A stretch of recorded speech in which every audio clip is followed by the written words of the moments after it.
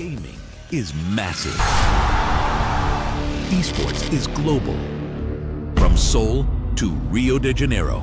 From small bedrooms to massive arenas. From your very first game to your biggest victories. This is our world, our digital city. Millions play, millions watch. A global movement shaped by players, driven by passion, powered by its culture and community. I am Arminas, head of Reloader. We love gaming, we live esports. Welcome to our venture. We're Team Reloader. Our mission is simple. Give players what they've always deserved: rewards, respect, and recognition. This isn't just about features, it's about the culture we live and the community we build. Play more. Chase goals. Build your legacy. Lock, load, and reload. It's Reloader. Things are just starting.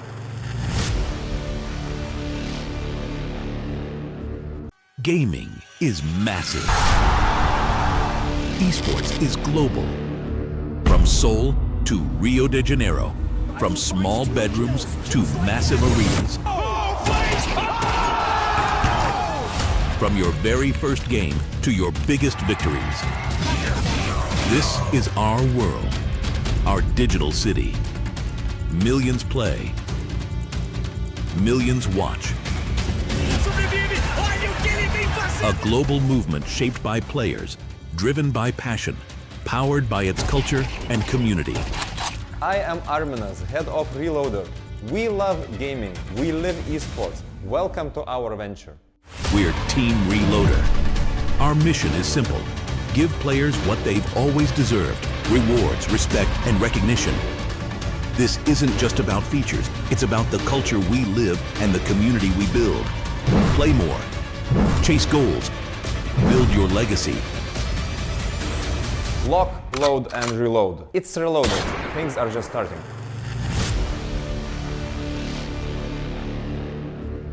Gaming is massive. Esports is global. From Seoul to Rio de Janeiro. From small bedrooms to massive arenas. From your very first game to your biggest victories. This is our world, our digital city. Millions play, millions watch. A global movement shaped by players, driven by passion, powered by its culture and community. I am Arminas, head of Reloader. We love gaming, we live esports. Welcome to our venture. We're Team Reloader. Our mission is simple. Give players what they've always deserved: rewards, respect, and recognition. This isn't just about features, it's about the culture we live and the community we build. Play more. Chase goals. Build your legacy. Lock, load, and reload. It's Reloader. Things are just starting.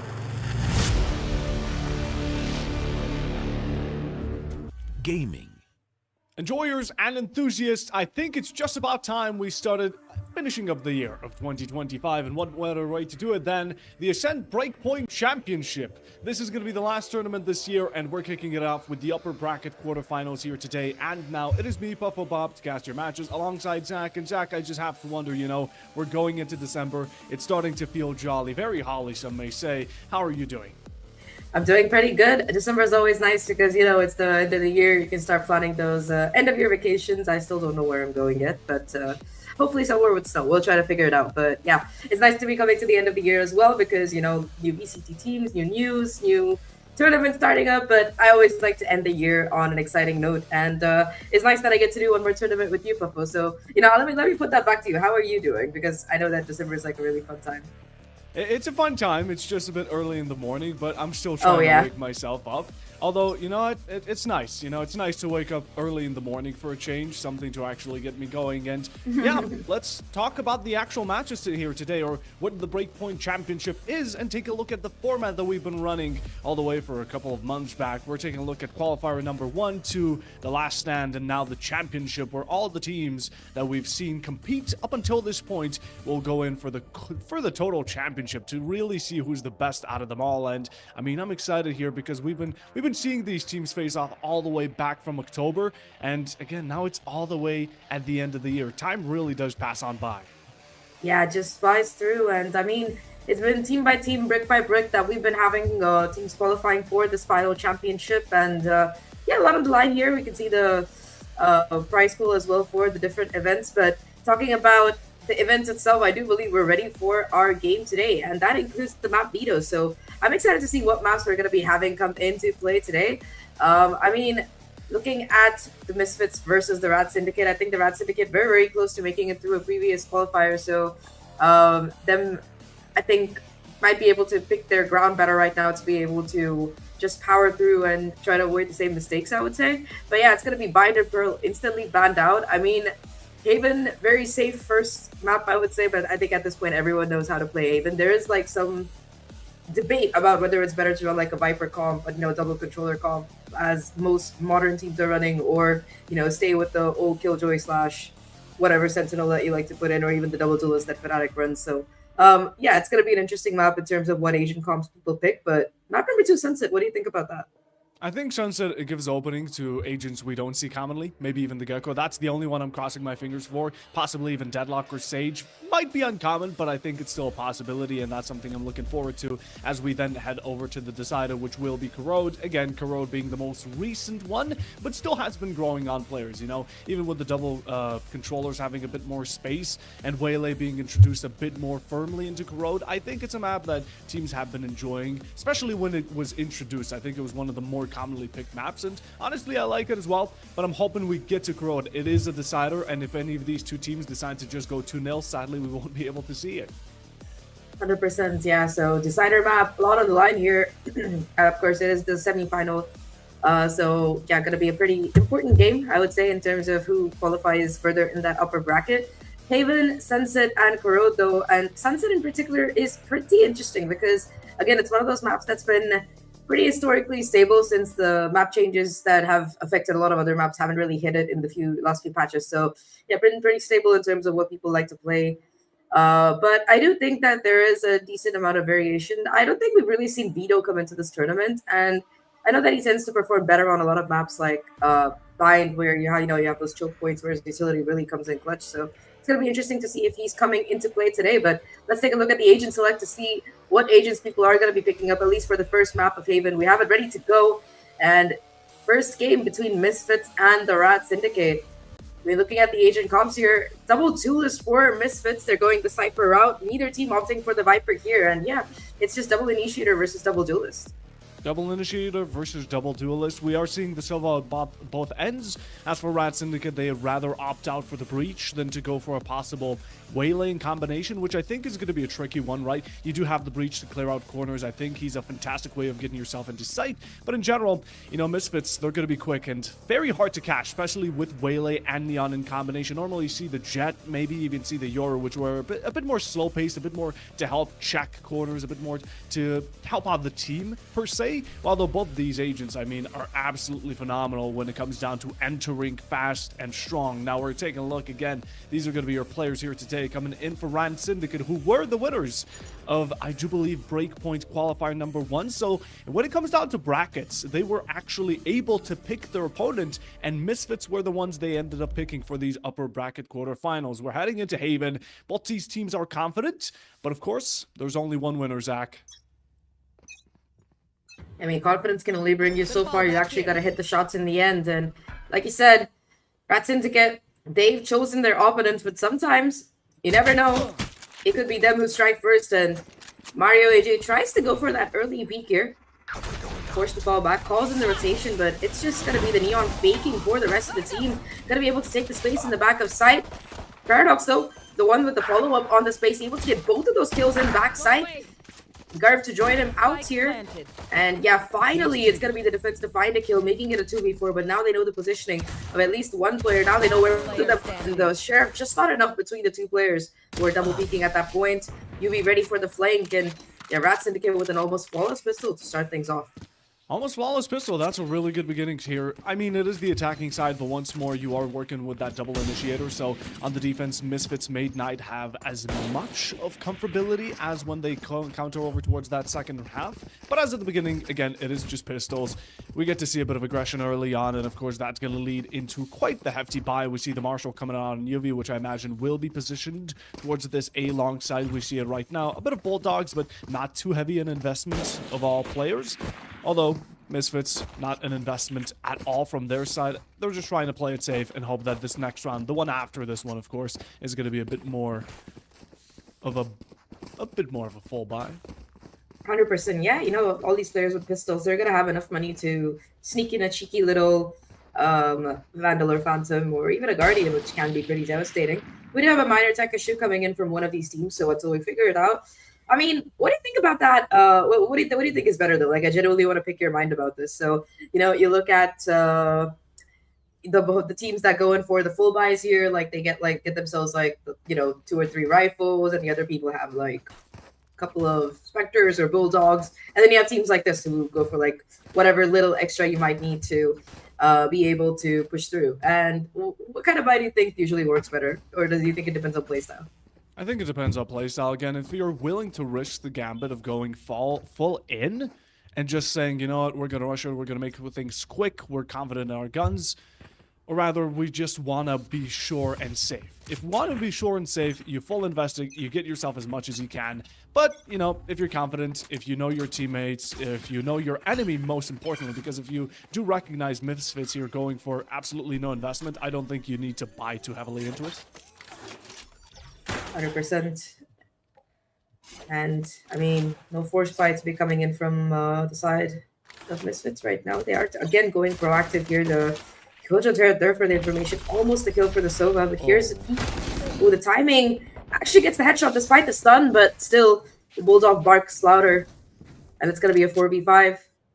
RAD Syndicate, 1 player low, but still looking at map control, and again Garv getting super aggressive, gets a lot of space. It's just a fake though. It draws a rotation over successfully. Nobody, oh my, and that's where the spike itself is going. And wow, the Neon just gets out, gets in, gets out, does the job, and now can cast the rotation.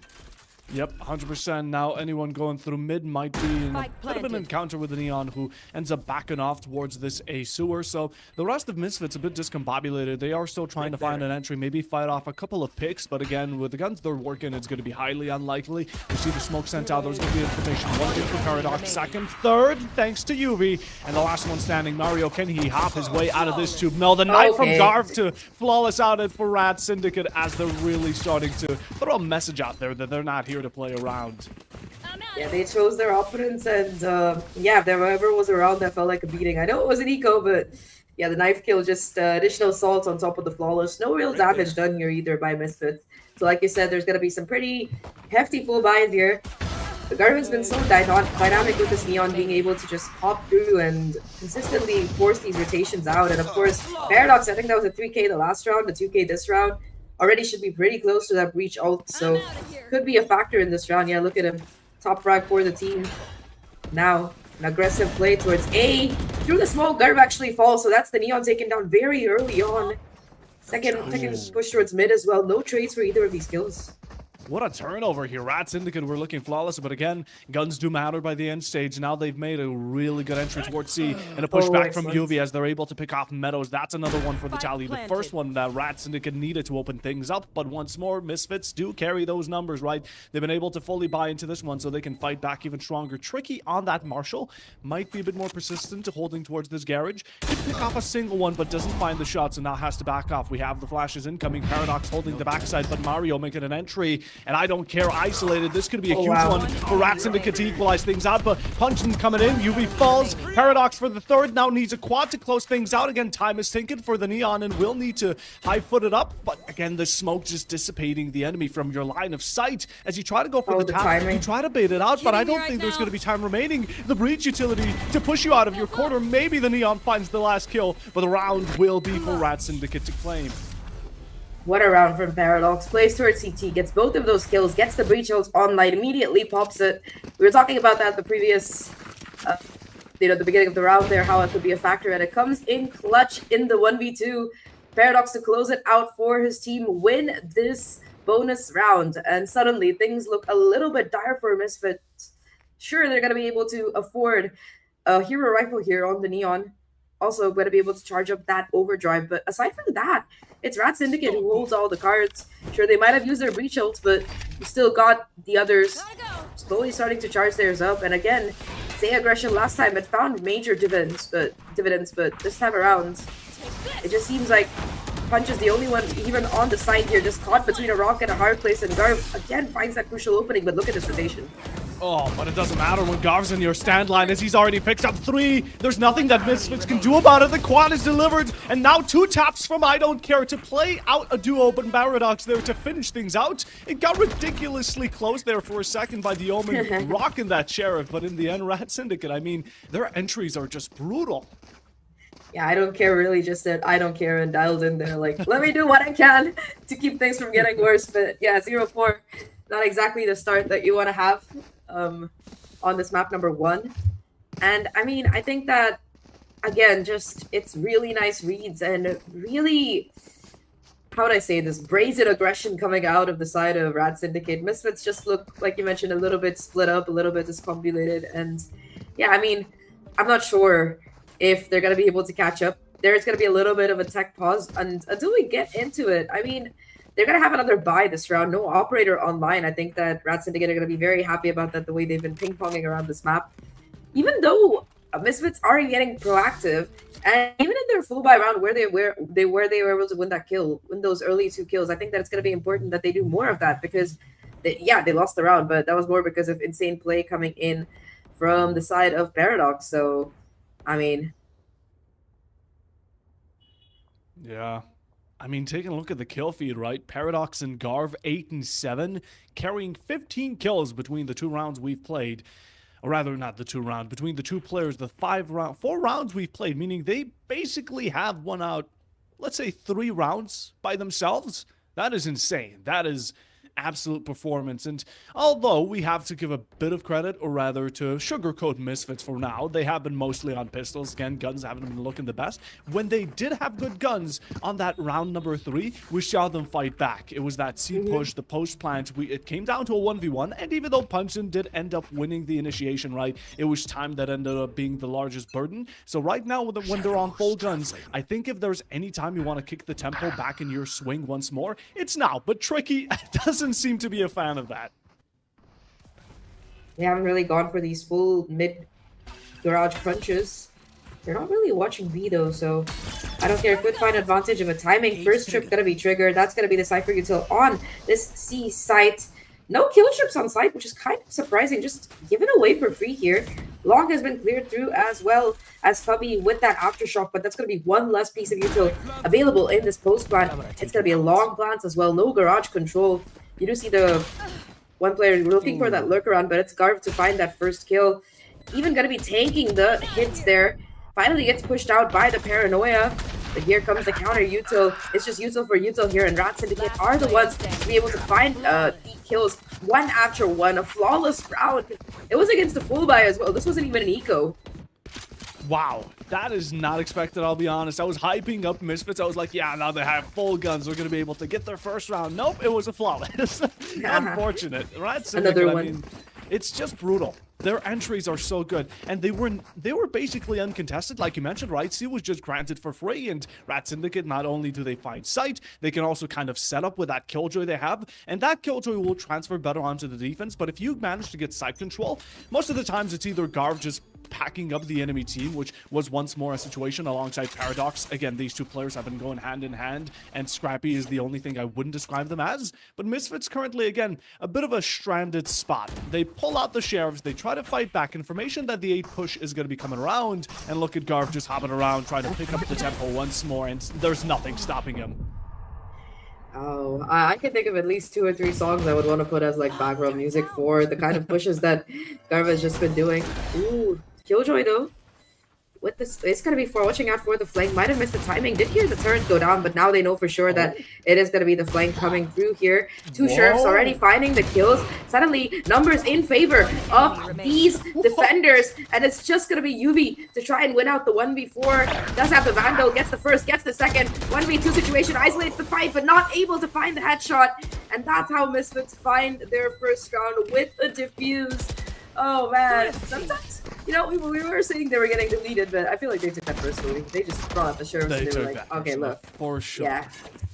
Look at my aim instead. Check this out.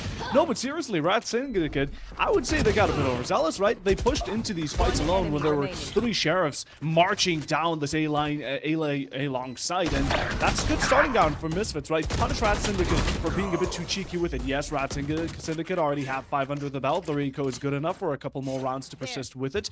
And in general, maybe Misfits aren't going to be able to carry on, but the thing is, they got themselves to square one at least with Sheriffs. Surprisingly, normally you'd expect it to be on a full buy, but hey, we digress. What matters is that they've been able to capture the bottom dollar, and now RAD Syndicate, you know, they felt that personal touch from Misfits. They're going to return it right back to center. Opening kill once more here. RAD Syndicate once more off to a good beginning, as they have been from the 5 rounds out of the 6 we've seen. But hey, Misfits, they've shown us they can do it with Sheriffs. Let's see it with Vandals and Phantoms. Let's see if they can manage it. Indeed, Snippest did get that first kill. They're going to be putting a lot of noise towards this B side. That is where the hit is coming. They actually don't check the corner, though. Going to be a 1-for-1 trade. Actually make that a 1-for-2 as the Waylay also gets shut down. Stefan just not in shape, but Punkin able to find at least the first kill. Spike planted. It's an A-Link plant. There is a ding coming in, but oh, that's the problem with the Phantom. 140 just doesn't feel good, and the counter swing is perfect from the Sova. You know what? I gotta give a benefit of the doubt here for Misfits. It was once more that situation where RAD Syndicate are just a bit too much. Just a bit too much pressure is applied all at once, right? And they become a weight that can't be caught up to so easily. Misfits need to position themselves in a way where they can read RAD Syndicate, where a flank of 5 Sheriffs isn't something you need to rely on. As RAD Syndicate right now, once more, they showed full potential, and this is something I like to see from Misfits, calling out this timeout to actually gather thoughts, get fluidity running once more, so they can transition themselves into a spot where maybe they have a bit more confidence right now. Again, losing 6 rounds out of the 7 you played is a difficult spot mentally and just, well, score-based, because you're barely into the first map here, and Haven being something that all teams should, I would say, universally know, this score doesn't really make the best of impressions. Yeah, I mean, that's definitely an understatement, especially, you know, you do consider that the RAD Syndicate, of course, a couple of pro players, I'm not going to say ex-pro players, it is the off-season, they're taking a little bit of a break, but I'm sure they'll be back next year. But yeah, RAD Syndicate here to continue their ways in the off-season, looking to keep the momentum up, and again, look at this ult counter. They got 4 out of 5, the last one only 2 points away. Snipist could be using that one very well in the next round. The lockdown just so pivotal in getting space or faking that A site, but for now, at least they've got everything in the kitchen sink. And I think the biggest problem for Misfits has been that they're consistently just a step behind. They've been getting aggressive, but they've really been struggling in those retakes. And funnily enough, the only retake they won was with those Sheriffs. So once again, C-side open, uncontested, nobody home, and they're just going to get the plant down. They didn't even need to use the breach ult. They just get their way out the site, and Garv scans all of it out. It's free real estate. This is merely just a consolation prize for RAD Syndicate, right? They get themselves once more an opening side. There was no contention over. The Hunter's Fury trying to deny the plant, and they will do so, but Paradox not halted away from taking a head off of Stefan, as now a bit more presence around Garage to take out one. That's a good opening here for Punkan, and again, the Neon making his way onto the kill feed is always great to see, but stunned out by the breach. Garage goes contested by Utility and Guns both. We do have 2 players coming in for the backside, but they're instantly shut down. Paradox and Garv once more dueling up to shut down down Misfits as they just can't find an entry back into their own home. Overtaken. Ground is theirs. RAD Syndicate still 5 or even 6 rounds ahead. Oh man, that was just a replay of the first round. Insanity coming in from Paradox. Again has the breach ult, gets the first couple of kills, still dueling out towards Garage, flashing CT, making sure that there's nobody coming in from that angle. And once he knows that there are 2 or 3 players towards Garage, pops the breach ult, does not care. The Aftershock as well to drive them out of the corner they were stunned in. Just beautiful work coming in from the breach there and even able to get the final kill. So yeah, once again, we should be seeing another breach ult coming in the half the way that he's been playing so far. 14 and 3. Him and Garv have really been just the opening kills, the space takers, whatever you want to call it, for the side of the RAD Syndicate. Either way, though, a little bit of a tech issue, so until we resolve it, let's talk about Misfits here. I mean, they also have a lot of ults. They've got their buys. They've got their gun round in play. This has to be a round that they win. This has to be a major swing round for them, assuming they want to get back into the game. Yeah, if they want to have a 7-5 split, Misfits from this point on will need to carry a flawless performance, which is very hard to do considering the track record of the performance we've been seeing up until now. And again, RAD Syndicate, like you said, they are players with a lot of experience, especially Paradox, especially Garv, who go all the way back in 2021 where they've been dominating in India, even beating teams such as Asterisk. And again, they are very commonly familiar with this type of ground they play in. So honestly, this isn't too much of a surprise from them. Misfits, you know, we did have some thoughts from them when they were picked up as RAD Syndicate's opponent. We heard from Mario, who isn't the IGL, but still a player here as the Silva on Misfits. He said that he thought they would be picked by GG Easy, but, you know, since they ended up getting picked up by RAD instead, they feel comfortable and confident going forward, although I'm hoping they can persist with this type of mentality going through this match. Because again, you're in the mind of a player, you're 1-7. Comebacks are always possible, but you need mental fortitude for that to happen. Yeah, I mean, Fnatic proved anything is possible with that 1-11 comeback. So at this point, nobody really has any excuses, you know? You gotta step up if you want it. Either way, though, I mean, 1-7 at this point, things do look a little bit dire, but like you said, Misfits, this is the round. If they want to pull it back, they've got to pull it back. They've got all the ults, they've got all the buys here. It looks like RAD Syndicate want to go for that mid pressure again. They've only gone for a B hit so far one time in this half. The rest of the time, it's been directly towards C or A, and a couple of garage pushes as well, though. Those have been like, I think there were only 2 of those. So yeah, it does seem like they're going to go right for B, right for mid. Once again, early A presence coming out here, but it's going to be a question of timing. The Omen TP's in, TP's out.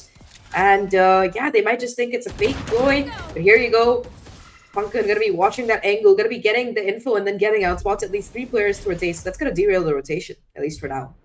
I mean, RAD Syndicate have been puppeteering the early parts of the round ever since the beginning, right? Opening is theirs, Garv looking to contest. Wow. Beautiful wall bang onto Baby. I don't care, simply does not. Maybe true to his name, but again, still at a man disadvantage by 1. Paradox does fall. That will be the IGL and the big kill leader for RAD Syndicate. Although, again, you still have Garv on the line, who's right around the corner. A stun here for the Omen. A Paranoia in return to get yourself safe and sound back to B, but again, C is open once more. Widespread RAD Syndicate can get this plant down, and now post time against you, Misfits will need to find a miracle.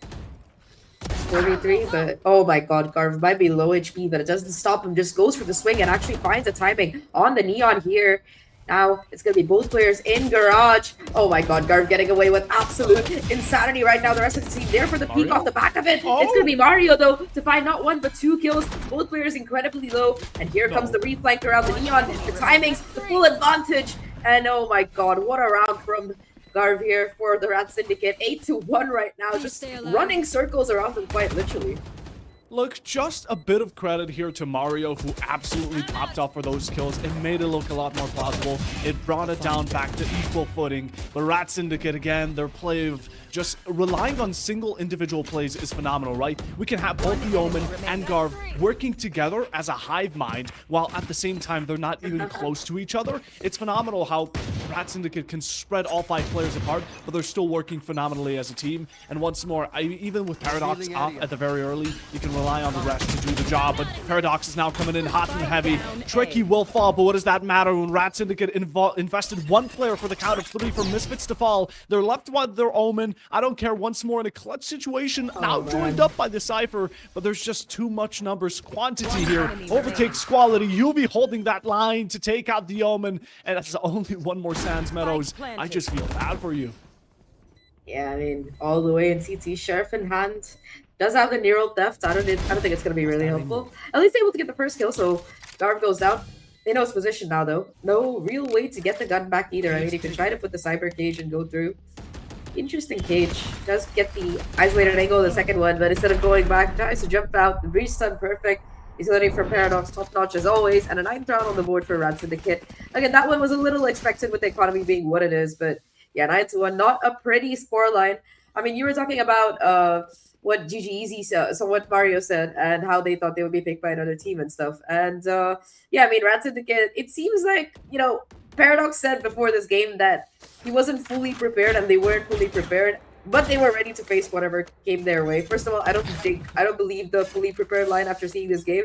They seem pretty damn prepared to me, but yeah, they're definitely ready for whatever comes their way. Like everybody just, you know, taking these duels, isolating these fights, popping off. Oh, you can't whiff that if you want to make a comeback into this. And yeah, both of the duelists just struggling alone on this A side. Here comes the lockdown as well. Sure, you can cross a backup over, but finally, that's an opening kill coming in favor of the side of Misfits. But what a beautiful Sova ult. That's 2 for 1. 2 for 1 with the Hunter's Fury. We haven't seen a felt of need for ultimates up until now, but once they're used, RAD Syndicate put him to full. We do see the From the Shadows by other characters checking out that sewer. Gonna go back right up to heaven, and now blasted away by the breach. Goes for another peek. Smoke is out, but again, time again, so you're gonna need to really savor it while it's still in your hands. The Silver Drone there just to scout out where you still currently stand, confirming that position, locking out the information for the rest of the team. A smoke ban coming out with a bit of a slap on the wrist here for the Omen player. He's still alive, but same cannot be said for the rest of the team. And that's all left down to Meadows. Once more Calamity strikes, and RAD Syndicate will find double digits within this first half. Just insanity right now. Last round in the half, and what really is left in the tank here for this defense? I mean, sure, you're going to be able to scrape together a buy. I see a couple of rifles, a sheriff. You also still have that neon ult, and of course the waylay ult. You really can use that for a retake, but you just haven't had the chance to really use those conversion paths because, you know, you and your team have been dying so fast. It's consistently a numerical disadvantage for Misfits in this retake scenario, in these retake scenarios that they keep going into. And I mean, last round, that ult from Tricky, that Sova ult was what really kind of made this game impossible. Once again, Sheriff and Han, Stefan looking to push up, but yeah, it's going to be just the lurk and the Killjoy holding down the angle. Garv trying to take up the space. Odin in hand this time. I really wouldn't want to push that smoke if I were you. Nice little stun to come out. And oh no, not like this. Oh, it's gone wrong. But right now, Misfits are fighting back. This is what we've been looking out. At least you can secure yourself 2 rounds at the bare minimum. Pumpkin. A moment of glory needed to get yourself one. That overdrive coming in quite useful. A bit dangerous for the Omen as they were looking around that smoke. Not stunned. If the Omen was not stunned, I think that could have been an easy triple for the judge. Yeah, but I believe. In the end, thank God that Neon has that utility. Thank God that it was put to use. And thank God that Misfits are at least not being flawless against. But going on to the attacking side, right, Zach? We are down 8 rounds. We can't afford to lose 3. Maybe it's the attacking side. Maybe they can run that double duelist a bit more comfortably. But in your honest, humble opinion, Zach, how possible do you think it is? Humble opinion. No one's ever accused me of being humble before, but in my humble opinion, Did you say I would. Sorry, bad joke. I would probably say it's very unlikely the way that the RAD Syndicate have been playing. Like, I love a good comeback, and I love rooting for an underdog. But at least looking at the gameplay and the calling mainly so far, I mean, 2 things really point out the RAD Syndicate here. Each one of their players is completely capable in an individual clutch scenario, as we've seen. But more than that, they've just been playing so much better as a team. They've been really getting those reads here. Let's take a look at this pistol. It's going to be a must-win for this attacking side if they want to go forward. But already, you've got the Killjoy having the site on lockdown. These retake smokes from the Omen, not even letting these attackers get the spike down. It looks like it's going to be flawless. I don't care if he's able to find one defender, but that's going to be it. And the RAD Syndicate, they take the pistol. Oh dear, that's not very good at all for the Misfits. No, it's quite critical here for Misfits. Again, losing out the pistol is this would have been the one round to get your back into that tempo, into the swing of things, right? Because you can claim the pistol, you can get the eco running for yourselves and start harmonizing rounds one after another like RAD Syndicate have in the first half. But right now, Snip is just stepping up foot forward to find that triple. The positioning of this player, you said to yourself in the smoke, once the stun comes out, I do believe it was the Waylay. She was stunned and wanted to go into that smoke to find cover, but she was met with a ghost in her face. That has Oh, now been man. transferred onto a Bulldog. 7 for the early fall. Full utility in return. They're just sending it off forward. They might have found entry onto site, but here RAD Syndicate are comfortable. They're not feeling pressured. They're able to pick up 3 for once more at the exchange of 1. I don't care. The only one fighting back, but that fight has now been lost as Paradox coming out with a triple once more. I just can't comprehend how many times we've seen Paradox or Garv go out with a triple or a quad. I don't think there's enough fingers on my hands to count it. Yeah, I don't think humans are built like that. But you know, if you add your toes in, you might have it of the way that this game has been going for Paradox. I don't even know if he's hit the 20 bomb yet, but he must be pretty darn close if I'm not wrong. And yeah, triple for Paradox, even able to pick up the Bulldog here. And yeah, 18-5. One more round to get the 20 bomb. What do you think? Do you think he's gonna do it? Yes, I hope he's going to do it, but I also hope that Misfits come back with a couple of rounds. Now they're able to actually buy. Maybe it's not going to be a full one. We see 3 Vandals, 2 of them being those Stingers, but, you know, it's the best they've been able to work with it within the second half, and now just spraying it through. That's what we've been looking for. Punkan opens things up. Do we find ourselves a second? No, but damage onto Yubi. Does escape away, get out of jail free card towards that back line, but Mario just sending out the shock dart. Paradox on the opposite side of the road through that smoke. Plant might be going down, but again, with the spray, Paradox claims another. How does he do it? Stefan entering the battlefield. Garv in the meanwhile to settle things back down to dust as the only one standing. Meadows to fight it. Finds 2 and needs the last one, but look at the HP. This can't be a comfortable gunfight. The Ghost, a single tap from it should be more than enough. Picks up the Phantom. It's the upgrade at the very least. Shots on the dark. You're able to escape it and find the headshot, but even then Tricky is able to pick off the Cypher. What matters though is that Misfits are still in it. We're talking about individual play, and Meadows baby steps up huge. A 1v3 to get the first round for this attacking side. Misfits might have had a miserable last half, but they've at least been able to find 1 so far, and who knows, that might be the beginning of what they need to come back. And I just don't know, though. If you're going to be depending on individual heroics, every round it's going to make things hard. I mean, they've been looking to go towards the C side for 3 rounds in a row, get it on the 3rd try.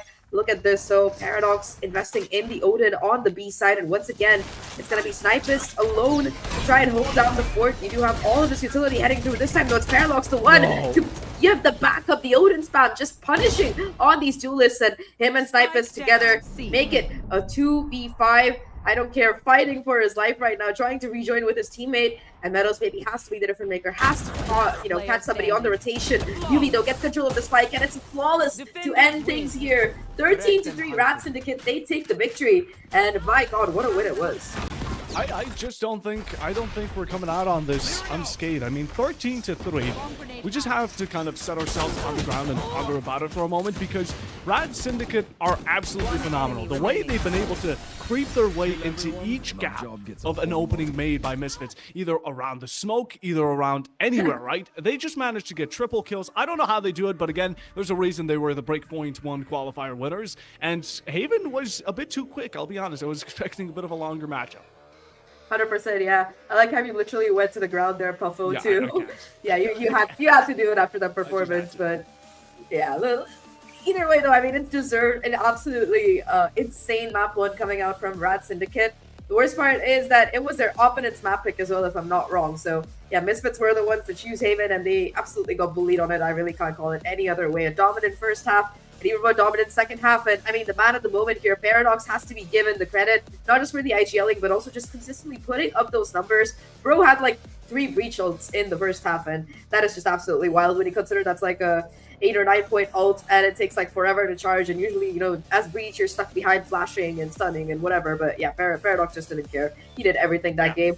But Garv as well, like really, really insane in terms of space taking. So many times you saw him just fake through, like fake peek an A attack or something while the rest of the team walked towards C or vice versa. And yeah, he was just insane, and just being able to act as a human drone as well. Yeah, honestly, he was phenomenal. I think everyone from RAD Syndicate did end up being great. But again, MVP goes to Paradox, no doubt about it. The performance from the Breach, normally, even the Neon was able to kind of follow along. But if you're able to IGL, play the Breach, do the Initiator role, and at the same time frag the hell out, you have Balls of Steel, and there's nothing else to put that to it. Misfits going into map number 2, right? We are going to something that is completely different to Haven, and I'm hoping that it's going to be enough for them to pick up onto towards that decider. But again, there is a bit of a team diff going on here, sadly. And for now, we can take a look at the team stats. You know, we want to see kind of how the results were, how the numbers looked. First kills, post plants, clutches, Team ACS. It is completely spread apart. 3 times the first kills RAD have compared over, which... yeah, this is 13-3. It's just brutal. And Misfits, even though, you know, they got themselves those 4 first kills, the ACS clearly says it all. Yeah, just a whole 110 more. That's basically like one full person. So yeah, just so much more damage being done by RAD Syndicate there. And even the post plants. I mean, sure, you can say that Misfits didn't really get a chance to do as well as they would have liked in terms of post plants because they just didn't have the rounds to play. So you could make that excuse, but yeah, five rounds played, I think, or 4 rounds played, and just 1 post plant that even came through, and that was off the back of the clutch as well from the Cypher. So yeah, just a very difficult game for F1. Hopefully they can recover the second map, but let's take a look at the scoreboard, because I want to see how many kills Paradox had by the end of it. We were talking about whether he would get the 20 bomb, and I'm pretty sure he did, but let's just take a look at it. Yeah, 21 and 6 gets a double with the Odin at the end. What a way to hit your 21. Ah, there it is. 21 kills out of...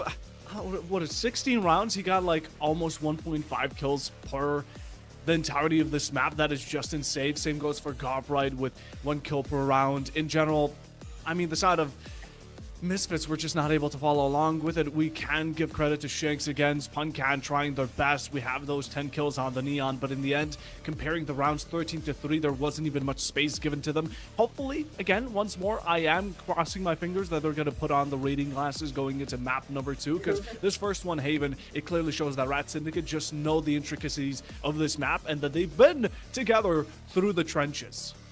I mean, Paradox and Garv have more kills as the 2 of them than the whole of the opposite team. That should be like an indicator of how this map went. And yeah, RAD Syndicate was just dominating. But let's take a look at our MVP. I'm pretty sure we all know who it is, but yeah, we'll confirm it just in case. Yeah, it is gonna be Paradox on the IGL on the Breach, 350 ACS, 4 first kills, by the way.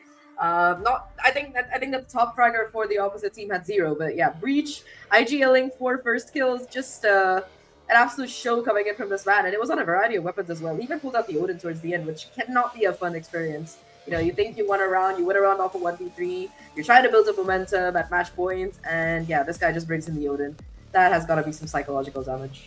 Brings in the MVP, brings in the Odin, probably has the coolest beard of us all. I might have to steal that for myself. I mean, Paradox, you gotta hand it down. 3.5 KD is just brutal. And again, out of the 16 rounds we had, he was kind of the major reason, aside from Garp as well, to kind of be the top one out there. The reason why everything went so smoothly for them, and I imagine it's going to carry over to map number 2, but, you know, that's something we're going to have to let time tell. I do believe, in general, map 2 being Sunset, it might not be the pick of Misfits. It might be where, once more, we have a bit more one-sidedness, since RAD Syndicate are the ones who are supposedly comfortable on it, more than Haven whatsoever. But hey, we can only hope. It is the beginning of the brackets, so here over towards quarterfinals, you know, there's still a long run. And to kind of give a bit of a second layer to this, Misfits aren't out just yet. They're going to go to the loser brackets in case they lose. You know, I'm still thinking they might get map number 2, but, you know, it's not like everything's over if they don't win it today. Yeah, I mean, like you said, there is a lower bracket, there is hope, and there is still a map 2 that they could possibly come back on. It's happened before, you never know, and you really shouldn't say it's over until it's over, but yeah, either way, RAD Syndicate, they're going to be the ones with the momentum, they're the ones who stole away their opponent's map pick, and let's see if they can continue bringing us the same kind of performance, or if Misfits are going to be able to make a comeback, but after a short break. So we're going to take a little break, we'll be right back.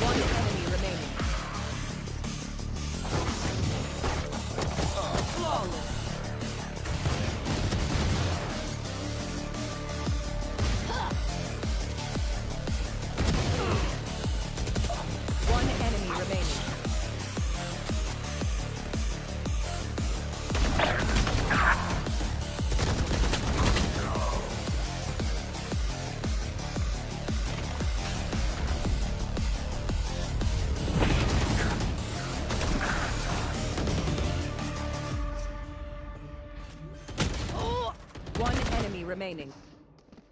Spike planted.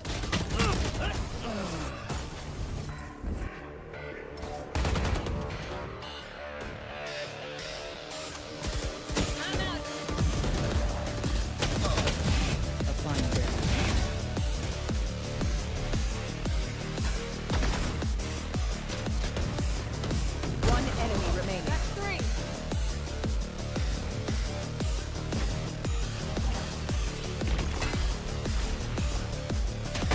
Got one.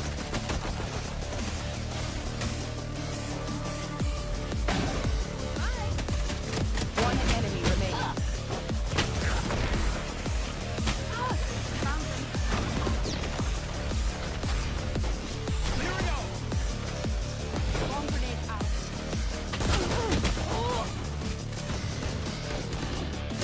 One enemy remaining. Kill everyone, and our job gets a whole lot.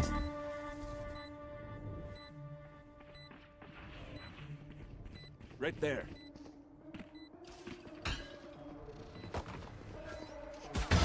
Too late. One enemy remaining. Flawless.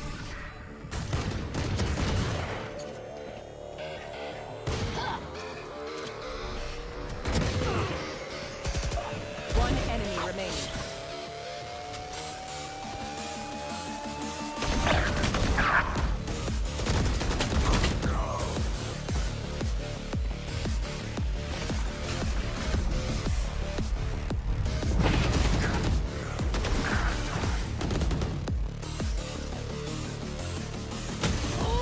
One enemy remaining.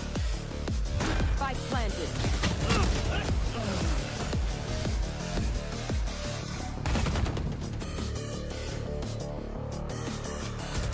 I'm out. A fine day.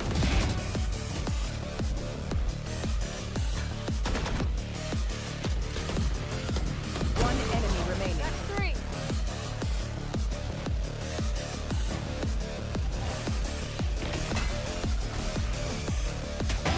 Got one.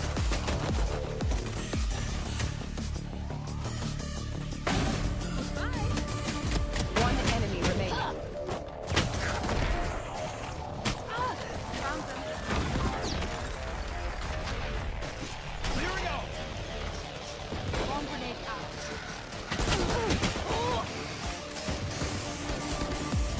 One enemy remaining. Kill everyone, and our job gets a whole lot.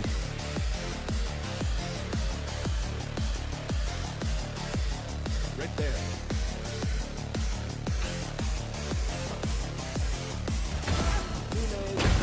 One enemy remaining.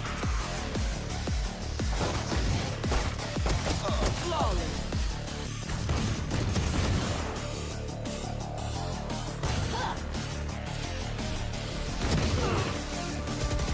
One enemy remaining.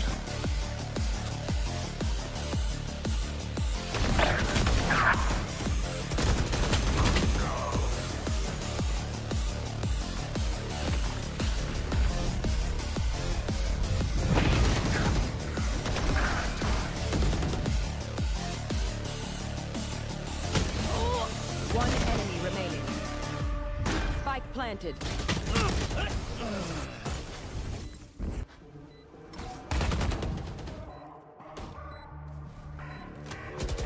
I'm out. A fine day.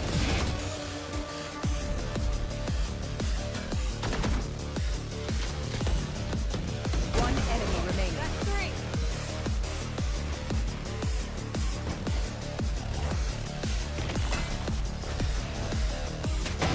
Got one.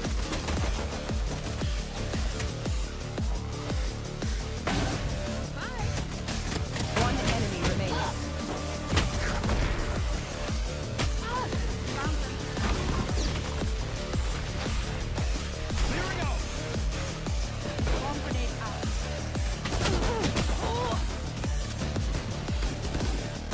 One enemy remaining. Kill everyone, and our job gets a whole lot. Gaming is massive. Esports is global. Seoul to Rio de Janeiro, from small bedrooms to massive arenas. From your very first game to your biggest victories. This is our world, our digital city. Millions play, millions watch. A global movement shaped by players, driven by passion, powered by its culture and community. I am Arminas, head of Reloader. We love gaming. We live esports. Welcome to our venture. We're Team Reloader. Our mission is simple. Give players what they've always deserved: rewards, respect, and recognition. This isn't just about features. It's about the culture we live and the community we build. Play more. Chase goals. Build your legacy. Lock, load, and reload. It's reloaded. Things are just starting.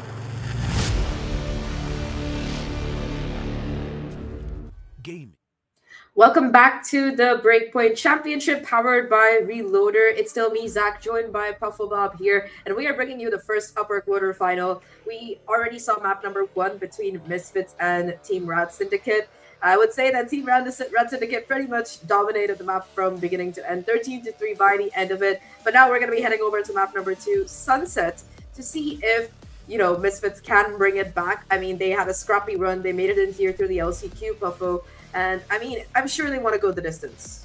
Yeah, 100%. I mean, if they fought all out, last chance qualifier, it was the last ticket over towards the Breakpoint Championship. And like you said, I mean, they want to fight all the way till the end. So Sunset is going to be their last lifeline they have into this best of 3. It's a good thing, a best of 3, right? A best of 1, anyone can win against anyone. When it comes down to here, Sunset might be an opportunity for them to kick things off, bounce back into this matchup. And honestly, unlikely according to Haven, but still, I hope they catch us off guard. I hope they surprise us.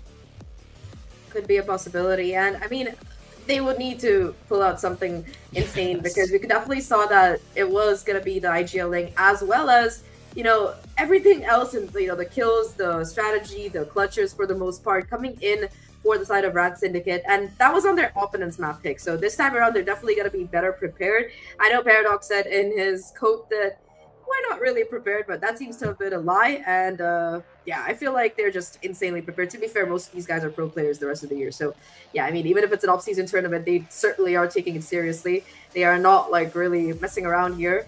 And yeah, I mean, I think the most mess moment that we saw in that entire game was pretty much that goofy knife in round number 2 towards 7. Aside from that, though, I mean, RAD Syndicate have been locked in. I mean, they've been locked in. There's not much that's been able to stop them besides these 3 rounds coming in from Misfits. But even then, the carry over to a potential couple more than just 3 has not been possible. And I mean, we're taking a look at the replays, right? Every gunfight by RAD Syndicate is just shut down. There were a couple of moments where players such as Mario or I Don't Care stepped up to try and even things out. But even then, RAD Syndicate, they were able to kind of work themselves around, get back to focus, and shut things down when needed most. And yeah, this is what I'm talking about, right? Mario putting it into a 2v2, but then the flank coming in from Garv to kind of shut down those hopes, shatter them in that moment, and UV still helping them out, which, again, the RAD Syndicate, they were just dominant. There's not much of another way to describe them. They came in, death followed along, and they won out map number 1 very soothingly. Yeah, I mean, they're so chill right now that their coach is hanging out in like the YouTube chat and like just saying, "Yeah, I'm the boss. I'm the cool coach of this team." Yeah, I mean, if your coach is chilling out in YouTube chat, I think that's a pretty good sign for the RAD Syndicate. Let's see if they're going to be needing his help towards map number 2, which is at Sunset. And I mean, in terms of agent compositions, we saw that for the RAD Syndicate, the one duelist was pretty much enough. Like Paradox was basically playing as a second duelist, despite playing that initiator role. He was just running in behind Garv. So yeah, I mean, Garv has just been explosive by himself. So what do you think Misfits could do better here? Do you think they can improve their agent comp in some way? Because it felt like the Whaley really wasn't finding the value that you'd want from that double duelist. Yeah, 100%. I feel like they could rely a bit more on shutdown utility again. Not only initiators, but maybe also controllers. Because again, the RAD Syndicate, most of the time, they kind of just charged on in without being really contested until that post plant was there. And of course, Misfits, either through Sentinels, either through controllers, they need something to kind of keep RAD Syndicate away for just a split moment so the team has time to regather at the side that is being as pushed by RAD Syndicate. And I mean, we didn't really see that. Again, with Waylay and Neon, they're good for pushing themselves, but considering Misfits only had 4 rounds into their attack, I don't think there was much of an opportunity for the duelists to do their entry part. Yeah, it really felt like, honestly, they were just consistently being shut down. And, funny thing, every single one of those attacking rounds, they tried to go towards the C side. And every single time they lost. Like, first of all, there was this Killjoy just being an absolute nuisance getting that first kill. I think the only round they shut the Killjoy down was when they got the timing on the coordination right between the Neon and the Waylay, because they were able to, go for that 1-2 kind of punch that you want when you're hitting the site. But instead, after that, it was just constantly Snippest being an absolute menace on the site, just consistently getting 1 kill, buying time for the rotation to come in. And the rotations were so fast coming out of this RAD Syndicate side. And yeah, there was just really no space. The one round that they did win on this half, it was off the back of a 1v3 coming in from the Cypher. So yeah, not really a dependable state of affairs, Yeah, 100%. I mean, just take a look at the, in general, confrontation between these both teams, right? I don't care had to step up in this round, got 1 kill, but that's all that Misfits got. Most of these rounds were just RAD Syndicate left down to a 3v or a 4v nil, and that's kind of what's been following along. But now, we're not going to drag it any further. We're going to get over right to the Agent Select, because we want to see what composition Misfits are going to be switching over to, what they think might be better to fight off RAD Syndicate. And once more, we do see the Waylay come back, but it's going to be a double Sentinel onto Sunset, while RAD Syndicate pulling out the double Duelist over Tricky onto the Yoru. And I like that they're placing their players into comfortable spots of guns, such as UV on that chamber. Yeah, I mean, Yumi was very quiet compared to Garv and Paradox, which, I mean, understandable. Somebody has to hold down the back for it, but like a lot of the times when these two did go down, it was him finding those crucial trades and just being able to make those kind of crunch plays. So yeah, I think putting him on the chamber is very nice here. Again, like Omen Chamber, Yoru, and Neon, that's a lot of rotation capability. That is a lot of aggression that you're going to be possibly looking at here. But for the Misfit side, I think having that additional layer of utility in the Sage is actually going to be pretty good. I know a lot of people don't like her on this map. I've had a lot of conversations about this, but I think she's very nice with the current meta, because I think bringing in that additional layer of slow utility, I feel like a part of her kit that is very underrated are those 2 slows, and I think they can add a lot of value. It's basically Deadlock, but with the res and the heal instead of everything else that's available in the post plant. So yeah, her and the Cypher together might be what Misfits need to completely keep the RAD Syndicate running over. You can also do a couple of cheeky walls. If you're a Paper Rex fan like I am, I'm sure you watched the damage that they can do, at the very least, to be said. Yeah, either way, I mean, right now it is going to be Misfits on the attacking side. They've only got the single Duelist. They are going to be taking mid early, though. Look at this. Yes, they will. RAD Syndicate now. We can see their composition changing, their lineup as well, going into map number 2, but most importantly, look at their positioning, right? They put a bit of precedence towards this A side. Now they're going to be confronting mid, where Misfits currently lie with their 2-3 players, and they're kind of looking to fight them in their own battleground. But for now, these smokes are starting to look a bit more stronger than they did on the previous map. On Haven, they weren't as present nor as crucial as now, but with the information coming out, Paranoia to blind out Snippest. I don't think it actually caught him, as Tricky's able to swing in wide. Snippest to follow along. That's 2 gone for the exchange of 1. Baby's still fighting back, but now removed. It's going to be this ace, or rather this B-side under heavy fire. The spike is dropped. UV entering with the Headhunter. Do we get a second? Pumpkin able to shut him down with that classic, so that's the chamber off the board. Self-heal now, supported by the Waylay from main, but Snippest still fighting for 1. Good for the 3rd on himself and RAD Syndicate to open things up. It doesn't matter whether he's on the Killjoy or the Omen, just really good positioning and really clean shots coming through from Snippest, not giving any ground. I mean, a really very nice decision making as well, right? He gets Paranoia, dodges it, counter Paranoias, ready for the peek, and contact play coming in from his teammate off the back of him. Very, very nice. I mean, they even go for this retake onto this A main. Just very well coordinated, very good reads in terms of positionings for the opponent team. And yeah, RAD Syndicate again start off strong with the pistol. Again, going for the same tactic. Look, they got only a Bulldog, a Sheriff, and a Marshal here. Everybody else saving up for that substantial bonus round. And oh my god, yeah, UV just getting aggressive. Yeah, getting aggressive. That Haven, he didn't have much space to work with, but he is a sleeper agent, right? Just setting himself onto that push forward position. I don't care. Will back up from that fight with a classic once more. You can only do so much. While the rest of Misfits are stepping forward towards this A site, they will look to contest it again. There isn't much of a confrontation from RAD Syndicate just yet, but yep is a key word, because Garv is now stepping in, finding 1, but then confronted by numbers. 3 as a matter of fact, while Stefan picks up 1. Paradox snooping in for a double on the Ghost. 3 good enough for it, while UV on the opposite side of the map to clean things up, and RAD Syndicate, kicking things off as fast as they always have. Okay, look, that was just insane because I stopped for a second once UV died, that's the gun, sorry, once Garv died, that's the gun drop, so they might be able to go for the bulldog, but perfect bait switch play. Again, Paradox just completely being a one-man wall. We don't see the last 2 kills, but I mean, Ghost Against the World, he did the same thing, and the second round of the previous map as well, so yeah, look at the buy now. It is going to be decently substantial. You got 2 rifles. Tricky, come on, you got the money. Yeah, there we go. There's 3 rifles now in buy for the RAD Syndicate, and they want to get aggressive. Garv, though, goes too wide, misses the shot. Tricky looking to get in for the refrag, but again, the trades have been insane coming in from the Misfits so far. Paradox now, the sole player on site. It does seem like the RAD Syndicate, they're aware that the RAD Syndicate likes to play a 3 stacks towards the site, so they're being very patient right now. They expect Paradox here, and Paradox has to be very careful about his timings, even as a rotation does come in. Ooh, nice shot guard. Paradox revealing himself for a moment, takes a bit of damage, now backs off. We see that regen shield in action.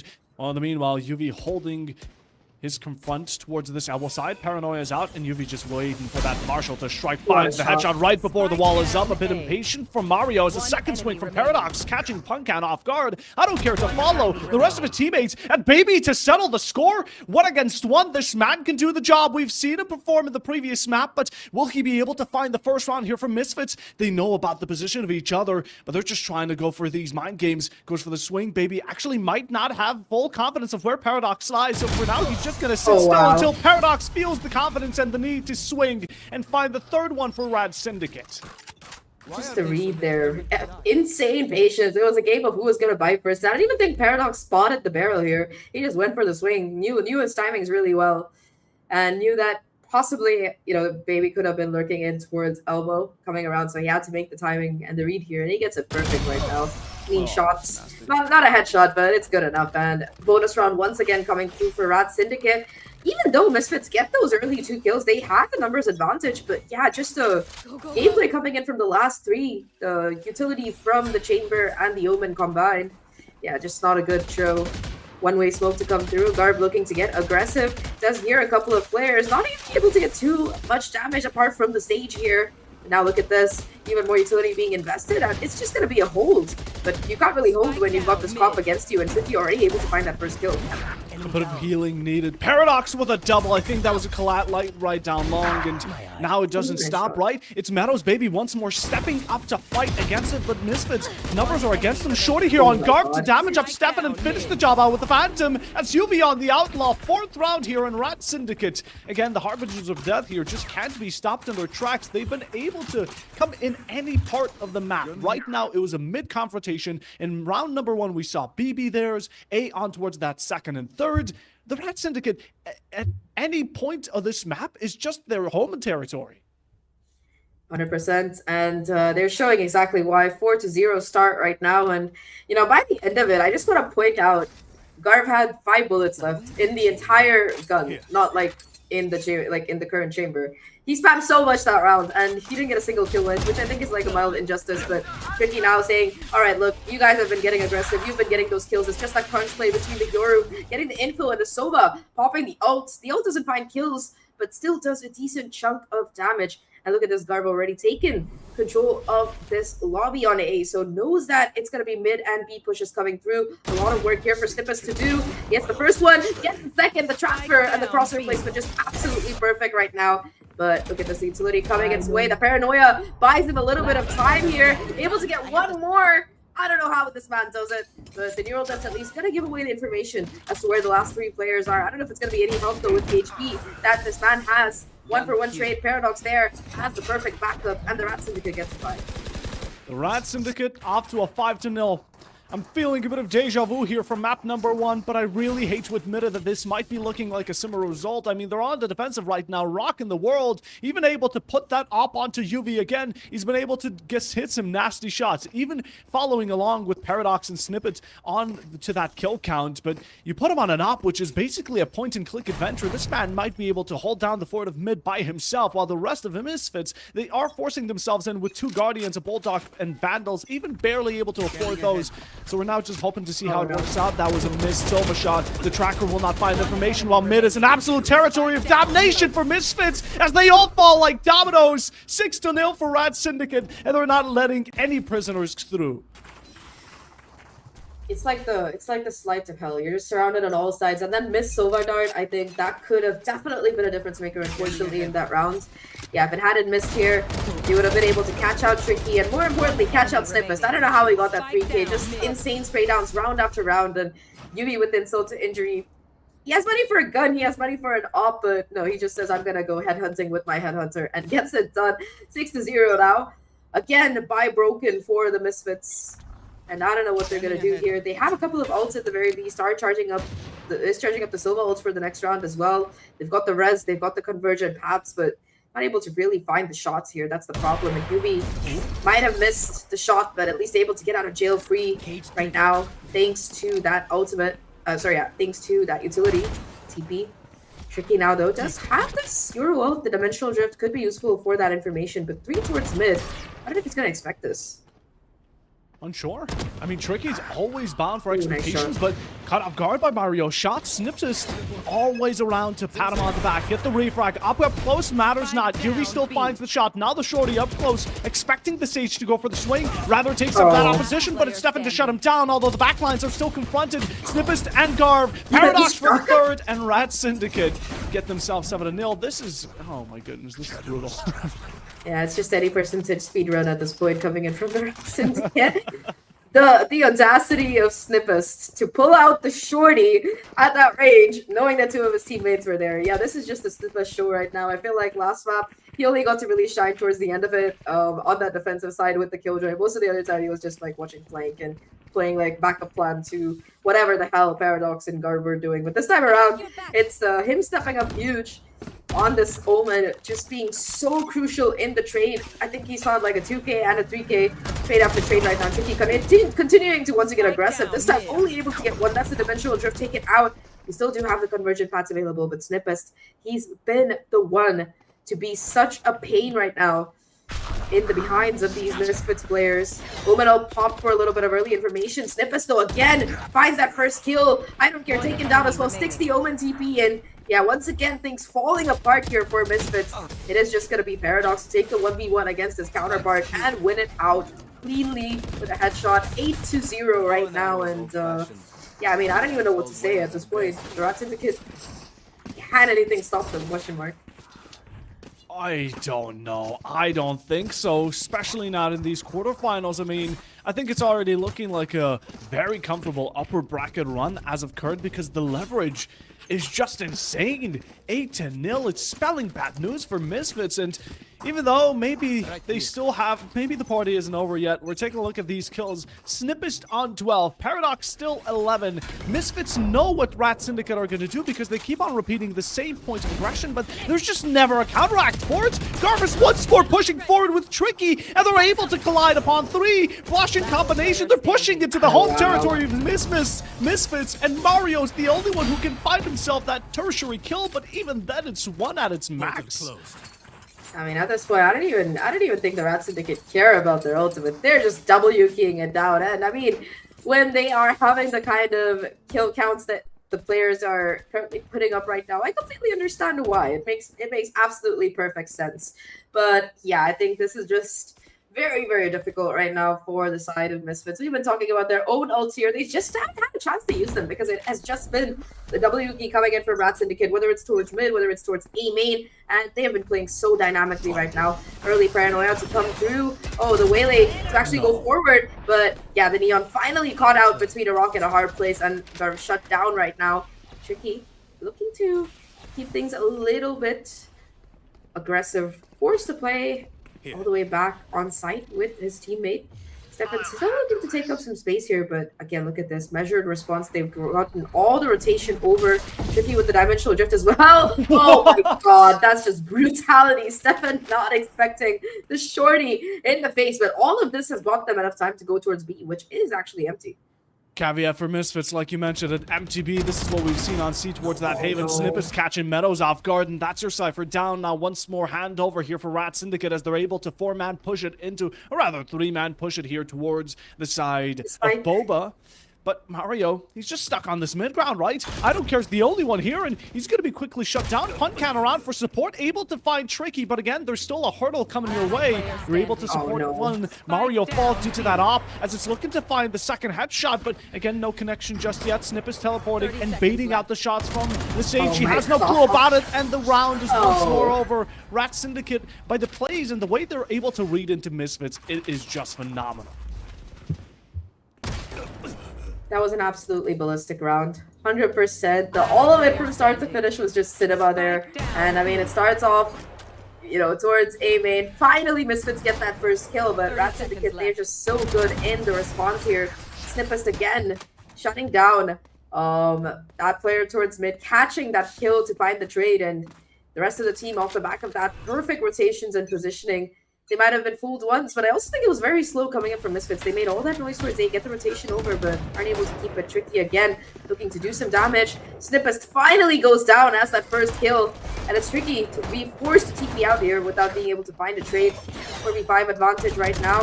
Still got Tricky in the corner trying to make things happen, but for once it's gonna be the side of Misfits to come through. There's still that res available, but now you're surrounded by enemies on all sides if you're UV. Recon bolts get you out as well, and Bunkun's gonna be the one to find the kills.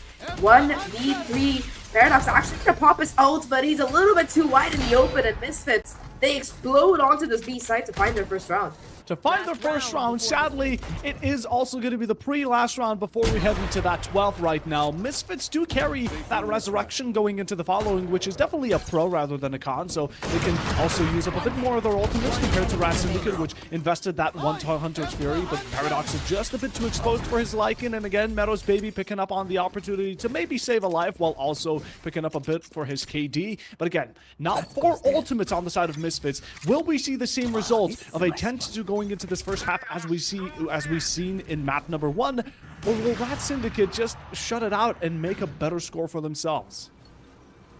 Could be the possibility, but oh god, not the Odin, not the pretty Odin too. And Garv also has the Neon ultimate to boot. Finally, it seems like we're going to be seeing the conversion paths come through. Close Recon not really going to detect anything, but look at this Garv switch in aggressive positioning. Gets shut down though, and that's going to be the kill that you really need. Not watching the right angle, and Snippet able to find 2 kills right now. Zero Death comes in, Red doesn't, and it's just going to be 1 player towards main, but Mario might be all they need. 1v2 right now from the 1v4. Timing has to be perfect, and unfortunately Paradox just has the better angle. 11 to 1 half once again here for the RAD Syndicate. And it has been just dominant coming in from them in this entire game. Nice try there by Mario. Almost gets the 1v4, but yeah, just a little bit too much for him in the end. You know, I think I was there for the first qualifier when RAD Syndicate won it out and Paradox was on the interview, and he's such a down-to-earth guy that you would never expect. You would never expect such a sweethearted person to be such a reckless soul going into these matches. It's honestly such a turnover, but you know, you got to give it to players like Snippet right now, Paradox, UV, right? All of them are doing good. Even though Garv right now is only on 5 kills, we have to take a look at map number 1 where he was basically right behind Paradox. In general, though, the RAD Syndicate, again, I like how they're able to switch around roles. We had players like, I do believe it was...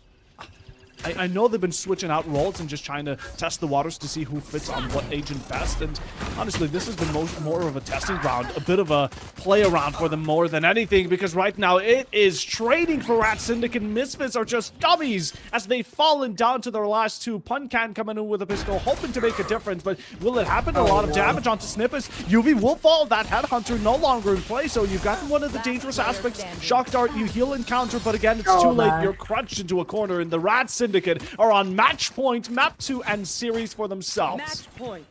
Series point, indeed. 1 round standing between them and victory. And I mean, at this point, Misfits, they've got to force. They have nothing else that they can really afford to do here. And yeah, wiping Sweat ain't broken seems to be the call for the side of the RAD Syndicate. They are going for a straight 8 hit instead once again. And this time around, we're actually going to see them investing more money than we have seen them invest the whole game. You've got the Outlaw, the Phantom, everything at the kitchen sink, ready to be thrown at their opposition. I even see the Ares coming in from Garv here, so that should be pretty funny if you're not careful. Garv gonna be the one to start things out. Ares headshot, opening kill. Sure to find the refrag, looking for a little bit more, gets a second to boot as well. A third, second, doing heroics right now, and it's all down to the captain, the IGL. Paradox here gets the first.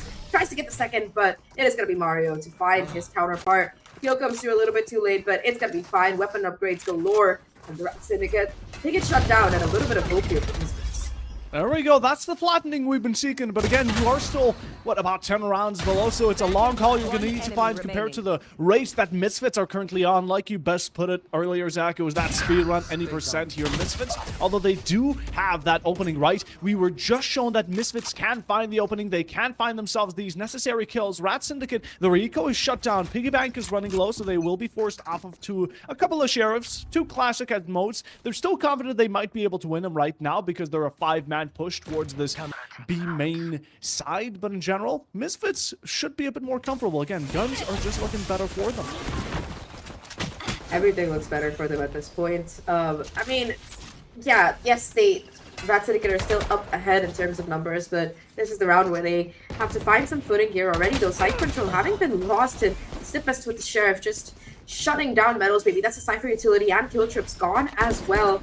Funkin in the backside trying to do some damage. I don't care though. Actually going to be trying to push forward. The paranoia misses it. Tricky gets the kill. That is absolutely just depressing right now if you're a fan. Sheriff's just coming in hot, and it is going to be series point. The Soha ult as well connects perfectly. So little HP left on Mario, and what can this man really do here? Garp messing around a little bit. 1v2, and Tricky closes things out with the Sheriff. A thrifty for the RAD Syndicate to get to 13 and take this map. 13-2 on, I think 13-3 on the first map, 13-2 on this one. Insane show coming in from them overall. I mean, honestly, I just have to give it down to RAD Syndicate. They are starstruck. Actually, I'm the one who's starstruck by their performance. They are jaw-dropping. In general, this is dominance. I mean, we just got a 13-3. We thought it couldn't get worse. Now we are 13-2 going into map number 2. Thankfully for Misfits, they do go to the lower bracket, so they do have a second chance. They have another life to go through. But again, if they're going to be met in the grand finals, if they do end up winning all those lower brackets, and they're met once more with RAD Syndicate in those grand finals, they're going to need to change something, and something largely because, again, it's just sadly best put as a team difference here. RAD Syndicate, clearly, throughout all players, they have a lot more experience, a lot more hours practice put in. Even though they claimed not to be prepared, that is honestly a lie. They seem to be prepared at any time, at any point, and anywhere they go. Yeah, they were the ones in the lead throughout that series, I would say. I mean, we saw 1 or 2 nice rounds coming out of Misfits, but throughout it was just an absolute show being put up by the RAD Syndicate, and they really looked like they were having fun. That's like the most insane thing that I noticed from that game. Like, it didn't seem like they were playing a tournament. They were just like, hey guys, let's play some ranked, let's run it down. And it really felt like a lot of those rounds they were just running it down, especially this Neon. Gar might not have had the greatest KD in that last map, but he was still definitely being a nuisance there. But I think the surprise player for me on that last map was definitely, I wouldn't say surprise, but dominant player was Snippest, just consistently, tanking down that mid. Either way, though, I think we do have the team summaries ready, so let's take a look at the final stats for this particular map here. I mean, first kills, I'm pretty sure it's going to be RAD Syndicate, who are behind for once. Okay, let's go. Well, actually, for the first time this whole day, it's going to be the side of Misfits ahead in terms of first kills, and that's actually insane. Swapped. I think it's swapped. Yeah, no way. Like the ACS is also that low. Yeah, I'm saying that these numbers are not looking all right. Yeah. Okay, I think it's flipped. So let's just. There we go. There we go. We're getting it fixed. There we go. Yeah. Okay, fixed. But still, even 5-1, it's still surprising due to the round count, 13-2, 10-5 first kills. Misfits still did put in a good amount of work, but in the end, again, we're talking about these close plans. I don't think there was an opportunity for many of them because RAD just decided to hop into their spawn and decided to go for an all-out murder spree. There were a couple rounds where we saw these post plans get quite close, but in general, just by the team ACS, we can tell there's a large difference, about, 90 or 84 of a team ACS difference. That is overwhelming. 100%. Yeah, I mean, it was the same with the previous map as well. 110 difference. It's slightly better this time. Only 94. I don't know if that's any consolation for the side of Misfits here, but overall, I mean, things are a little bit better in the first skill counter at least. So that's a little bit of a benefit. But yeah, RAD Syndicate, they were definitely the stars throughout the showing. Like, make no mistake about that. And honestly, yeah, I mean, nice try by the side of Misfits. But now you can see the difference in the caliber of a team that won that first qualifier pretty dominantly versus a team that came in through the LCQ. You can kind of see RAD Syndicate they picked their opponents, and it seemed like they knew what they were doing the whole damn time. Yeah, I think they picked their opponents very wisely. And especially, I don't think they would have gone for someone like the winner of the second qualifiers. Again, they want to have a smooth run. They got this match overdone and done quickly, and they didn't really need to exhaust themselves, especially for any team that might be facing RAD Syndicate going into the future brackets, right? There isn't going to be much of a VOD preview if I am to disappoint them, because both these maps, like you said, Zach, they were just kind of having fun. 100%. We do have the scoreboard ready though, so let's see who is going to be the MVP this time around and which team is going to have what kind of frag counts. Yeah, Snippets, the MVP this time, switching over from the KJ to the Omen and just absolutely being a beast down towards mid. Paradox right behind. I mean, the fragging IGL is a thing, and it's nice to see one of those still going around here. To be fair, also, Paradox used to be a duelist player, so a couple of years ago when he was zipping around on the Neon, it feels weird to see him on solo right now, I'll be real. But it's still nice to see that he hasn't lost the fragging habits that he has, and a little bit more of a quiet game for Garv, but I think that's more because of the fact that Snippest and Paradox and Tricky were just doing the work down towards mid. Like, most of the time it was these guys just popping off, whether it was A main or mid. Yeah, 100%. But now let's take a look at the MVP. We can already kind of imagine who it will be here. And of course, none other than Snippets coming in. Yep, there he is. 2.86 KD, 359 ACS is absolute dominance coming in, especially for an Omen player, someone who's normally meant to be sitting back throwing paranoias and kind of dusting ground so the enemies can't see. But honestly, like we said, everyone was just charging forward and seeing who can get the most amount of kills. And Snippets did a good job, a lot better than compared to Haven, but you got hands down to it. I think personally for me though, not to take away the glory from Snippets as well, because again, he did phenomenally. I think for me personally, Paradox is still the MVP going into this match. Yeah, in the overall series, 100%, it has to be Paradox who takes it. Not just in terms of the raw fragging that he was doing, because he had a pretty similar ACS. I think he had 350 ACS on that first map with a 20 bomb as well. So yeah, definitely doing the fragging for sure on map 1s and 2, but also just being able to IGL to that extent, just completely reading what his opponents were doing, and just consistently making sure that his team has the advantage. And of course, I think that whole insane momentum run that RAD Syndicate started off with was off the back of his clutch on Haven, the one before with the breach ults. Yeah, just absolute insanity to come through. And yeah, for me too, I think it would be Paradox who's the overall MVP. But I mean, first quarterfinal, and it's just such a dominant showing coming in from the side of the RAD Syndicate here. Like, kudos to them. I'm not going to trust them if they say they're unprepared after that showing. That's all I got to say. No, I don't think I'm going to be able to trust a single word that comes out of their mouth anymore, because that is such a blatant lie. Like, they're being so humble. I respect that they're trying to be kind to their enemies. Like, oh, we're not prepared. I don't know how this is going to go. Like, okay, man, you did 13-2, 13-1. Like, stop it. Just stop. Oh, yeah. Just, I mean, both of these maps, Haven as well as Sunset, completely went their way. And Haven didn't even feel like their opponent's map pick, I'll be real. They were just running it down, and they look so convincing. They even got this cheeky little knife in. So, yeah, second round in, you get knife. That's not gonna be a good feeling. And it felt like throughout, I mean, Misfits were just struggling to come back mentally as well, which really isn't a nice feeling. There was this beautiful drifty round at the very least, but yeah, aside from that, I mean, it's just been a very difficult upper final for them. They still do have that lower bracket, though, a little bit of a consolation prize, but it has to be a flawless round because this was their first game and they already got knocked down to the lower bracket, so no more mistakes. No more mistakes. But with that, for now, we still have some more matches ongoing for today. One more best of 3 to follow along. We're going to let different faces, at least myself, I won't be joining you for the next one. Zach, will you be here? I think so. Okay, Zach thinks so. But yeah, we're going to be heading to a short break. Stay tuned. We still have a best of 3 on the line, hopefully a bit longer than this one. But yeah, find out for yourself as we'll be right back after the short break.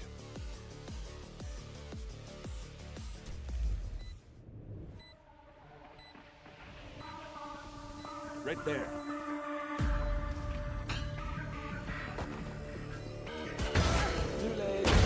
One enemy remaining. Flawless.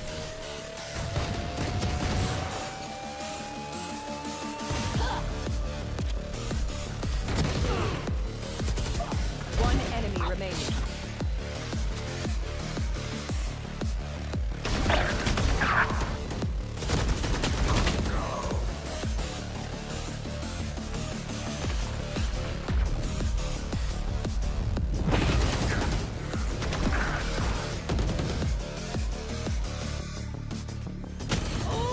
One enemy remaining. Spike planted.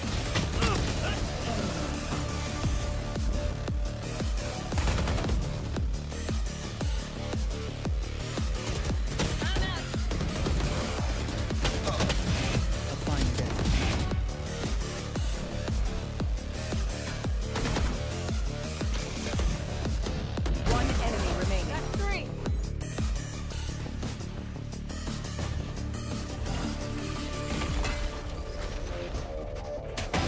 Got one.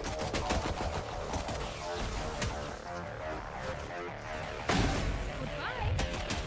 One enemy remaining. Found him. Here we go. Bomb grenade out.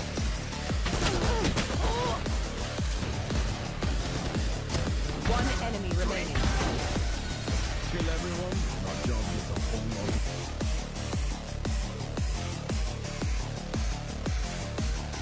Right there.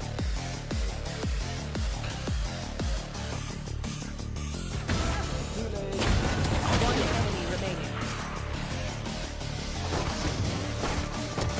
Flawless.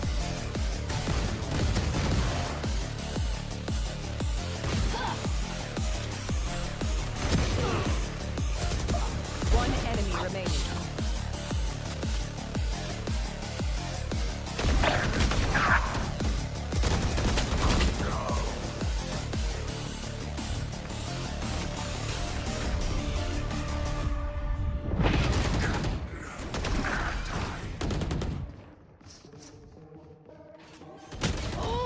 One enemy remaining. Spike planted.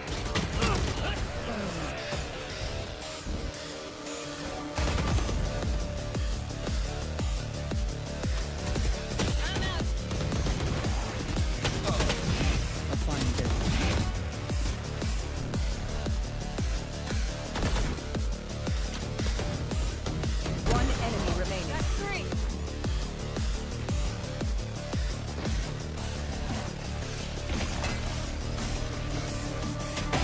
Got one.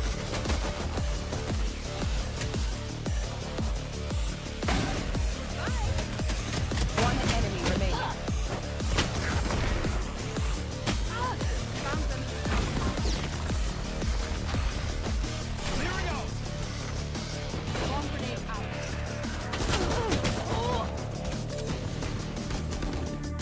One enemy remaining.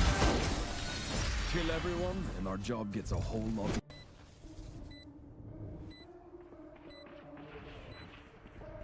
Right there.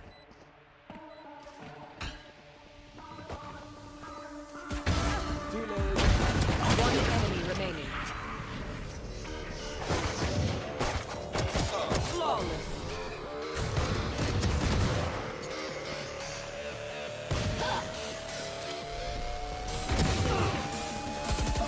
One enemy remaining.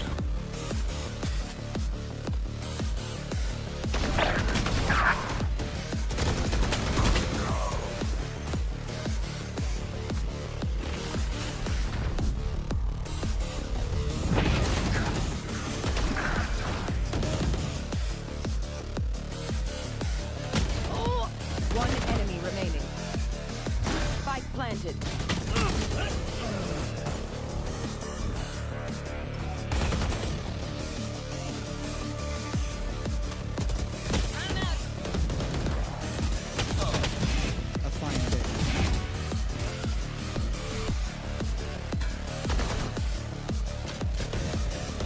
One enemy remaining. That's three.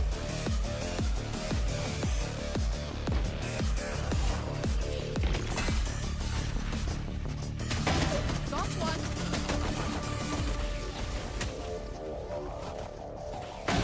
Goodbye. One enemy remaining. Found them. Here we go. Bomb grenade out.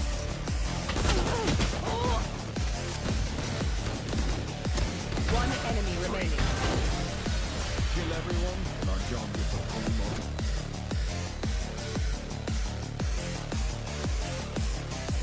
Right there.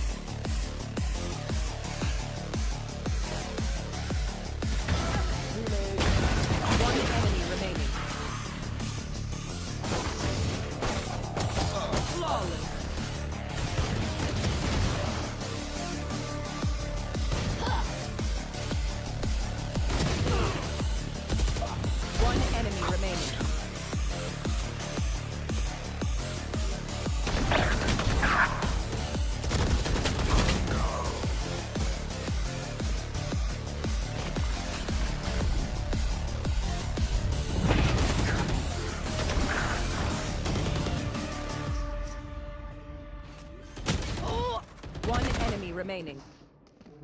Spike planted.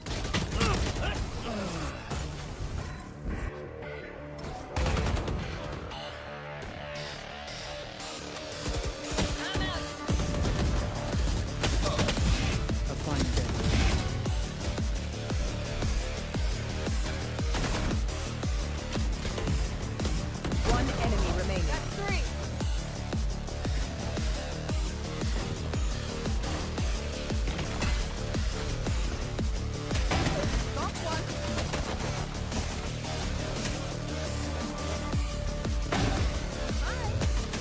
One enemy remaining.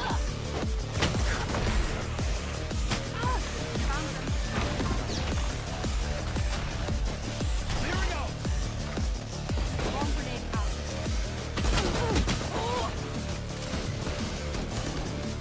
One enemy remaining. Kill everyone, and our job gets a whole lot.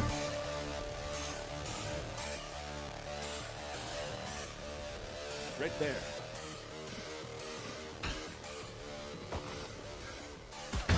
Too late. One enemy remaining.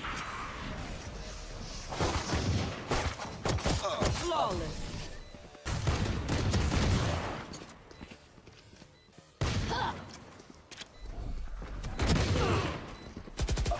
One enemy remaining.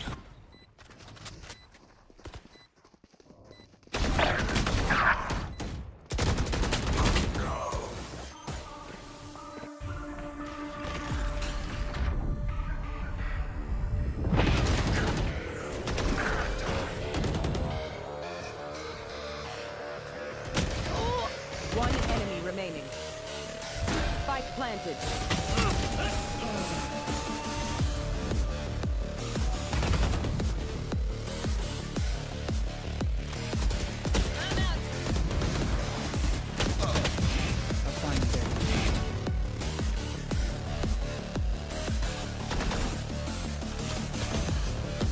One enemy remaining. That's three.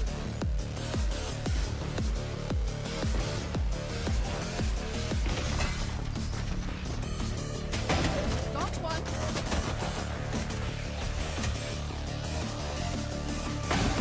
Bye. One enemy remaining. Found him.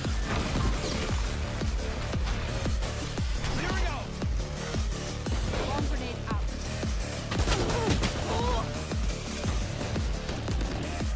One enemy remaining. Kill everyone, and our job gets a whole lot.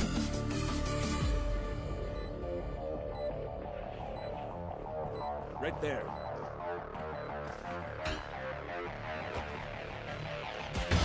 Too late. One enemy remaining. Flawless.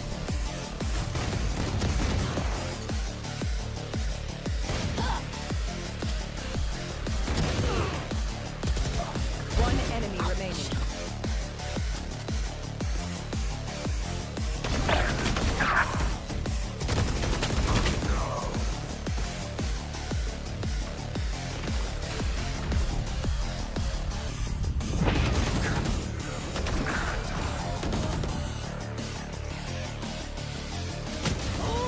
One enemy remaining. Spike planted.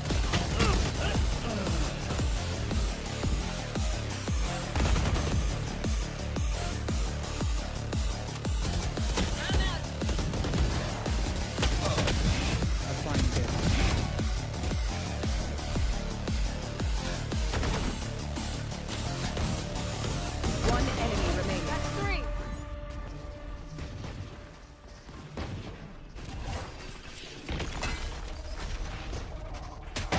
Got one.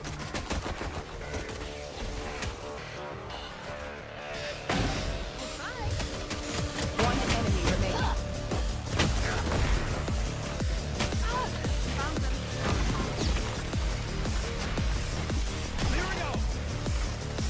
Bomb grenade out.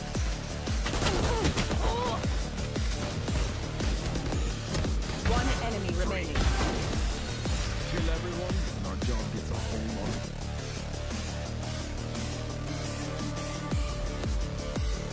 Right there.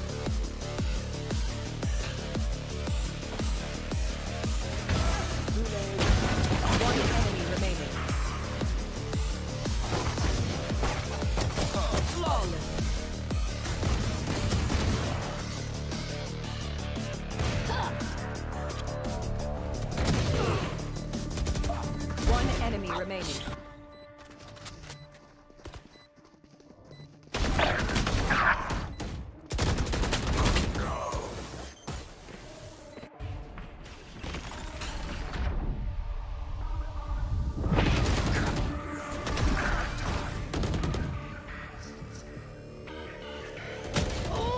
One enemy remaining.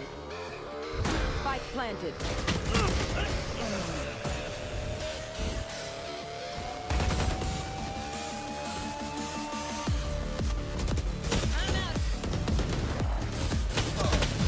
A fine day.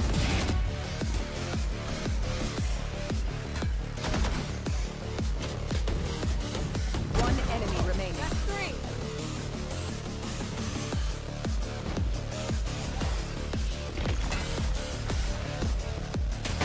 Got one.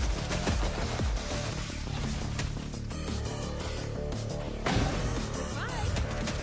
One enemy remaining.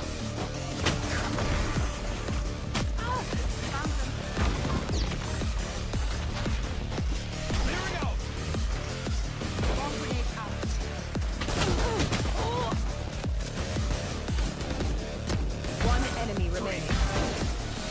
Kill everyone, and our job gets a whole lot of fun.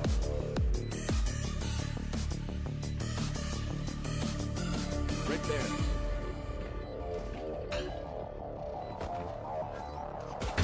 Too late. One enemy remaining. Flawless.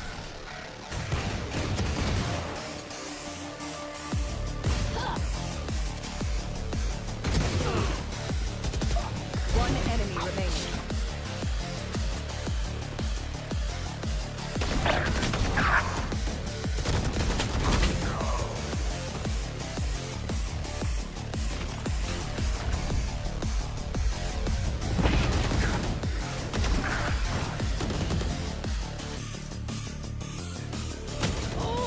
One enemy remaining. Spike planted.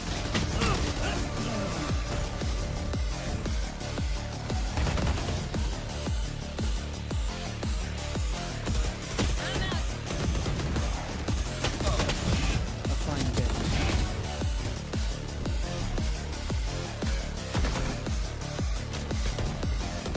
One enemy remaining. That's three.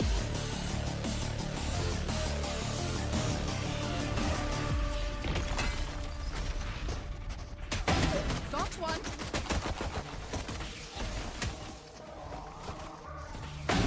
Goodbye. One enemy remaining.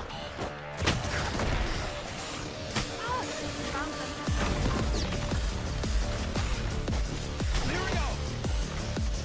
Bomb grenade out.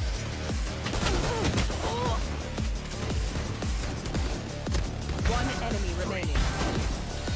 Kill everyone, and our job gets a whole lot of fun.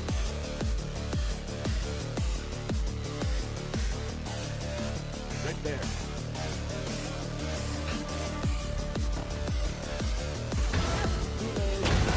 One enemy remaining. Flawless.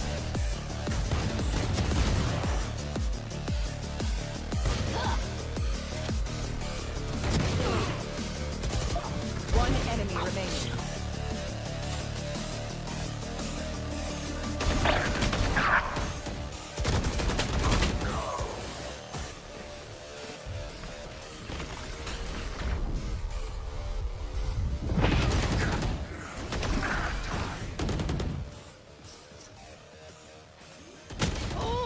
One enemy remaining. Spike planted.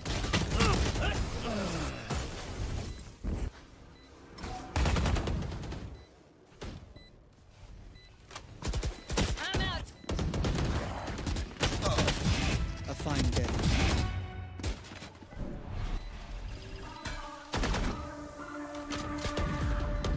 One enemy remaining. That's three.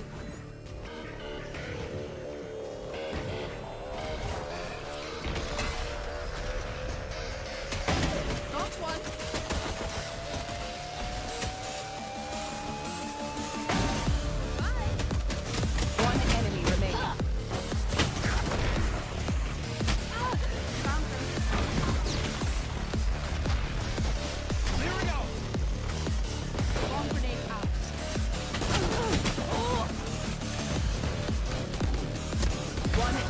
remaining.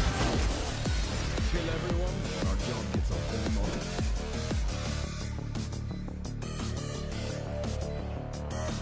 Right there.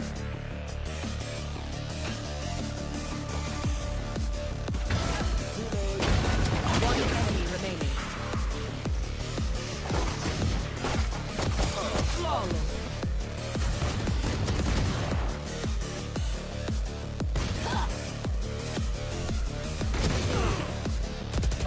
One enemy remaining.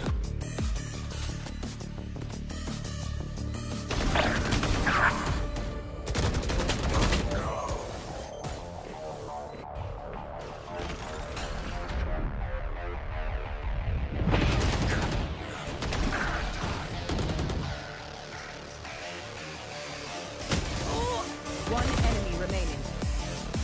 Spike planted.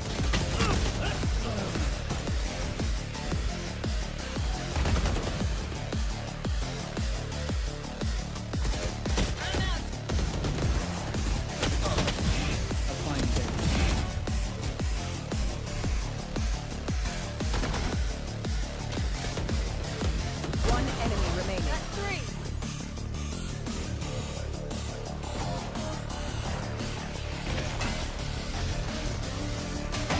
That's one.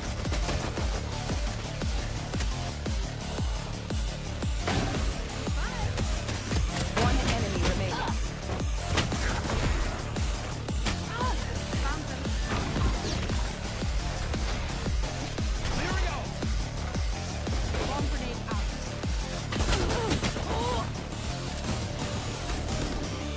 One enemy remaining. Kill everyone, and our job gets a whole lot.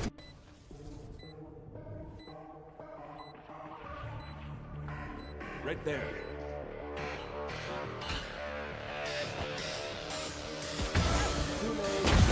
One enemy remaining.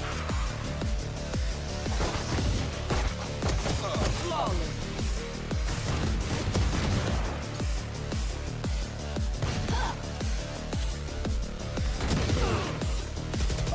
One enemy remaining.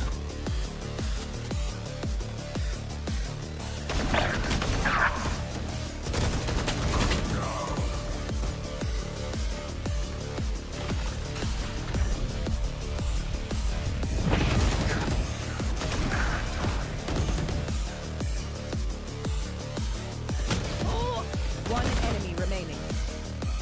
Spike planted.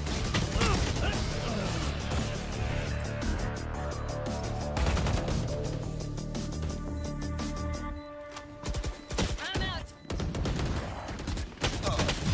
A fine day.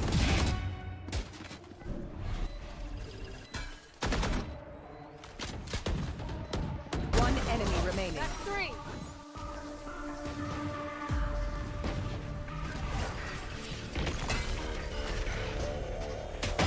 Got one.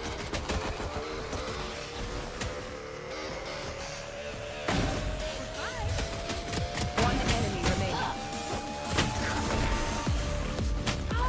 Found them. Here we go. Bomb grenade out.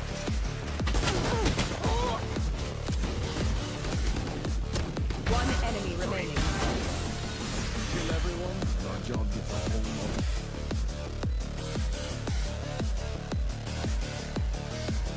Right there.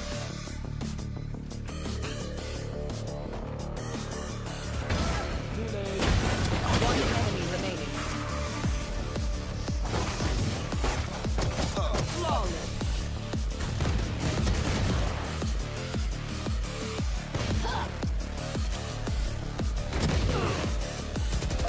One enemy remaining.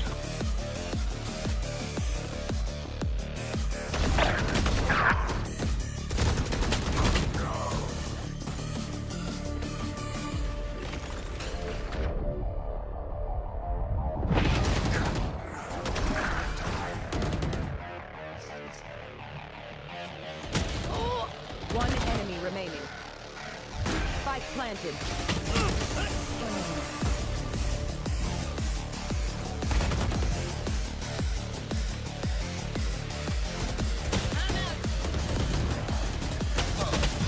A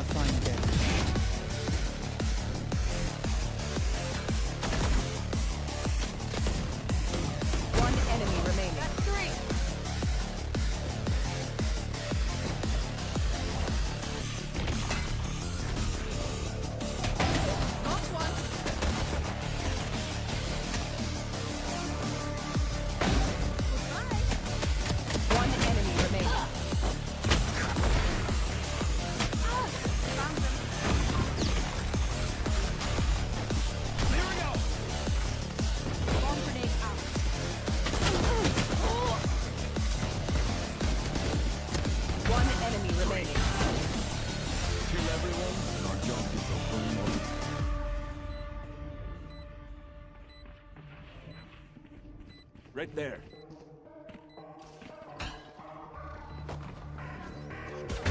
Too late. One enemy remaining. Flawless.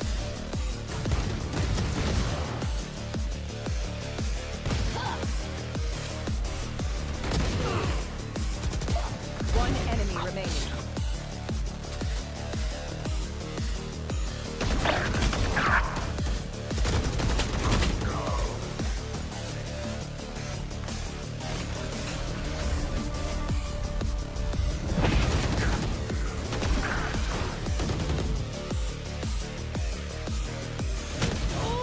One enemy remaining. Spike planted.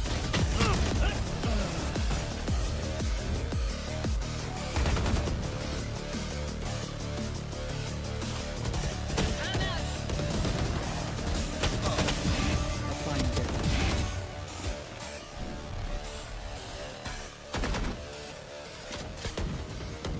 One enemy remaining. That's three.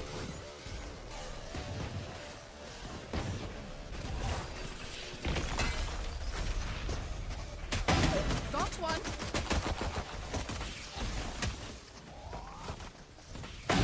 Goodbye. One enemy remaining. Ah, found them. Clearing out.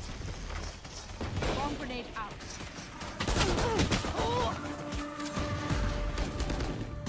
One enemy remaining. Kill everyone, and our job gets a whole lot.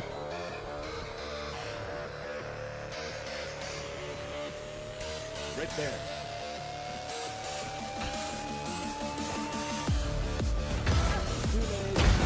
One enemy remaining.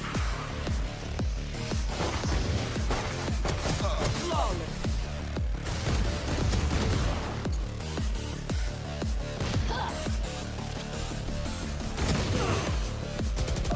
One enemy remaining.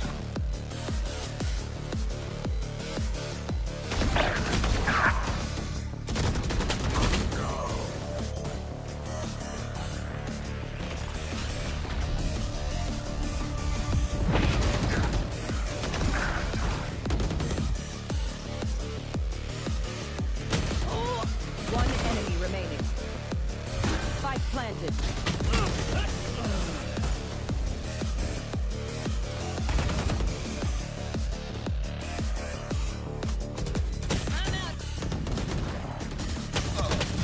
A fine day.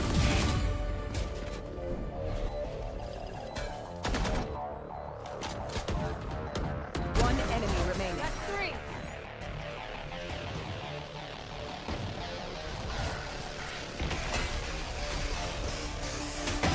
Got one.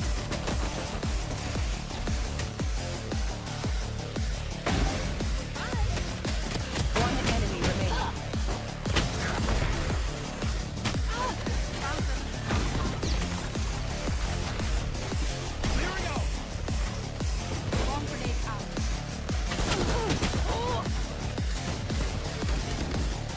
One enemy remaining. Kill everyone, and our job gets a whole lot.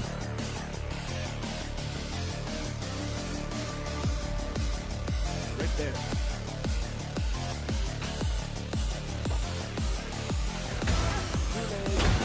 One enemy remaining. Flawless.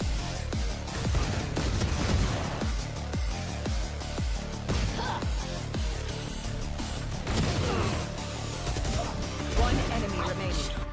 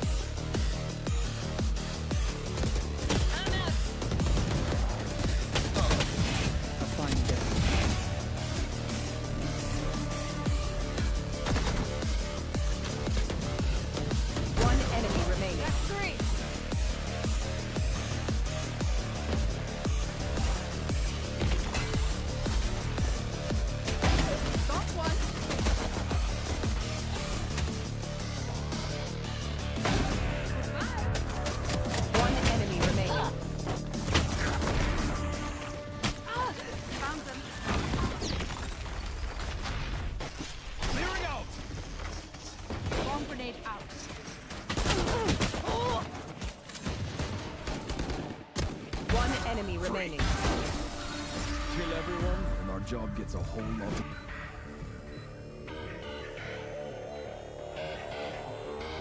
Right there.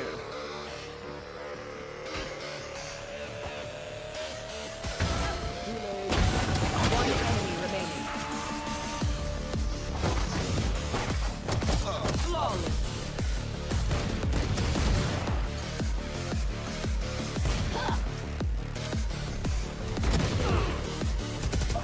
One enemy remaining.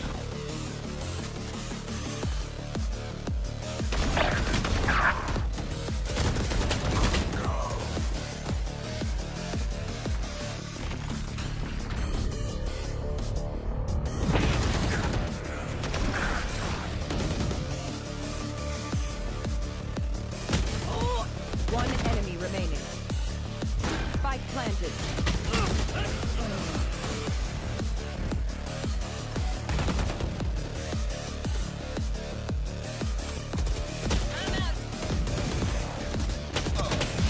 A fine day.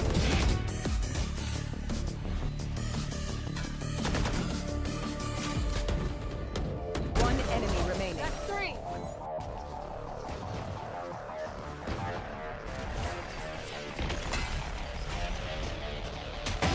That's one.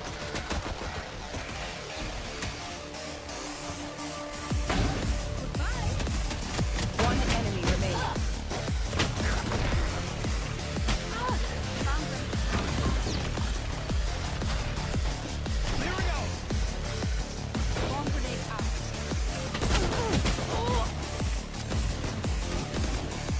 One enemy remaining. Kill everyone, and our job gets a whole lot of...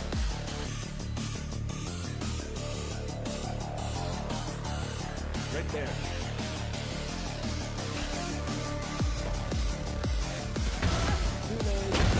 One enemy remaining. Flawless.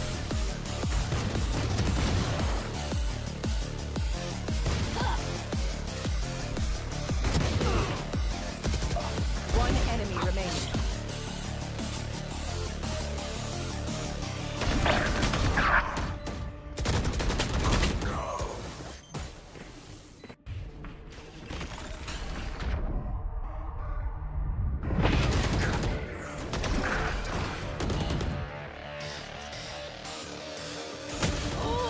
One enemy remaining. Spike planted.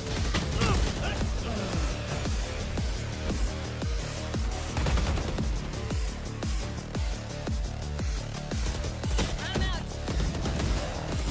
A fine day.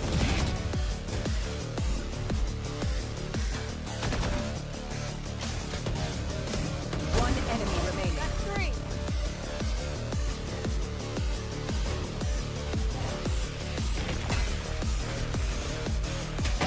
That's one.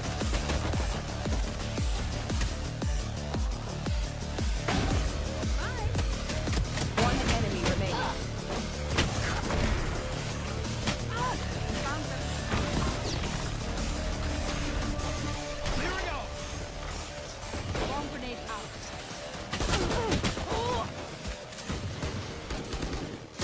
One enemy remaining. Kill everyone, and our job gets a whole lot of...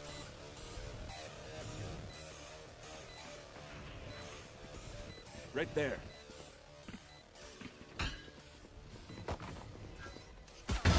Too late. One enemy remaining. Flawless.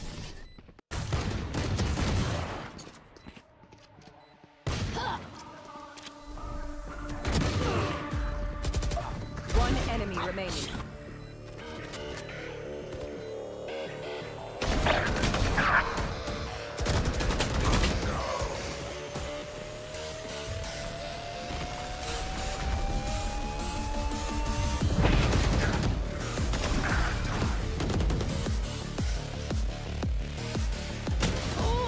One enemy remaining. Spike planted.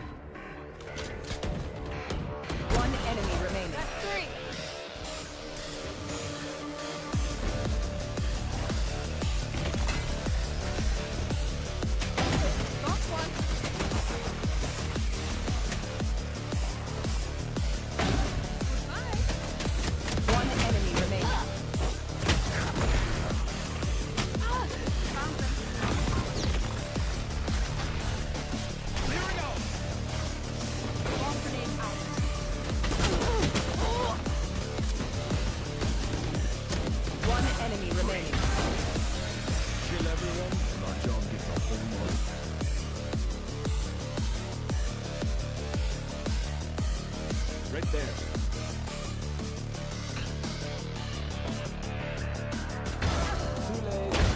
One enemy remaining.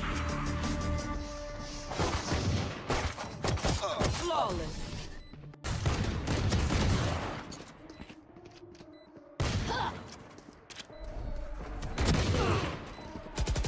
One enemy remaining.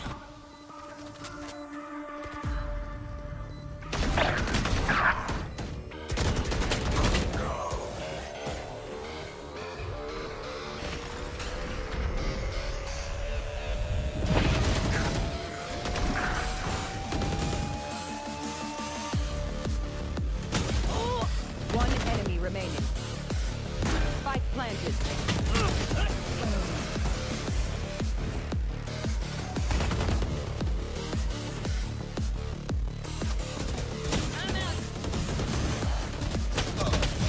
A fine day.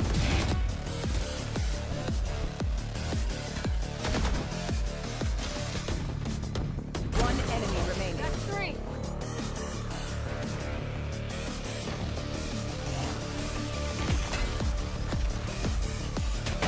That's one.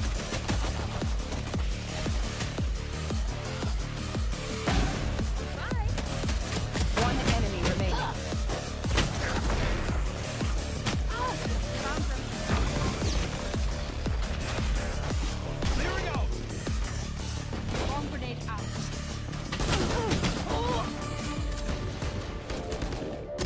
One enemy remaining. Kill everyone, and our job gets a whole lot.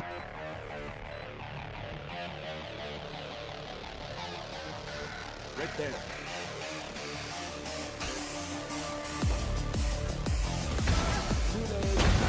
One enemy remaining. Flawless.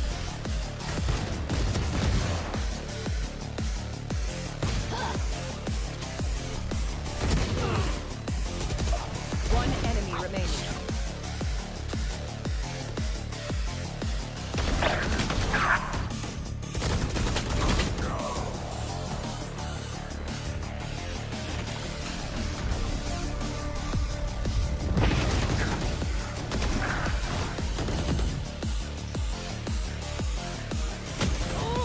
One enemy remaining.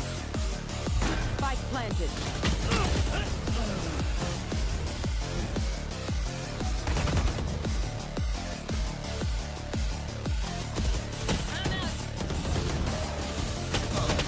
A fine day.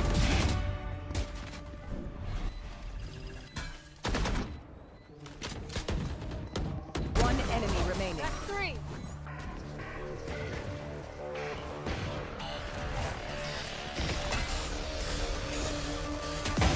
That's one.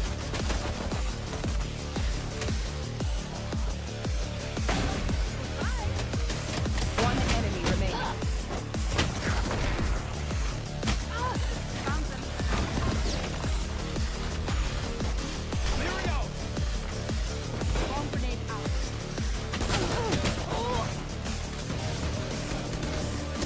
One enemy remaining. Kill everyone, and our job gets a whole lot.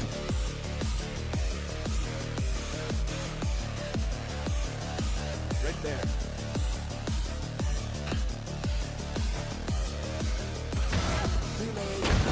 One enemy remaining. Flawless.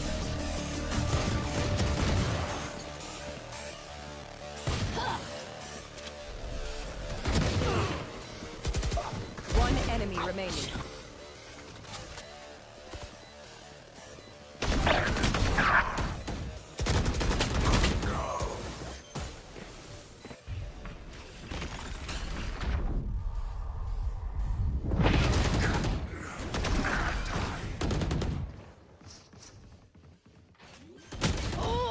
One enemy remaining. Spike planted.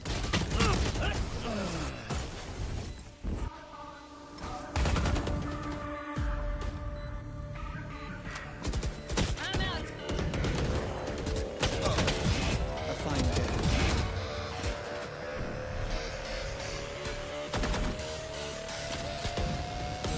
One enemy remaining. That's three.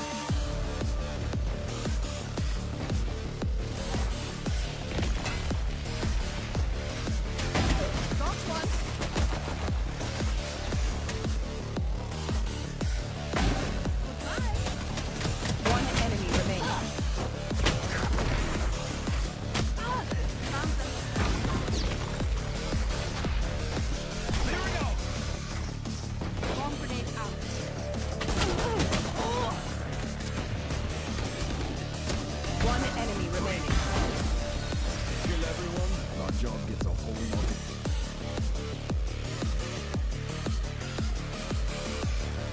Right there.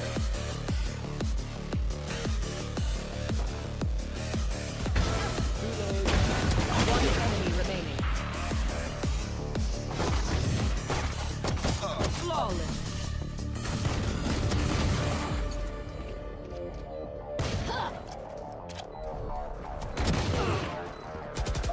One enemy remaining.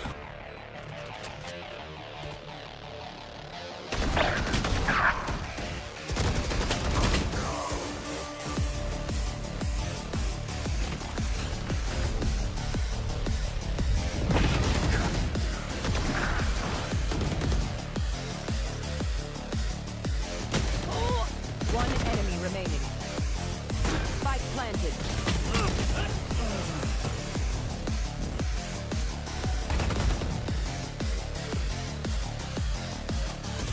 I'm out. A fine day.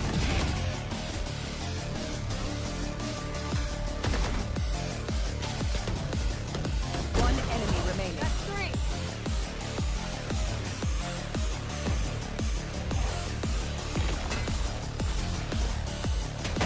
Launch one.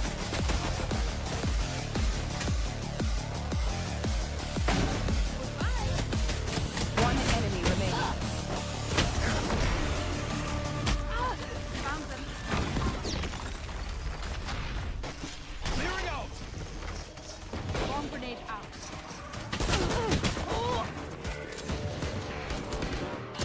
One enemy remaining. Kill everyone, and our job gets a whole lot.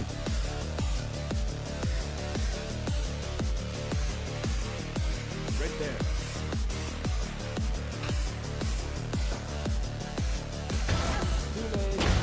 One enemy remaining. Flawless.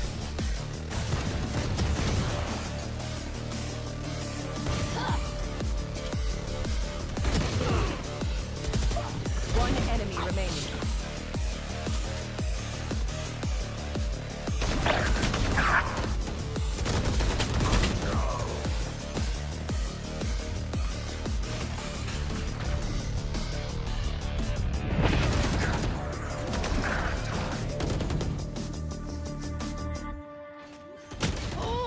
One enemy remaining.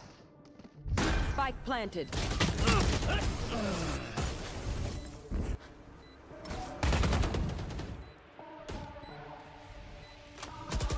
I'm out. A fine day.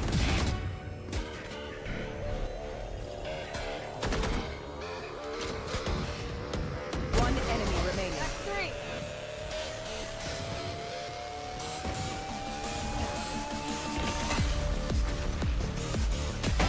Launch one.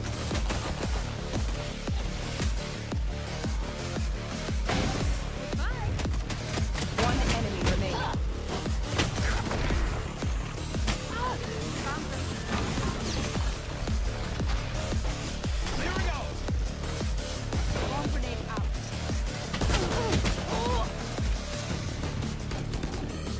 One enemy remaining. Kill everyone, and our job gets a whole lot.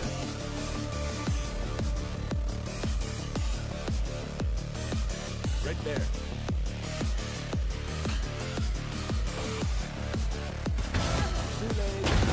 One enemy remaining. Flawless.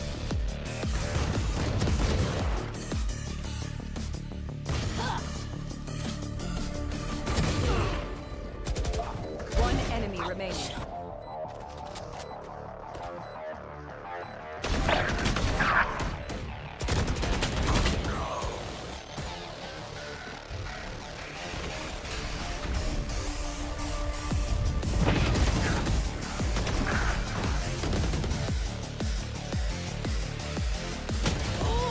One enemy remaining. Spike planted.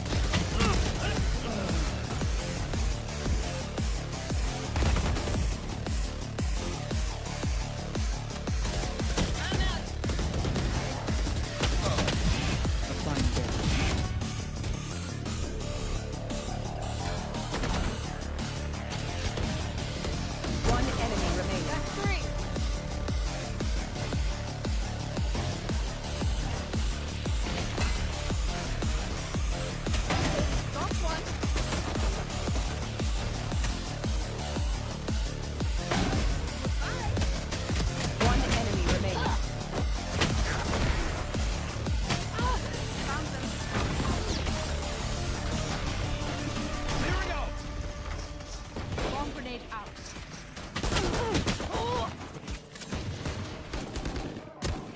enemy remaining.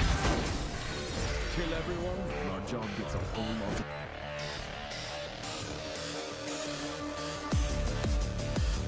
Right there.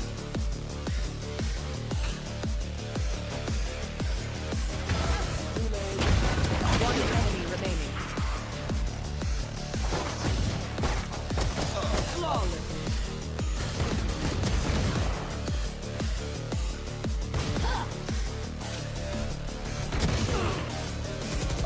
One enemy remaining.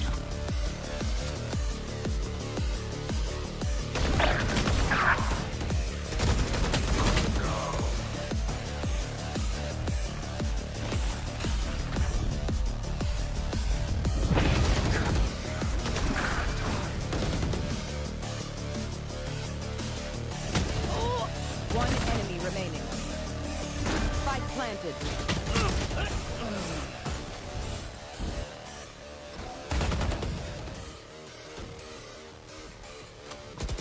I'm out. A fine day.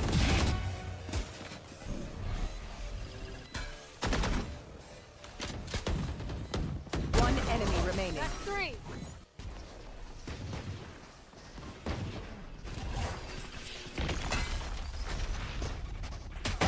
Got one.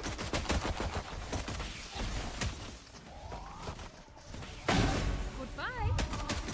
One enemy remaining. Ah, found them. Clearing out. Bomb grenade out.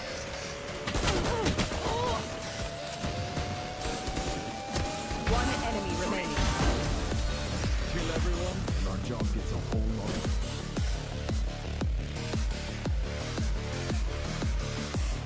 Right there.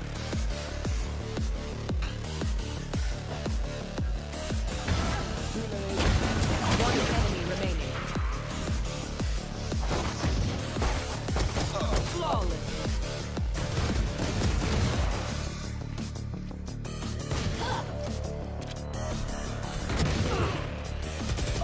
One enemy remaining.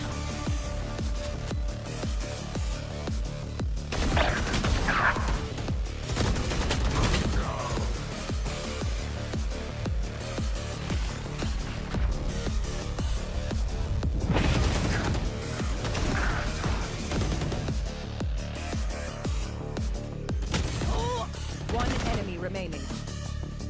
Spike planted.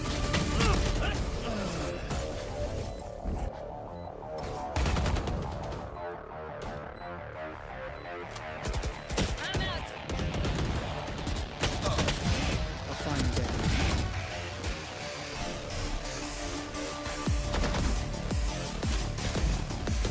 One enemy remaining. That's three.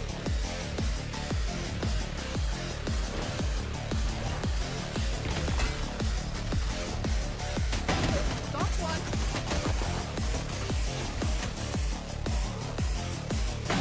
Goodbye. One enemy remaining. Ah, found them. Clearing out. Bomb grenade out.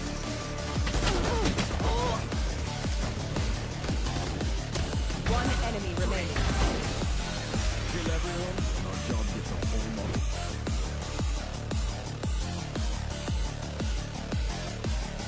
Right there.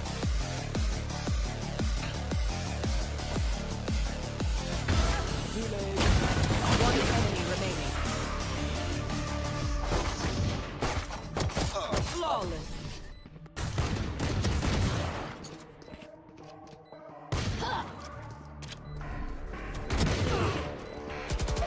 One enemy remaining.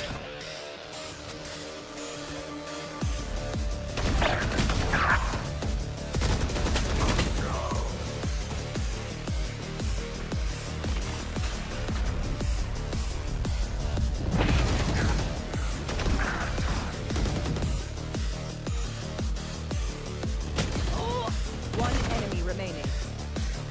Spike planted.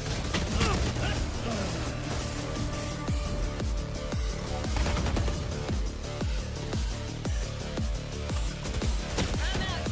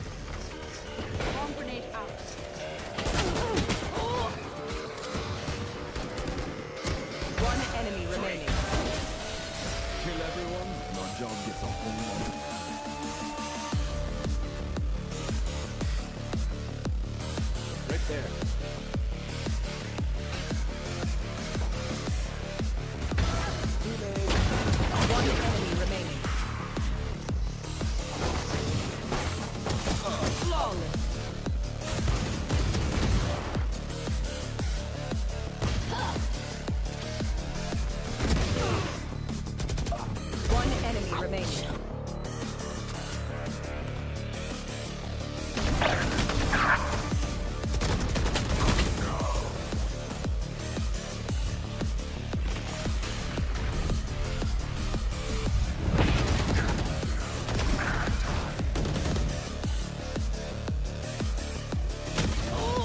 One enemy remaining. Spike planted.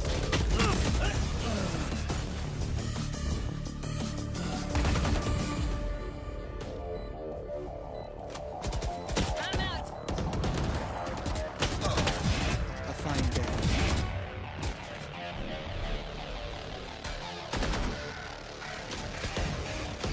One enemy remaining. That's three.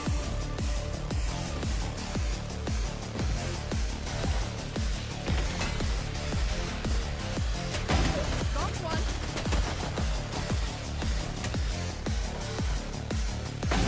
Goodbye. One enemy remaining. Found them.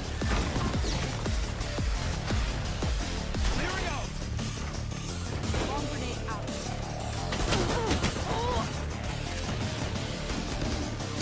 One enemy remaining. Kill everyone, and our job gets a whole lot of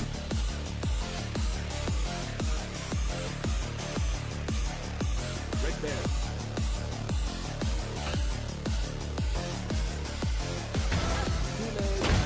One enemy remaining. Flawless.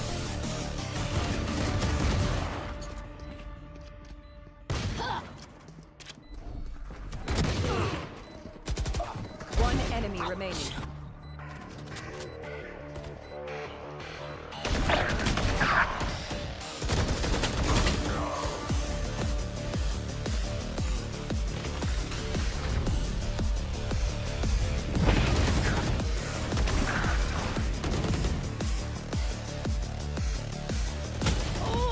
One enemy remaining. Spike planted.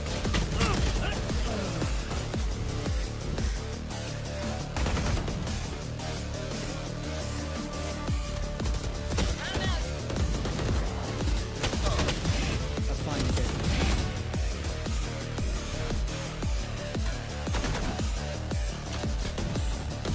One enemy remaining. That's three.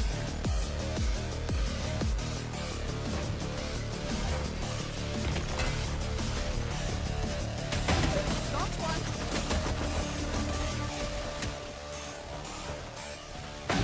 Goodbye. One enemy remaining. Found them. Clearing out. Bomb grenade out.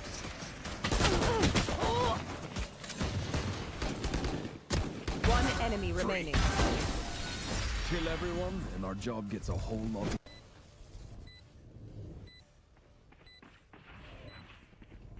right there.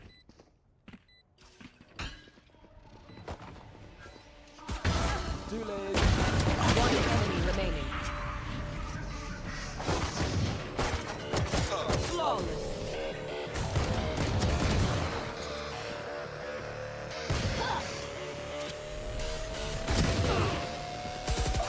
One enemy remaining.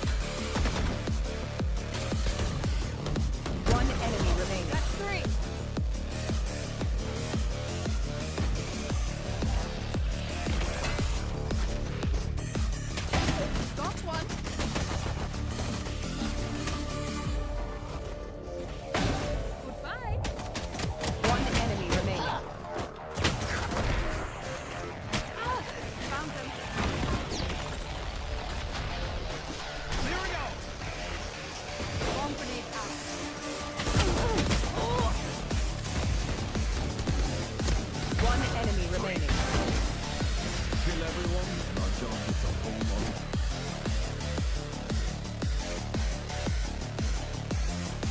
right there.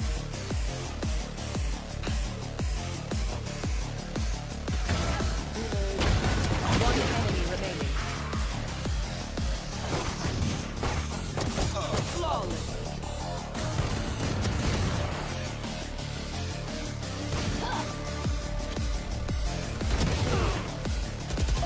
One enemy remaining.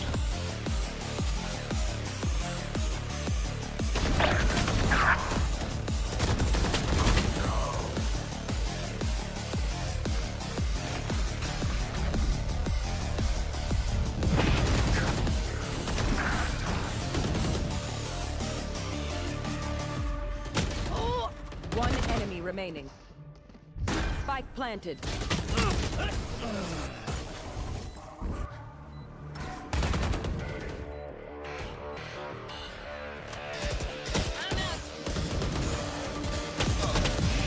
fine day.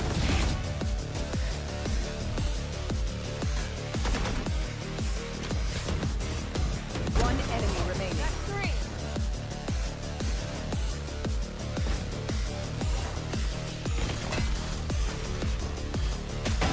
Got one.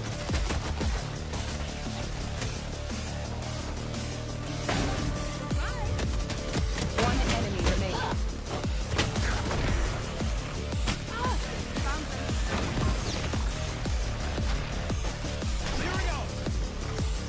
Bomb grenade out.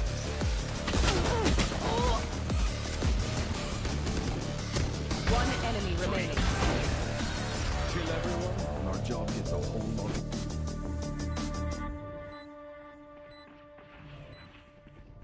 right there.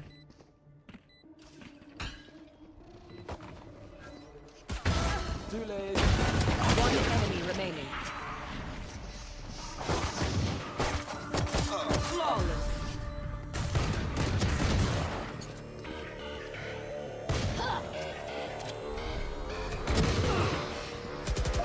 One enemy remaining.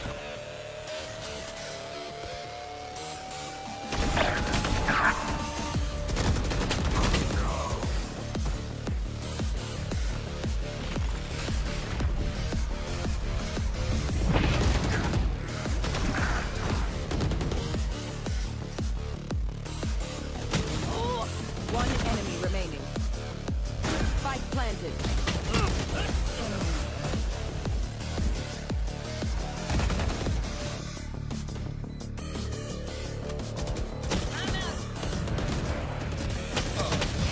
A fine day.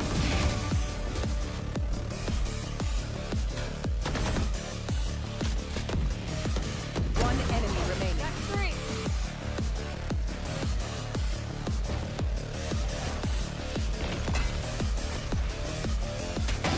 Got one.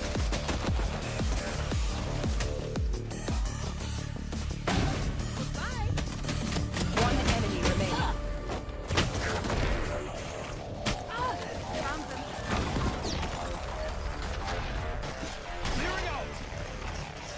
Bomb grenade out.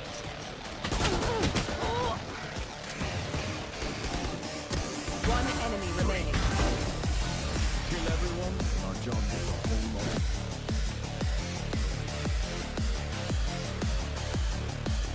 right there.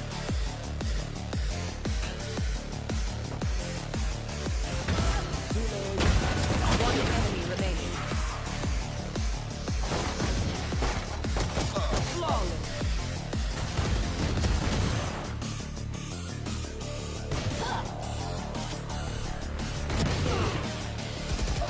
One enemy remaining.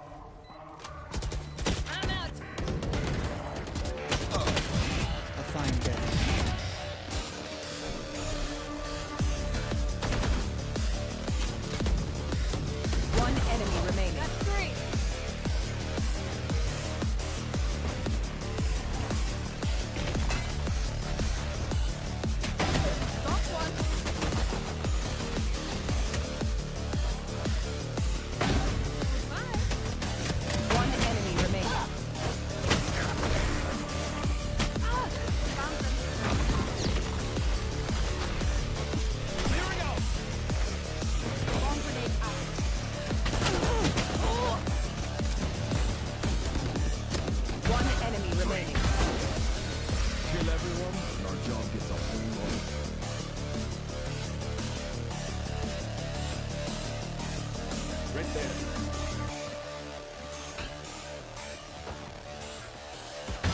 Too late. One enemy remaining. Flawless.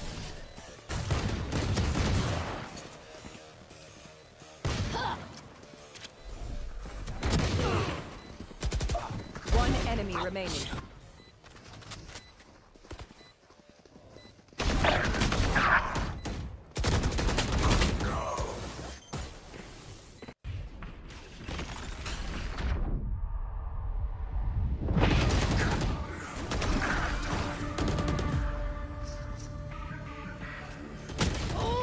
One enemy remaining. Spike planted.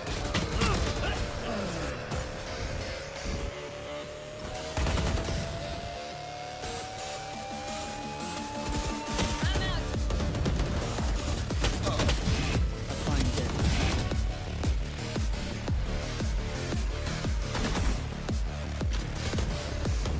One enemy remaining. That's three.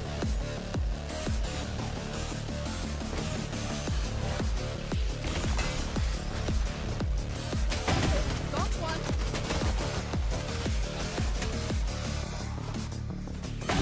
Goodbye.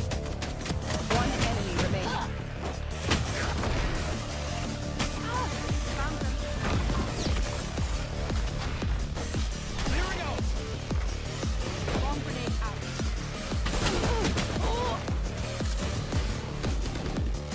One enemy remaining.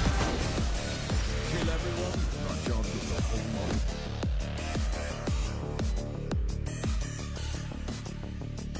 Right there.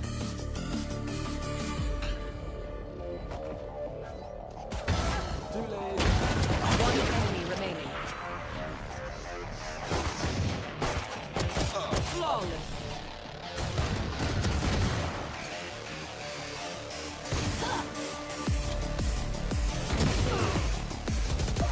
One enemy remaining.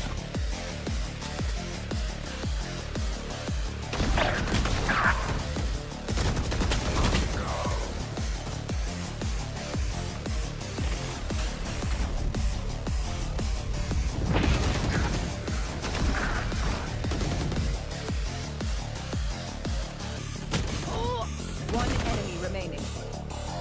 Spike planted.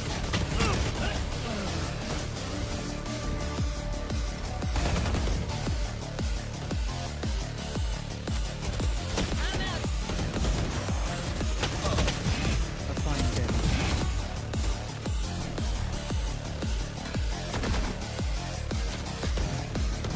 One enemy remaining. That's three.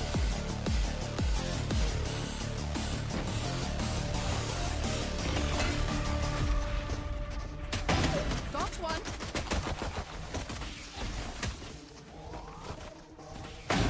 Goodbye. One enemy remaining. Found them. Here we go. Bomb grenade out.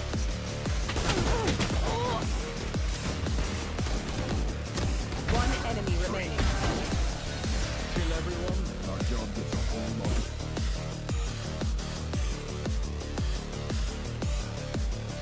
Right there.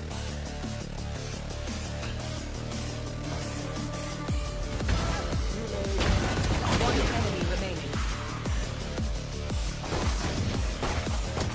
Flawless.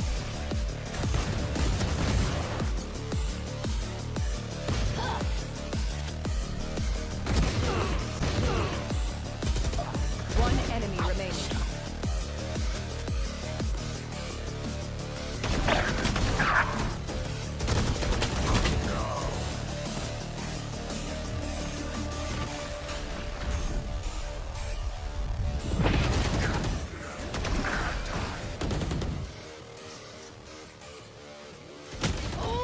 One enemy remaining. Spike planted.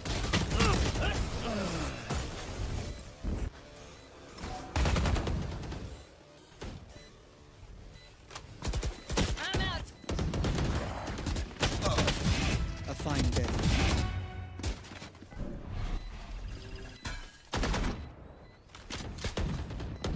One One enemy remaining. That's three.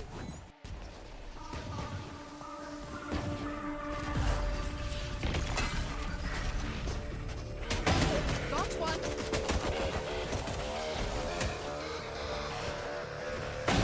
Goodbye. One enemy remaining. Found them.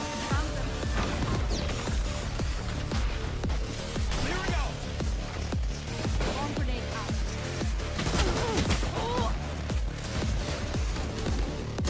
One enemy remaining. Kill everyone, our job gets a whole lot.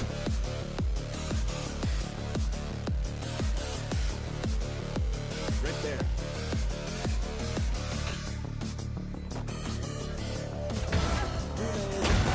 One enemy remaining.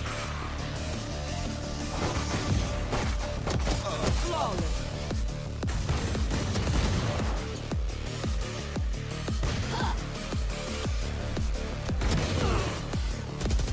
One enemy remaining.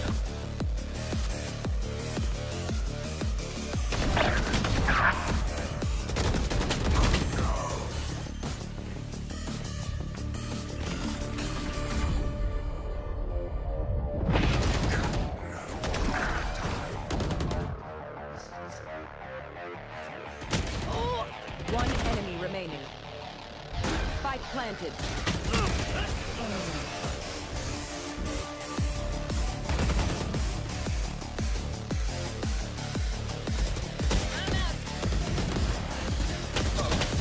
A fine day.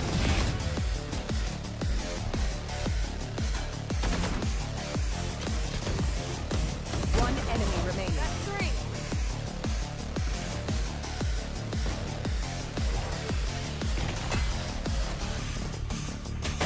Got one.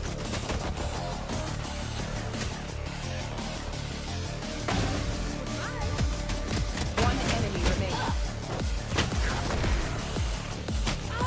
Found them.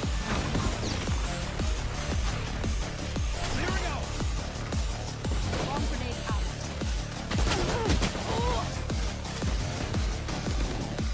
One enemy remaining. Kill everyone, our job gets a whole lot.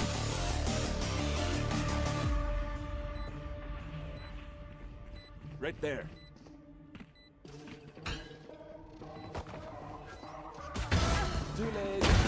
One enemy remaining. Flawless.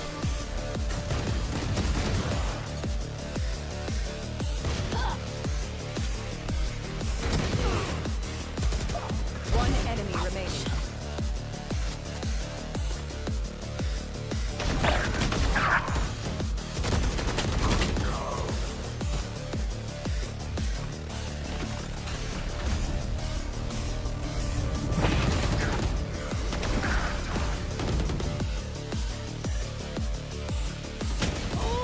One enemy remaining. Spike planted.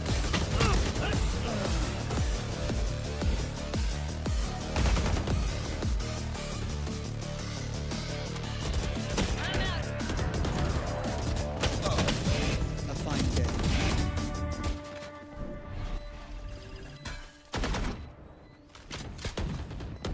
One enemy remaining. That's three.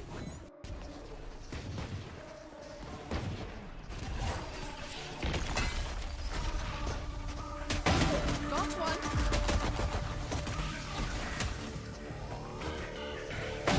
Goodbye. One enemy remaining. Found them.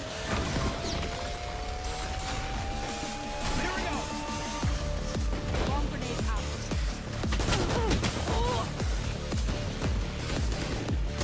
One enemy remaining. Kill everyone, our job gets a whole lot.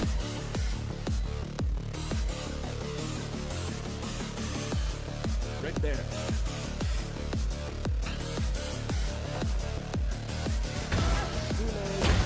One enemy remaining. Flawless.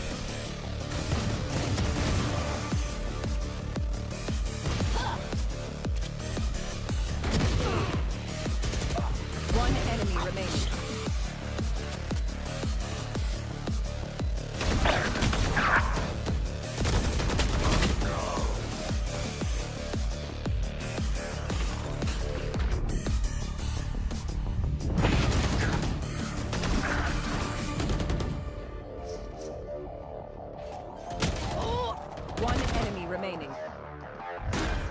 planted.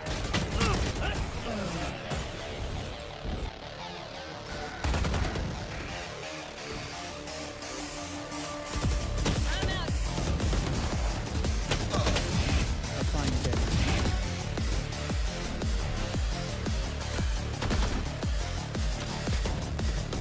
One enemy remaining. That's three.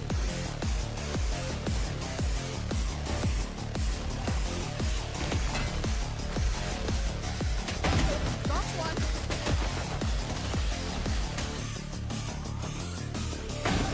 Bye. One enemy remaining. Found them.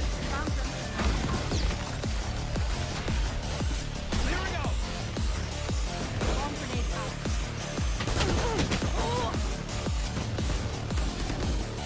One enemy remaining.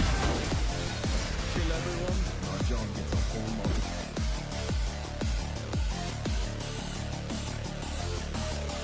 Right there.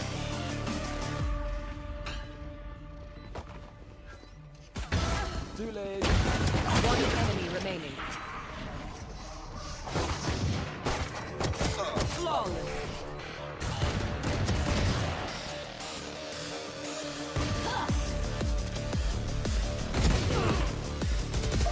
One enemy remaining.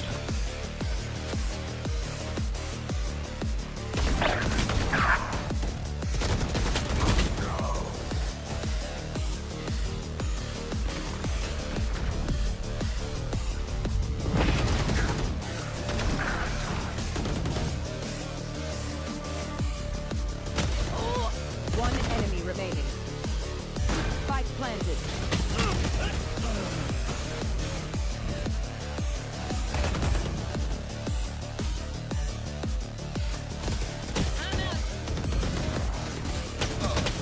A fine day.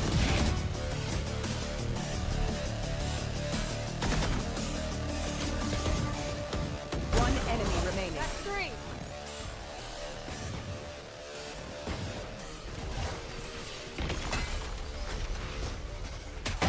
Got one.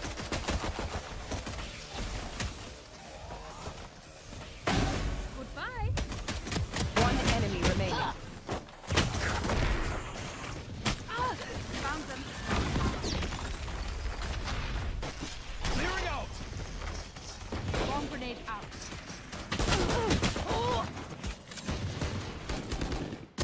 One enemy remaining. Kill everyone, and our job gets a whole lot.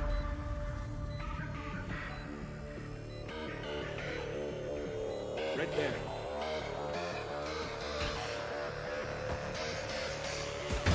Too late. One enemy remaining. Flawless.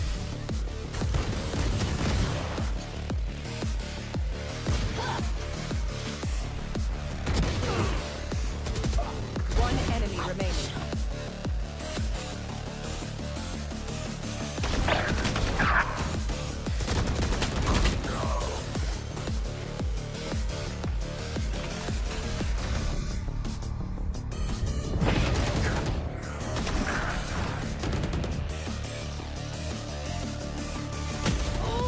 One enemy remaining. Spike planted.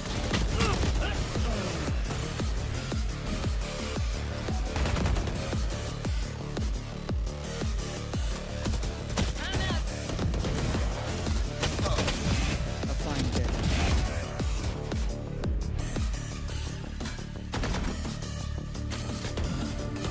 One enemy remaining. That's three.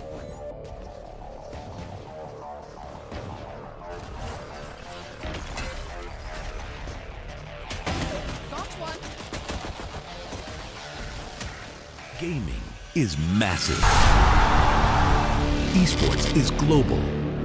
From Seoul to Rio de Janeiro. From small bedrooms to massive arenas. From your very first game to your biggest victories. This is our world, our digital city. Millions play, millions watch. A global movement shaped by players, driven by passion, powered by its culture and community. I am Arminas, head of Reloader. We love gaming. We live esports. Welcome to our venture. We're Team Reloader. Our mission is simple. Give players what they've always deserved: rewards, respect, and recognition. This isn't just about features. It's about the culture we live and the community we build. Play more. Chase goals. Build your legacy. Lock, load, and reload. It's reloaded. Things are just starting.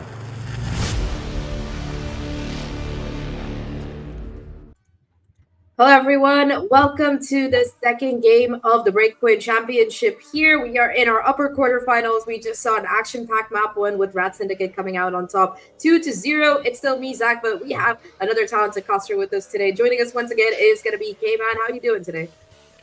Yeah, doing well. Very much had a big weekend here. Pretty hot in Australia, as you can imagine, in the hot summer. But, you know, we are surviving down here. And we got more Valor at the cast, so can't really complain, can we? I mean, this is going to be a very, very interesting series here. I'm excited to see kind of what the teams are going to bring out. I believe we did cover Asterisk in a previous match the other week in a different tournament where we did see a bit of their we saw a bit of their talents coming out there, so I'm a little bit more familiar with that team as opposed to their opponents. But yeah, it should be interesting to see because I believe we only saw them in the best of one, so now you got a best of three coming out. Obviously that is going to be a very, very big change in a whole series. Yeah, 100%. And I mean, like you said, the previous one, we saw them come out on top in that tournament.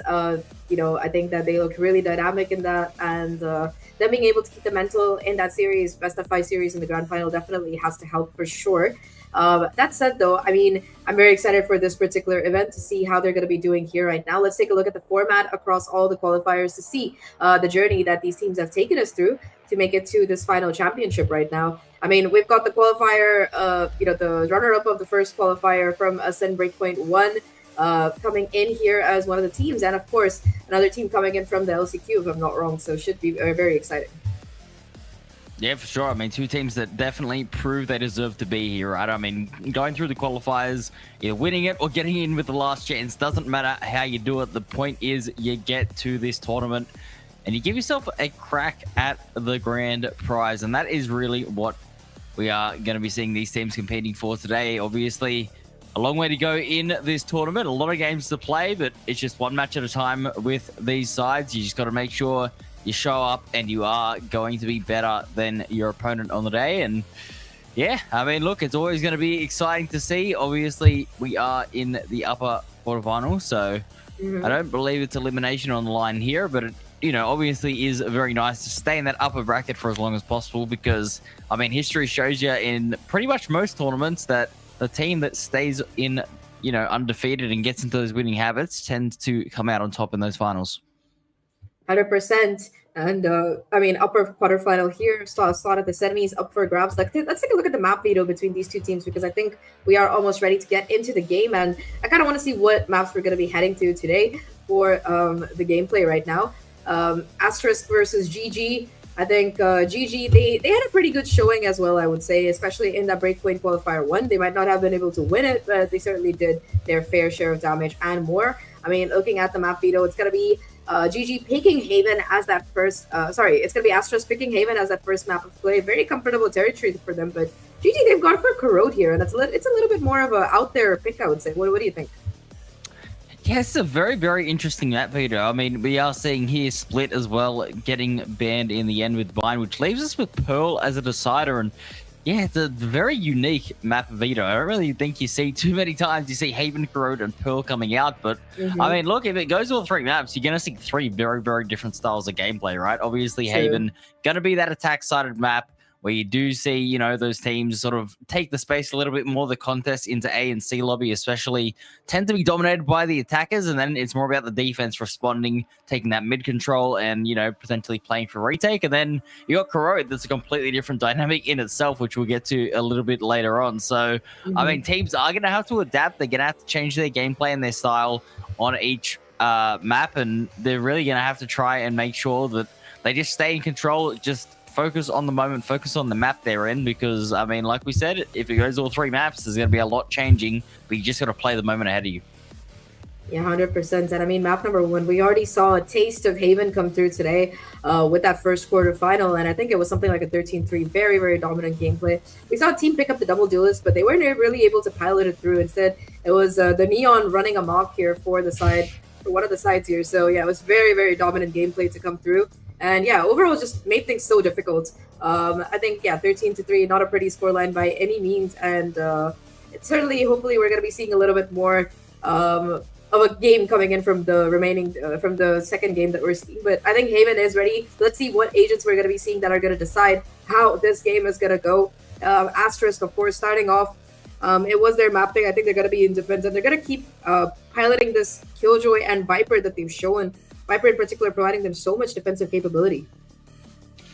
Yeah, it's going to be interesting to see. I mean, both teams going with that Neon pick is interesting. It's obviously Gangan Galaxy coming out and picking the Yoru as well. So there isn't going to be that Breach Neon combination that is just so tried and true. I mean, a lot of people would agree that that is a very dangerous combination on this map, but both teams steering away from it, instead just opting into the Sova solo initiator, just getting the information here and allowing the Neon to play on their own. Obviously, the rest of the team will flood in behind. You got Clad on the Yoru as well, so that's going to be a really interesting dynamic between the Neon and the Yoru. On the other side of things, though, Asterisk are just going with that solo duelist. Obviously, Yash, a very, very accomplished Neon player, should be able to handle it, and with the double smokes, it's certainly going to be an interesting map. Of always said, you know, Viper on this map, it's a bit hit or miss for me. I'm not completely sold on it unless you got a player like Genji Munchkin. I mean, obviously, that guy is an absolute freak, but yeah, I very much prefer to see, the double initiator sort of support the duelist, but I mean, everyone each to their own. We'll see. Asterisk obviously are a very, very high quality team, and they'll definitely know what they're doing with this composition regardless. Yeah, I think all of those are pretty great points to make. And I mean, we saw the gameplay coming in from Asterisk as well. In particular, I think that Caramel has proven to be such a deterrent on that Killjoy in particular. I think that whatever weapon he's had in his hand, he's been able to really come up swinging, I would say. So yeah, I mean, it's going to definitely be interesting to see how far this does go. But whether they can convert or not off the back of their map pick is still a battle that remains to be seen. And I think for Asterisk in particular, they're going to be looking pretty comfy. Because you did see them play that this map the previous time as well, like you brought up that last matchup. So I think it's definitely going to be a map that they've demonstrated that they have aptitude on. Yep, 100%. I mean, Haven's just been in the map for so long. Everyone is pretty comfortable on the map, I would say, by now. If you are, obviously newer to competing, it'll be a little bit different, just getting used to the general fundamentals of tournament formats. But I think that for the most part, everybody's going to know how to play Haven. It's just a matter of these agent selects. And we already see it here. There is a different approach. So we'll see who comes out on top, which theory is going to work out better in this match. And yeah, it should be really interesting. I'm looking forward to seeing the push and pull tactics that will come out here from Asterisk. Because obviously, with that Viper wall, I mean, traditionally you're going to play it towards a lobby, maybe in towards a link as well to assist on the B site, which means that a lot of A lobby control can be established by the attackers, but they can also put a lot of fake pressure up with that toxic screen. Yeah, we're just waiting on one of the teams to resolve a little bit of a tech issue. So we'll be back. We'll be starting with the game pretty soon. But that point about the Viper toxic screen, I mean, we saw it in action as well. So many of the times they had to push through Ryzen's util to get onto site in the first place, and it's just so much more damage coming through. Off the back of it, whether it's with the Killjoy mollies or whether it's just spray downs. We also saw a lot of spam, which definitely looked extremely painful to deal with. So, yeah, I mean, a lot of utility for the side of Asterisk. Gangan as well. I mean, they've got what it takes. I think Mighty in particular, we saw some Neon gameplay coming in from them over the course of that first qualifier. So, yeah, it should be pretty interesting. 100%. And also, with the two Killjoys being selected here, no ciphers being picked or anything like that, no deadlock. It's obviously a bit more of a standard Sentinel pick on this map. It always has been a very, very good Killjoy map, but the turret, I'm especially curious to see how it is going to be utilized. Are we just going to see it played stock standard in towards Garage, or are we going to see that Info C-Long turret, or maybe even towards B? Like, there's a lot of options the Killjoy can play with here, so I'm really interested to see which team is going to go for more of that information approach, and otherwise, do they just sort of try to allow the Killjoy to be a bit more of an anchor? I think in Caramel's case, he was definitely playing hard anchor. So yeah, whether GG are gonna do the same, it remains to be seen. But I think that in terms of info as well, you have that additional little bit of extra coming in for GG here off the back of that Yoru, because you do have that additional play available where you can just push through in main or something, spot a couple of Yeah. players and TP out, or just again that additional rotational capability. Both the Yoru and the Neon are kind of like pivoted for it, I would say. So yeah, we're still working on the tech issues. So we're going to be going to a short break. We'll be right back. Just give us a couple minutes and we're going to be getting started with Haven. But until then, we'll see you on the other side.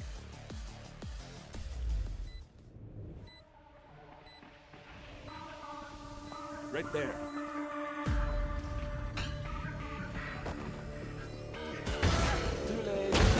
One enemy remaining. Flawless.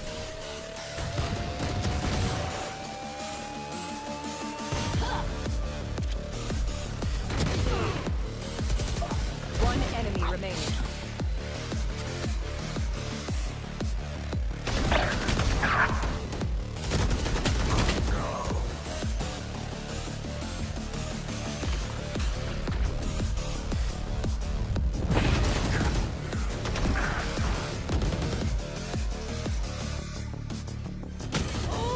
One enemy remaining. Spike planted.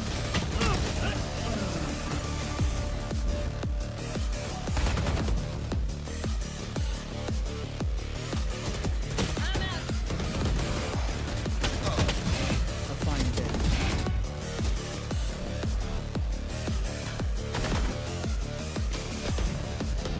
One enemy remaining. That's three.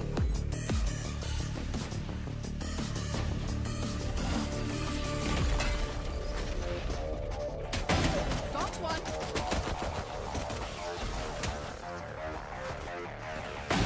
Goodbye.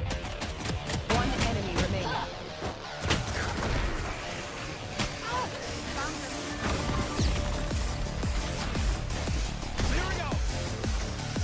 Bomb grenade out.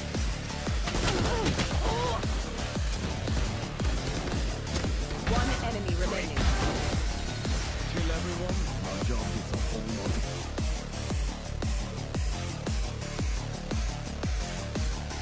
Right there.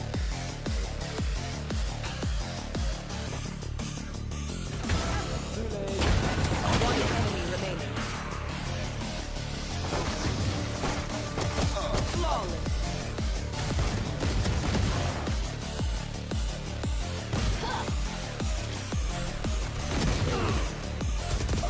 One enemy remaining.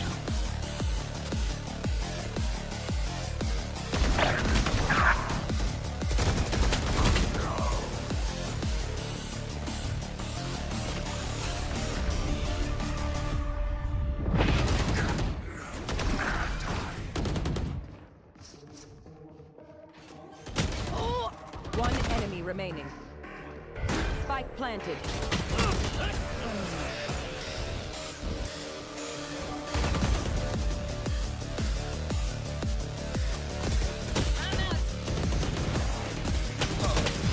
A fine day.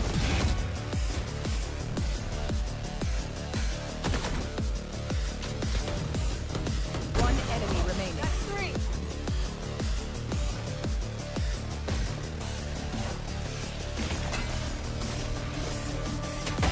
Got one.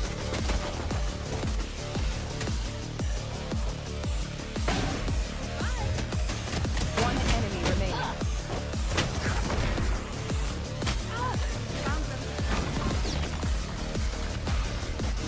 Found them. Bomb grenade out.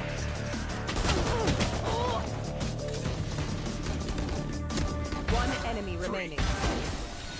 Kill everyone, and our job gets a whole lot.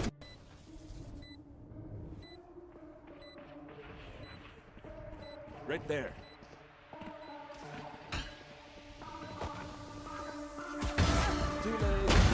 One enemy remaining. Flawless.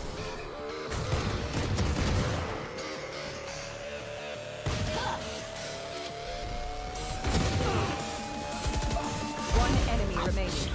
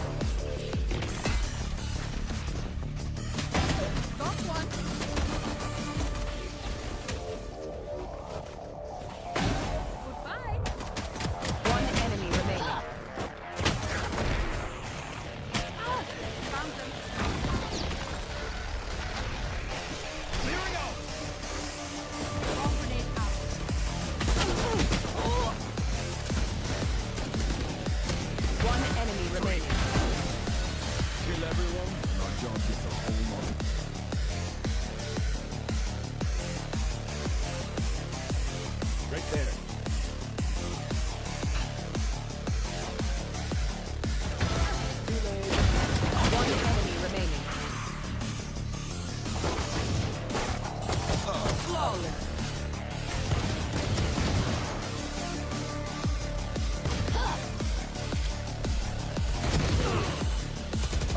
One enemy remaining.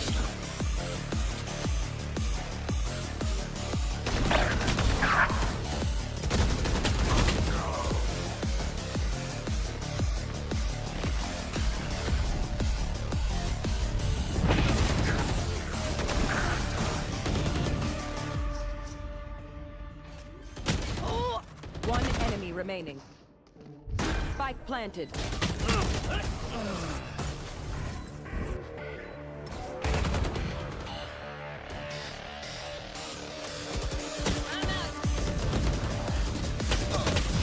A fine day.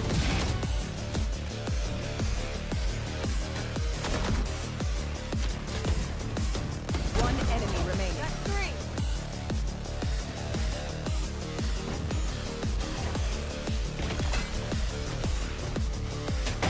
Got one.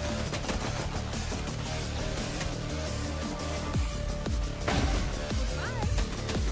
One enemy remaining. Found them.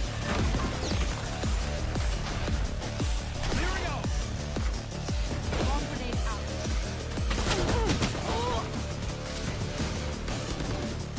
One enemy remaining.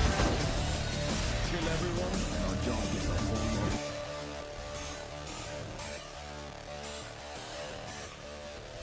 Right there.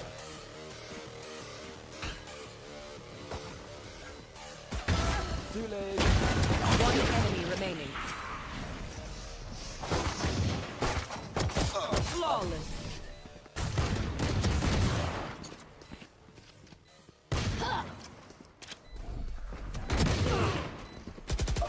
One enemy remaining.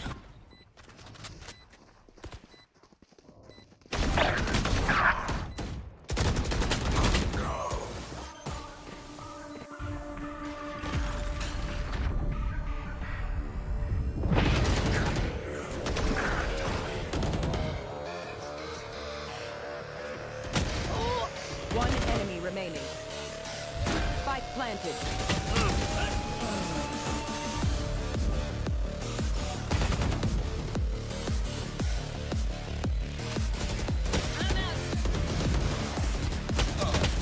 A fine day.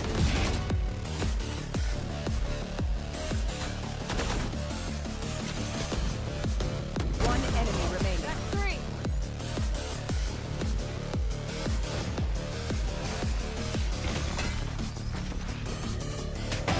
Got one.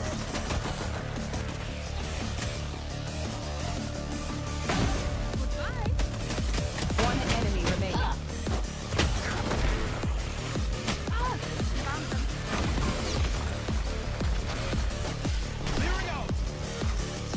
Bomb grenade out.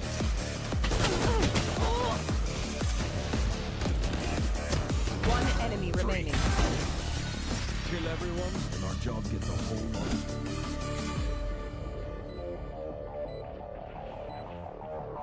Right there.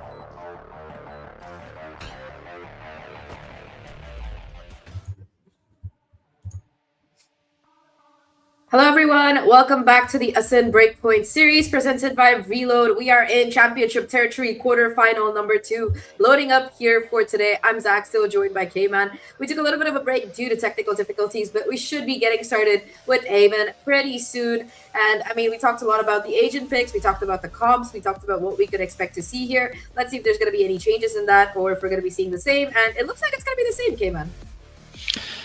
Yeah, look, I mean, obviously we did speak pretty in depth about the theory behind both agent select lineups. What does the Viper do? How much control can you get off that? Versing that double duelist, the dive, it is going to be aggressive. And yeah, I'm expecting both teams to be put under some serious pressure on their defense, especially here. Obviously, we are going to see Asterisk going to be starting on that defense. So, I mean, having the Viper available is going to give you a little bit more of that stall. But, you know, obviously that is going to be a bit of a non-factor here, at least what it seems at the start of this round as we are getting into it. And we Yash to open up with 2 beautiful shots. Yeah, we've talked a lot about Yash. We were highlighting him as one of the dominant players to watch out for, and he already starts off strong here for this defensive side with the mid push fighting 2 kills. Now, still got 4 players down towards this side of the map. The KJ playing up close and personal. Caramel finds that kill. Second to come to as well, and it's just going to be the Lurker Killjoy. If Noob spotted out position, no, and Kibojin, the one to take the drain, and all of Asterisk coming in behind him. He doesn't even need the help, though. Wow. It's just going to be Asterisk to come out on top. A flawless pistol to start off with, and that's a pretty good damn start. Yeah, no, very, very good start there. Obviously, that mid control was the emphasis of the defense to start things off, and that really has, you know, worked in their favor. Obviously, that Neon having a little bit more of that extra speed as well, just being able to walk down and punish those attackers on a bit more of a different timing there. Obviously, the Neon can get to those spots a bit quicker, and they do get rewarded a 1-0 start, as you said, and a very, very clean pistol at that. Very clean indeed. Exactly what they needed, I would say, to keep it going. And yeah, they're going to have the additional advantage of the buy off the back of it. Caramel still opting to stick with the Sheriff.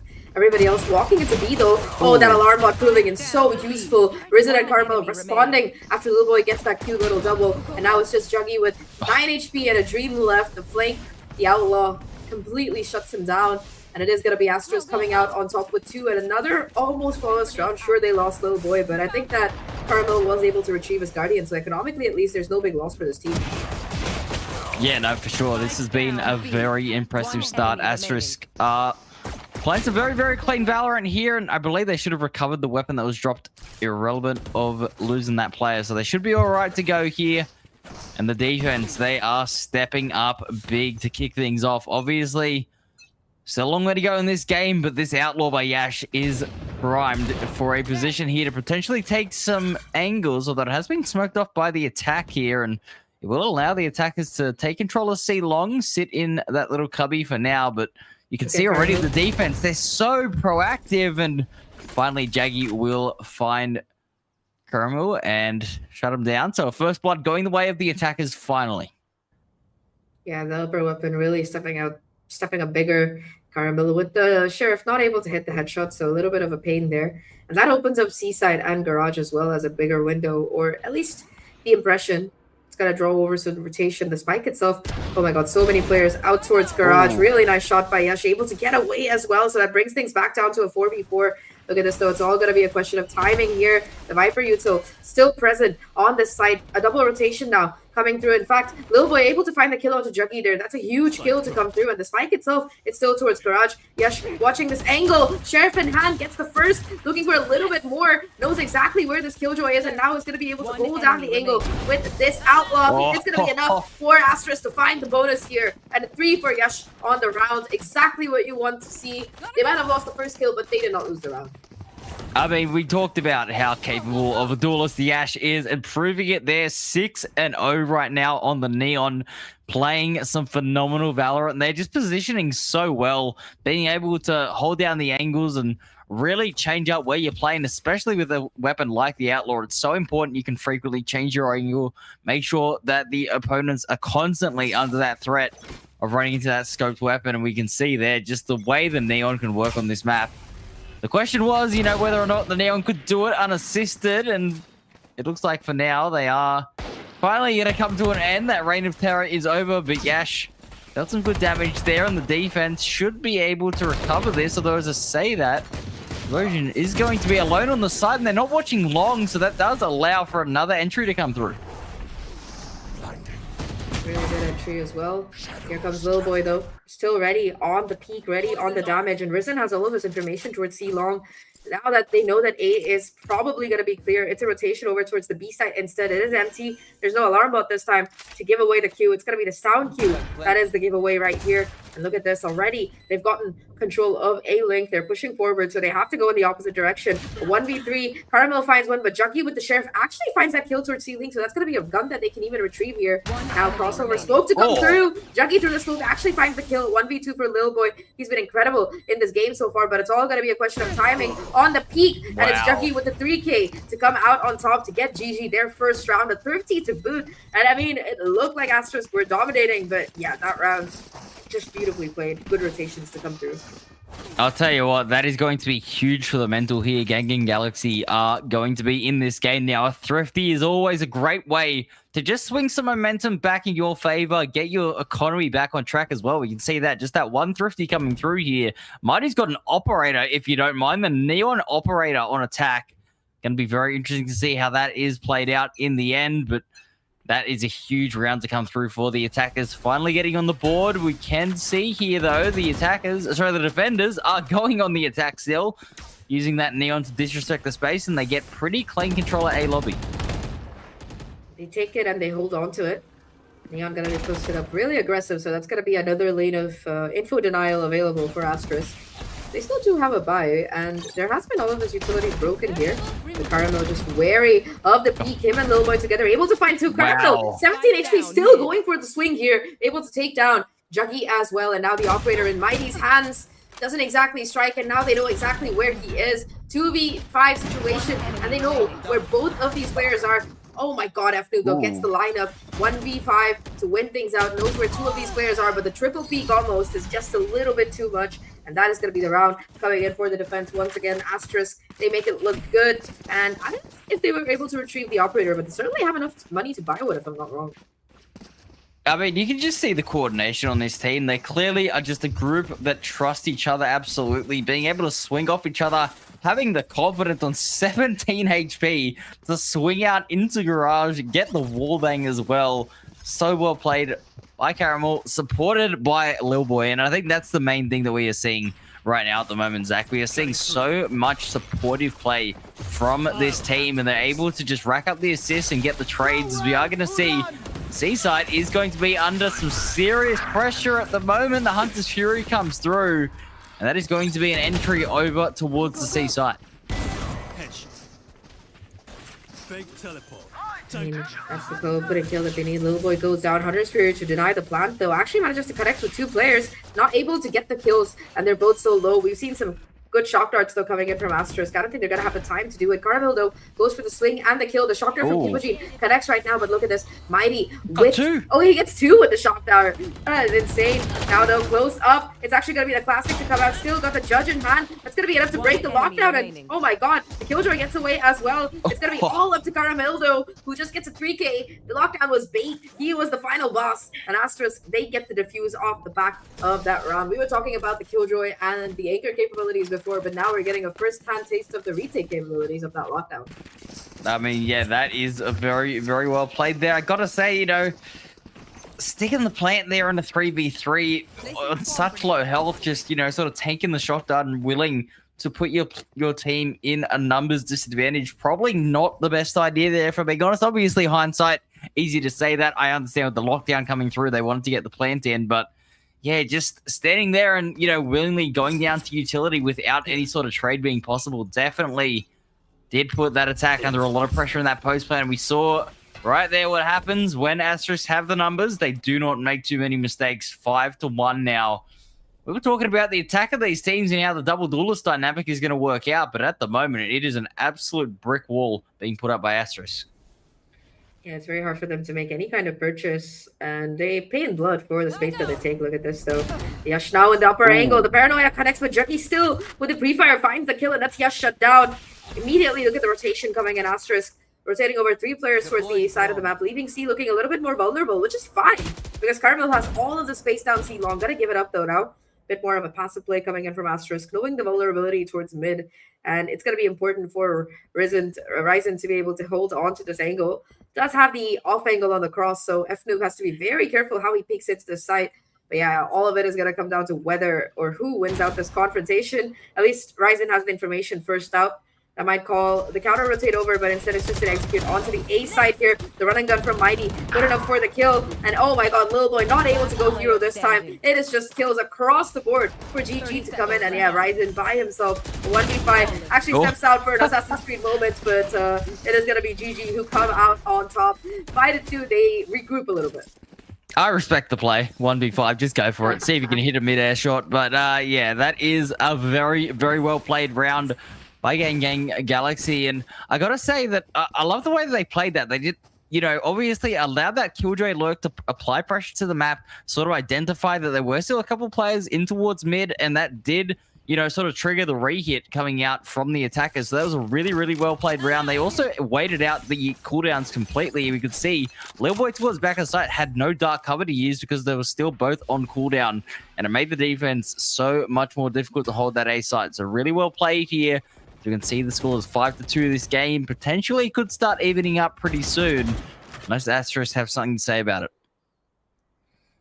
Definitely that last round gonna give them a much needed burst of momentum. But yeah, it started with them being able to find that first kill and deny Yash the space that he's been so happily taking on that A side for so long.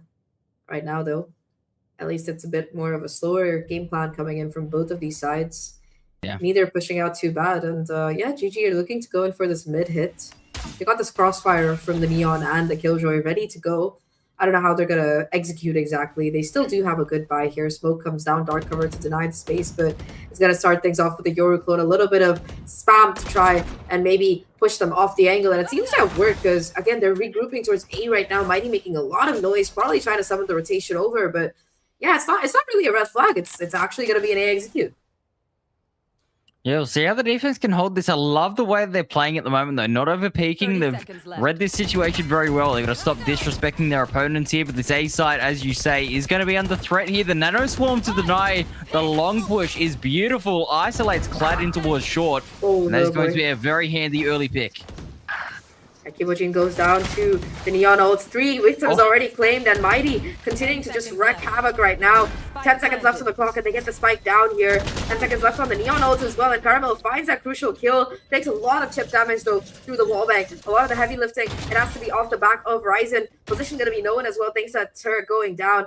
And, I mean, it's just a beautiful crossfire. How are they going to break this? Every shot has to be perfect right now, especially with the HP being what it is for Caramel. First peek comes through. There's a headshot for Ryzen. Counter trade there from FNoob, and Caramel with 27 HP knows where FNoob is. 1v1 has to hit the headshot. FNoob manages to reposition towards long, though. There's gonna be no what do you call them? Nanoswarms left on spike. It has to be the diffuser. The clock is ticking, and Caramel just left behind here. FNoob punches out the Killjoy mirror matchup, and it's gonna be a third round for GG. Very well played in that 1v1. Just to go in towards long, play the time, use the clock to your advantage. Very, very nicely done there. And like I said, 5-3, the momentum is starting to shift. I do like what I'm seeing, though, from Asterisk. They did lose a couple of rounds. They started to play a little bit more respectful. We weren't seeing them just run down mid and try to run down their opponents. We saw them sort of try to take the breaks there. But they're probably just playing a little bit too passive now. They've kind of completely flipped the switch here, right? Obviously, at first, it was just repeated aggression down mid, especially. We are going to see it again here. The Neon is going to take all this space, but what do they do with it in the mid round here? Because obviously that's where they have started to be punished for those overpeaks, and in that previous round, I think they just didn't quite get the information early enough about that A hit. So we'll see whether or not they can make another adjustment here. The defense has certainly been asked a lot of questions, and I'm loving what I'm seeing from both sides. The worst part was Kibojin got the first kill the last time around, so it was still an advantage for Asterisk. It's just that Mighty went absolutely huge with that Neon ult, the overdrive, just running it down, and yeah, finding 3 kills there's no way that should have been allowed. That just completely opened up the site. Now though, look at this little boy. I think he was spotted out here, just being spammed into oblivion. So little HP left. The paranoia though is perfect, and he's able to actually find a kill off the back of it. Look at this though, Yash now stuck in the corner, and that is gonna be just a 1-for-1 trade. Very unfortunate. Little boy also chipped into pieces. So yeah, gonna be very difficult for him to try and hold on by himself, but that's why he summoned in the cavalry. The problem here is that this might just be a fake boy, because I think they're aware of that possible rotation, and that means that Caramel is gonna have to do all of this heavy lifting, get the information on the first player, but caught in the open between 3 angles, not the way you want your Killjoy to go down, and that opens up C side fully up. Yeah, just a bit of an awkward timing, and Jaggy gonna find Lil Boy as well on that flank attempt through A. So really, really well played. The attackers playing the clock, playing the map perfectly at the moment. They will get the spike plant though, 2v4, not an impossible situation, but with the weapon disadvantage, you wouldn't back the defense in here too many times. And yeah, Clad hitting that shot with the Outlaw should secure the round here. And we're going to see a very, very even scoreboard. We'll see if any damage can be dealt by Kibojin, but no, that is going to be the end of the round. 5-4 now. And that is a big, big statement here. Gangan Galaxy proving that just because they're down, they're certainly not out. Down and not out. I mean, 5-4, things certainly catching up here for GG, and you mentioned it as well. So things looking much better for them. They're getting close to being able to break the economy here for Asterisk. This is their last buy. They have a couple of ults as well. Caramel almost on that second Killjoy ult. Yash with the overdrive ready to run it down. But so far, at least GG, they've been going head to head. They seem to have recovered their confidence, and they're happy to go aggressive right now. They start with that mid push, mid and A noise being made, but it's just a decoy. Again, the C site, once they manage to take out Caramel, has been looking very rewarding for them. And Caramel continues to play a little bit aggressive, not as much as before, but the Dimensional Drift, it is going to be the human Sova drone to scan out, make sure that the site is completely empty. Caramel gets spotted out as well. They try to take him down, but he's just going to have to wait for the rest of his team. The problem here is that there's so much util available. Hunter's Fury comes out. Might break the lockdown as well. Never mind, the lockdown has been forced out, but Lil Boy to get that first kill. Yeah, the crossfire here as well. The dark cover coming in just a little bit Wow. late. Rush gone in, taken out the lockdown, and all of a sudden it's a 3v2, making a 2v2 absolute brawl here on the C side, as we are going to see it come down to a 2v1. Spike is ticking, and FNoob somehow wins it. The swing came in just a little bit late there over on Logs, and that was enough for the Killjoy to isolate 2 1v1s. Very well played in the clutch. Yeah, Lil Boy, the timing on the smoke falling away, not in his favor, and FNoob gets rewarded for watching the right angle at the right time. Like you said, it takes 2 things to get a clutch. You need some good luck and you need some skill, and FNoob had both in that from 5-1 to 5-5. Not exactly a good side if you're a GG, if you're an Asterisk fan, but for GG, it's gonna have to feel nice coming back from that big deficit in the beginning. And yeah, the problem is last round they invested a lot of ultimates, but the thing is that there's not really money available right now. Ooh, aware of the Euroclub play. The problem is there's also the shorty available. And yeah, Yash to find that first kill, makes the noise here, follows him down, and Ryzen barely getting away with his life as these duelists chase him down. Still going to be a shorty pushing into the Viper's pit here, but Ryzen saves his teammate's life. Not able to get the second, though. It's the utility and the judge to come together in a court. There are still going to be 2 players towards the side, and Nico has to check the corner. He does do that, able to get that first kill. And Yash, I mean, 30 HP and a dream, not able to connect the shot. It's all down to just Caramel. He's been incredible before, but he is so late to this party. And already Nico in the smoke, looking for a 3K. It's all going to be a question of timing, and it seems like time at least is in the favor of GG right now. We've got the players, almost gets a headshot, a sneaky little play onto Caramel, and yeah, Nico with 5 bullets, not even going to reload. In fact, he's so confident right now. Yeah, very, very confident indeed here on the Omen, as we are going to see Caramel going to swing out, attempt to just get the 1 pick, but not to beat. It will be the 3K you were talking about for Nico in the end. So finally, out of nowhere, GG have taken the lead 6-5, and it's forced a timeout here. Asterisk, I mean, they're going to be wondering where it all went wrong. They're just getting overwhelmed time and time again. I got to say, pushing that Viper's pit, I was a little bit worried to see that. Maybe thought it was going to be a bit of a disaster coming through, but luckily the judge is the perfect weapon in that scenario. The Neon gets the trade, and it opened up the A site beautifully yet again, and that's been something that they've kind of used as that win condition, right? The ability to use this double duelist as kind of just a brute force, knock down the front door type of strategy and approach. And I mean, early days probably wasn't working because they were getting caught out by those mid flanks and just how aggressive Asterisk were being and confident on that defense. But now they've managed to slow down the defense's, ability to rotate and sort of put them back in their box a little bit and, made them a little bit less confident. They've been able to play with a little bit more freedom and really use this double duelist, sort of utility to its full advantage. Yeah, like put some respect on it. That seems to be the call. And they've certainly been forcing respect out of their enemies for sure. But yeah, 5-1 to 5-6. GG gotta be feeling good about that. They're ending this round at the very least on equal footing if they're not able, even if they're not able to get another round on the board. Yeah. And so far, at least this mid and B default, mid and A defaults has been working out great. They've been able to consistently punish the aggression coming out of Asterisk as well in these last couple of rounds. So yeah, timeout to see if they can find anything off the back of it. Again, though, Yash looking to go aggressive right now. Really hasn't taken any, isn't really demotivated or scared of that. Talking about it though. It's still gonna be the C push to come through. Ryzen, the first player on site, looking to hold things down here. TP's on the side. I don't know about that, Chief. That's a very strange play. Ryzen does get traded out though, so it's still gonna be a 4v4. Yeah, now 3v4 scenario here, but one key factor is that Killjoy lockdown. The Hunter's Fury is still active for GG to counter that. So they will try and get this plant down. Potentially, no, they choose to fight instead, and it is going to be a 1-for-1 trade, but it's the Sova that goes down. And now that lockdown is going to have so much more consequences in a retake scenario. 2v3 defense are going to play patient for now and just let the attackers make the next move.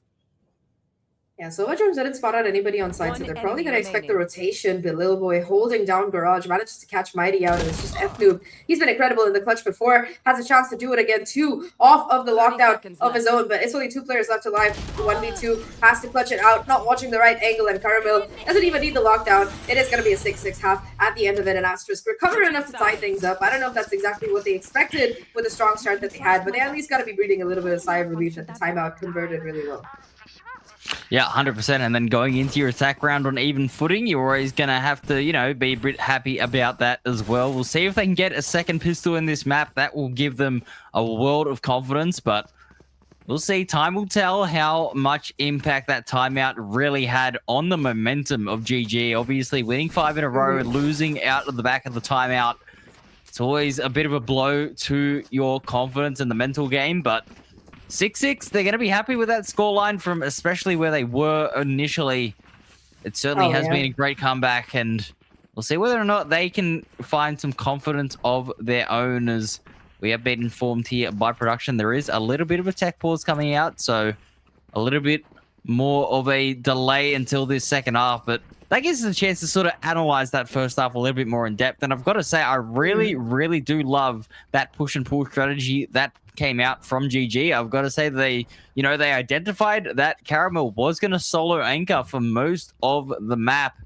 And if they could just pull enough rotates over towards that A side, you could just see how that quick pivot with the Neon and Yoru allowed them to just sort of get the jump on the defense and really beat them to the rotates across the map. Yeah, especially the awareness that, okay, look, they've been playing aggressive on A, they've been taking a lot of space, they've been like shutting us down, and we've been losing players. So let's just hold, you know, let's punish Yash or whoever decides to push out of A here. And I think being able to keep that consistent pressure up and fight for that A lobby control denied the pre-rotations and information over. And like you said, yeah, after that, it was a matter of being able to catch Caramel on his own. So many times he had to play. He's been playing aggressive as well, so they know his tendencies to boot. So they've just been ready to just shut him down. And immediately, the moment they shut him down, you can see how ready they are to take that C side. So it was a very nice response as well from Asterisk in that final round to be able to just make sure that they don't over-rotate. And even though the Sova drones didn't see anyone, they still had Little Boy positioned over towards Garage. And of course, Caramel with just insane util to cover the rest of the map, except for A. They were playing A retake at that point. They didn't care. So yeah, really, really, really nice gameplay to come out of both sides here. But yeah, GG definitely are the ones still with the momentum, I would say. It depends on this pistol. I think if Asterisk can win it, it's definitely going to be like a huge benefit for them. They're going to be able to get started on building the kind of lead that they had in that previous thing. But I think for Asterisk, the biggest storyline for them at least has been just not being able to keep things going. I would say they start off, they get the momentum, but then after that, their opponents seem to recover more often than not. So maybe they can consider how they can keep the lead, that is, get the lead and keep it. 100%. We'll see if they can take the lead yet again in this game. We can see, you know, obviously on this timeline, it has just been big blocks of momentum going either way. And with that streak ending at the last round of the half, it may just be enough for Asterisk to take this game away. We'll see. A long way to go in this game. I mean, look, early days, I thought we were going to see a very, very quick match, but we are absolutely guaranteed for a banger here. 6-6 the current score, and it looks like the defense as well here for GG are going to look to go a little bit more aggressive towards mid and challenge in, and it's worked for them early. Works for them now as well. Both F-Noob as well as the Yoru able to find a frag each. Ryzen finds a trade at least, but look at the amount of space that's already been taken. Oh my god, the Sova are all the way towards B. Still watching this angle. Wallbang headshot though. Juggy just gets shut down, and that's going to bring things back down to a 3v3. Nico having to re-clear all of the space right now. Might be able to find the timing though. Is he going to check through this garage window. That's the question. And Oh, whiffs no. the shot. Oh god, you cannot whiff that. He's able to spot out the other Omen though. So still, things are down to a 2v2. Kladenstein very, very low on the HP right now. So is his teammate. It's still a 2v2 though. Kibojin stuck in spawn. Spike gonna be dropped right next to the Yoru. So yeah, it's gonna have to be a long road back. 40 seconds left on the clock as well, so it's not like they have unlimited time either. In fact, it's just gonna be the Asterisk players regrouping, hoping for a possible C push, but instead look at the positioning right now. Kibojin with the spike, 30 gonna be able to seconds get it down, and yeah, it's just gonna be a Spike 2v2 planted. retake. But Nico with the flank, that might be the difference maker.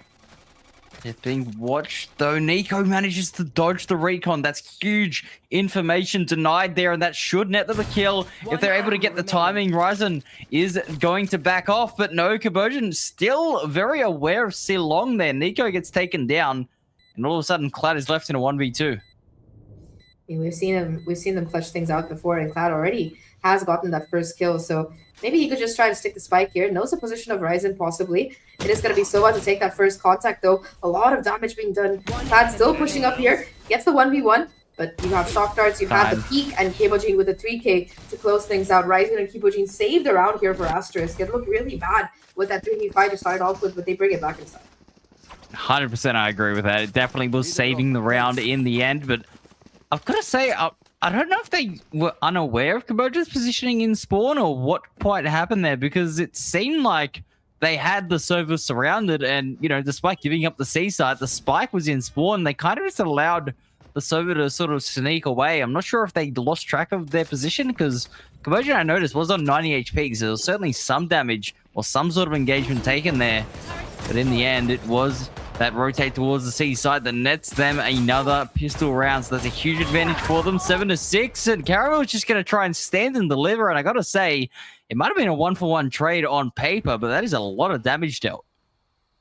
Yeah, and look at this, the Yoru incredibly low as well. The problem is the flank, and with Caramel taken down, I don't know if they're going to expect everybody to be coming down on this flank line. They're taking their time currently heading in, but oh my god, they were just waiting outside a slaughter to boot, and yeah, they just pick apart every single player. The pistol's not really doing the job. Sure, one of them takes a lot of damage in the process, and Mighty left behind with just a shotgun in a 1v4 position. Going to be spotted out by Ryzen, but the Bucky, it could very well do damage, and aware of that, Ryzen is going to get away, running for dear life right now. He wants nothing to do with this Bucky, and Yesh will be there for the rescue. He's like, I got you, bro, don't worry. You don't have to worry about the Bucky with me. And 8-6, Asterisk once again take away the lead. Yep, calling for backup there against the Neon. Definitely something I'd be doing there. Just run away, got a shotgun. But yes, that's it. Yep. But 8-6 is the score, and that is a conversion on the pistol round. Asterisk playing very, very nicely. Again, a solid start to the half, but as we know, we can't get too ahead of ourselves. We'll see what they can do in the bonus here. Yeah, Byron coming in here for GG could be what they need to swing this momentum back. We talked about how both sides have been going very, very, being able to string these rounds together very easily. Talking about easy though, A lobby control completely granted here by Asterisk. 2 players gonna be taking the lead here. And Asterisk, in fact, looking to get the spike down on B. That's a lot of damage. Little Boy is tanking. Actually gets shut down by the Molly. So I didn't know if that was the play there, Chief. But yeah, Omen lost very early on. Ethnic tapping the spike. Hunter's Fury caught out very, very early right now. Kibojin actually needs to find a kill with it though. So it's not entirely a waste. Flank gotta be watched as well. And here comes the judge. Not able to find the kill. It's Ryzen and Kibojin to come out on top. 2v3 situation. GG not with the numbers in their favor. They could get a smoke down though, and that might be the saving grace. They do have the recon and the shock darts, however. Everything in the kitchen sink ready to go. Ryzen gets the first. The spam trying to connect here. Juggy though, just looking to stick the spike. It's not gonna be enough. And with the recon and the spam, Caramel shuts him down. Asterisk, they convert that bonus, and I was a little bit skeptical of them taking the spike through the Killjoy Molly, but hey, if your plan is to play post plan, I think it's a pretty good plan. Worth the trade. Yeah, I mean, look, they get the trades in the end, as you say, so you can't really hate on strategy too much, and that is going to be 9-6. Yeah, definitely. But I gotta say that retake, I think the ideas were really nice. It was just a little disjointed. I think Mighty just went a little bit too early there. Obviously, with that Hunter's Fury coming out, tried to put pressure on the Sova, but unfortunately with the judge in that 1v2, it was never going to work out for them, as we do see them Trying death ball yet again down mid, and Jaggy is going to land a nice shot with Mighty. The trades are going back and forth. It is a bloodbath, but it is numbers advantage to the attackers yet again. Big shift from the last time the Sheriffs were in play. Once again, it seemed like it was going to be an advantage for GG, but this time Kibojin is there for the refrag on top of another refrag, and it's exactly what they need. Ryzen breaking that Keijo utility, you got to be falling back, but that's another area of control that you can very well establish, and Kibojin has the read. Got to be taking the spike to this A site, or at least calling for the spike to this A site. Clears out a lot of angles. The problem is Nico has caught wind of this, might be able to find the timing on the CT, but there has also been a rotation coming in from Asterisk, so it's not going to be for free. 14 HP, Sova drone to come through as well right now, trying to clear a lot of this CT side, and look at this, Ryzen with the off angle just catches the lurk perfectly. It's all up to Nico right now. Did spot out one player, I think, but yeah, it's just going to be the Recon and Caramel to put him in his grave. 10-6, and Asterisk, they get to double digits. Yeah, this is a very, very impressive attack. I gotta say, a perfect read as well. In that 2v2, you knew the Omen was playing towards the B site. You hear the alarm bot in towards Garage. Instead of just leaving it immediately pivoting to A, you go in, you break the utility, and you force them just to anchor for a couple more seconds and really think about where that hit is going. The A site opened up very, very easily. So, not too sure the IGL is on Asterisk, but that was a perfect read indeed. Very, very impressed so far with what I've seen. 100%, and they continue to, I mean, we were talking about momentum, they continue to take advantage of the round that they found. Once again, buy gonna be available here for GG, but this time around, GG prepared to fight back. Neon Wall goes down, Paranoia to come through, Lil Boy with the TP to find the frags, Ryzen jumping into the smoke as well with a shorty. Not the way you want to go if you're Nico, and yeah, it is just gonna be another dominant Asterisk attacking round here. 5v2 at the end of it, they didn't even need to use any ults this time, and yeah, it needs to be a safe call here from GG. Surely, with anything what it is, there's no way that they try and go in for the retake. They could try to get some exits. That seems to be the plan. But Asterisk, my God, they might have won the map with this round one right here. Yeah, we'll see what happens here, because we did see them have this sort of unrivaled aggression and get punished for it later in the half, as Jaggy is going to find one exit here over towards Yash, but that's going to trigger the hunt of players. A great double swing to come out. It was a second pick, but with all the money in this half, it is going to not really matter here, I'll be honest. Asterisk will be able to buy up pretty easily in the next round. The spike does detonate. Bit of a formality there in the end, 11-6. But this is where we did see GG start to come back, right? They're knowing about the aggression. They, did a very, very good job of countering that on that first half. But on the defense, as we know, it is a lot harder. You can't have that stack of bodies everywhere. And that is certainly what is being caught out here for the defense. Asterisk are just holding W, getting the picks, and making sure the site is theirs. It's been very, very clean so far. We'll see whether or not GG have anything left in the tank here to counter this aggression. Not the greatest buy. I mean, yeah, most of the team just stopping to go for these half armors, full armor, or whatever gun they can buy. I mean, it just hasn't looked very nice in terms of these first kills here for the side of GG on this half. On defense, I mean, the double duelist just doesn't seem to be having the impact that you'd like for it to have, I suppose. And Asterisk, I mean, they've just been running a hammock right now amongst the map, finding openings, finding space. I think this round, they're finally changing the pace a little bit. They have the advantage. They know that this is possibly the last buy for GG. If they can break the economy here, they almost have a guaranteed win right now. And they have just been taking slow contact up A. So Recon finally coming through along with the smoke. Gotta give away the hint that A side is where the hit is coming. And there's nobody home. Yeah, and that's just the conditioning of the start of this attack, as we are going to see the spike go down. It will be a 5v5, but the conditioning here of how quick they have been is the Hunter's Fury will deny the plant here for now. Mighty jumps out, and we'll get the pick. I'll come back to that point a little bit later, because it looks like we are about to see a big brawl coming out. Plant will finally go down, and it will be a 4v4 in the post. Big brawl indeed. Everyone shaping up for this retake attempt. Viper's Pit actually going to be caught out right here. Juggy finds the kill, but Lil Boy, crucial takedown on the site right now. And oh my God, it is Caramel holding down the flank, takes down the Yoru. Still going to be a 2v3 situation. Numbers in favor of Asterisk. still being an absolute menace, and Juggy trying to crunch in on this Omen. You have to be very careful where you take the entry onto the smoke here. Gets the first one, almost gets the recon, but it's just not going to be the time there for the Sova to be able to shoot it through. 12th round on the board for Asterisk, match points, and this is pretty much exactly what they could ask for. They have been looking so good on this attacking side. Not a single round lost yet. Yeah, I was, just to go back to the point I was talking about before that plan came through, that entire round was completely based off conditioning of what they had done every other round. They were very quick on the pivots early in the half, just using the speed, getting into the sites, and just planting. All of a sudden, they cut noisy over towards A, and we saw it. They gave up the A site, the defense, because they massively over-rotated, and that is such a very, very high skill to have in your attack halves. Just condition the defense to sort of doubt themselves here, as Cloud is going to get a huge first pick, use the gate crash to get out, and replace Mighty in to a perfect position. Ooh, Mighty playing the trigger discipline angle. Nobody really around though, and Yash actually finds a kill onto site. Okay, Mighty. Oh, no. I don't know if he's going to be able to find another one. For a second, I thought Ryzen might turn and kill him, but no, they might have the A side, but they do not have the numbers. Mighty, though, makes the mistake, makes things back into a 3v3 here, and now they're going to be able to clear out this angle as well. They heard the Omen TP, and Yash actually finds the kill right now. 1 minute left on the clock. Once again, Asterisk with the numbers advantage, and just going to be the killjoy of the Sova. Left to try and save things, make that one. It's all up to F Nubir. A 1v3 to save the map for his team. What can he do? Well, one pick gets you the lockdown. Can that be enough for the clutch? 1v3, as you say, FNoob. Get the Vandal potentially up in heaven. The Hunter's Fury going out towards CT.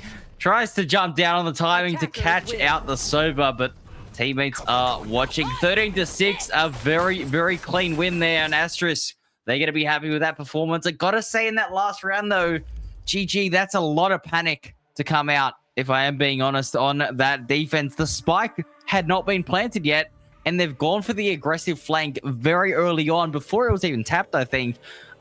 Could have been, a little bit of miscomms. Obviously, they're under a lot of stress. Didn't win a single round on that defense, but yeah, a little bit of that mental scramble in the end, and it does come back to haunt them. But on the other side of things, Asterisk, I mean, we were a little bit worried in that first half, right? All of a sudden, where did that momentum go? Are they going to be able to recover? And they just came out with a flawless attack half. Very well played.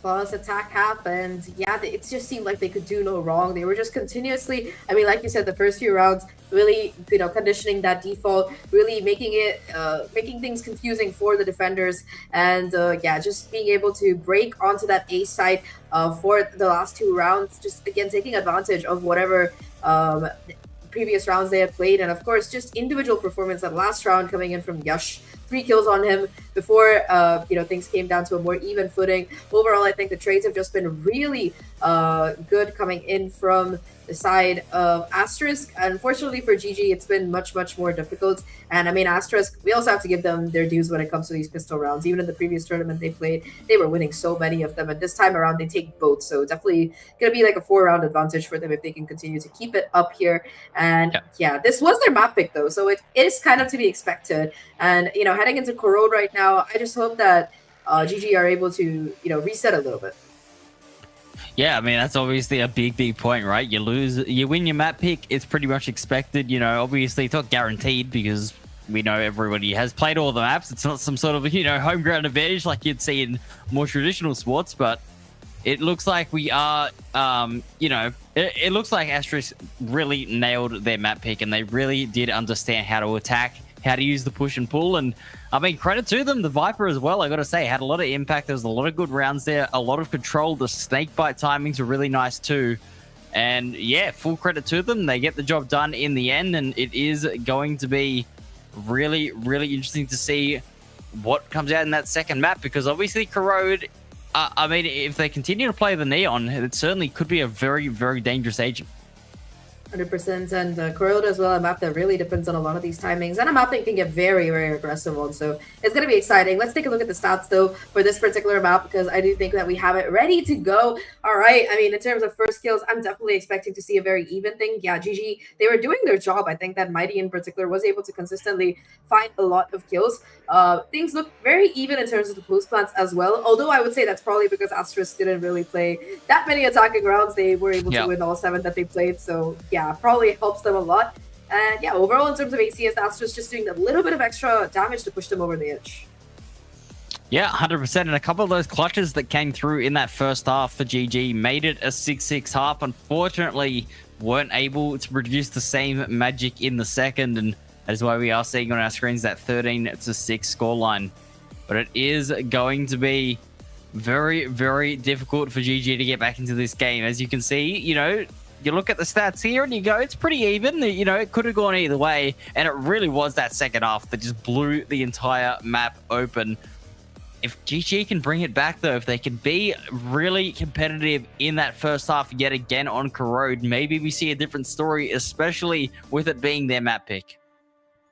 It could very well be the case. Before we head into that, though, I mean, I want to highlight a little bit of the performance coming in from individual players. Let's take a look at the scoreboard here for the first map of Haven between Asterisk and GG. And yeah, it's going to be the Sovas on top. In fact, Juggy and Kibojin both on pretty even footing in terms of that scoreboard. FNoob as well, really stepping up during the second part of the game, finding a lot of crucial kills. In fact, it's almost like a mirror matchup here. I just feel like, yeah, maybe the Euro didn't find as much value as you would like with that particular agent. But yeah, overall, I mean, pretty even once again. And like both Caramel and the Kibojin were just so good in the trade. Like, yes, Yash was taking the space, Lobo, like Ryzen was on the lurk, but it was these two who were like kind of playing that second entry or lurk, and they were able to consistently find a lot of crucial frags. Either way, though, I mean, I do think that we also have our MVP ready to go. I mean, drum rolls, we pretty much know who it is already, but we'll just take a closer look at it. Is going to be Kibojin, if I'm not wrong. Indeed it is. An excellently played map on the Sova, just a 1.78 KD as well. Getting very, very handy picks there, and a clutch to boot. Really just a well-played team performance, I got to be honest with you. I mean, Kibojin, you know, the initiator being the MVP really does stand out just how good that team play was, right? We saw it early on that first half with how aggressive they were on defense. It was off the back of that server, getting a lot of that information and then being able to, you know, take the rest of the spots and fill in the gaps with the rest of their players, and really leading from the front there. A very, very impressive map from the Sova. Yeah, I think that today is the day for the initiator players to shine in these quarterfinals. I think that it was Paradox on Breach as well who got the MVP on Haven the previous time. So yeah, this time Kibojin doing it makes perfect sense. I mean, Kibojin has been pretty consistent so far. We saw him during the previous tournament as well for the Pulsar XWAmer Showdown. And look, they're continuing to just power through here, kill after kill. And I think that it's just, we were talking about that momentum so many times during this series, and that second half was just a perfect example of it. They won the pistol, they won the bonus, and they never looked back. They just completely ran it down. 7 rounds in a row for them to take their map pick home. And I mean, heading into Corrode, that's definitely going to be a big buff to the momentum and how they're going to be feeling heading into it. Yeah, 100%. So as you just heard, Corrode is the second map. Are we going to go the distance? Will we see Pearl? Or will it be a clean sweep 2-0 from Asterisk? That is the question that will be answered right at the other end of this break.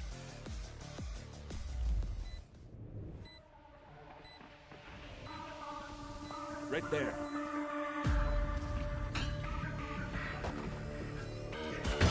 Too late. One enemy remaining. Flawless.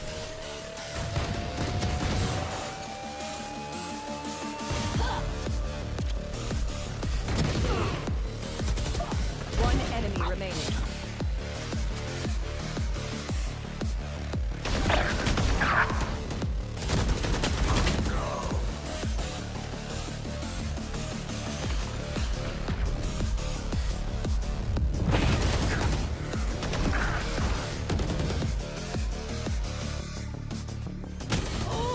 One enemy remaining. Spike planted.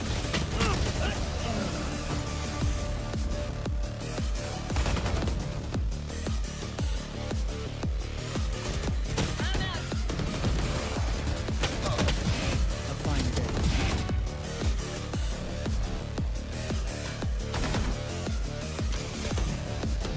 One enemy remaining. That's 3.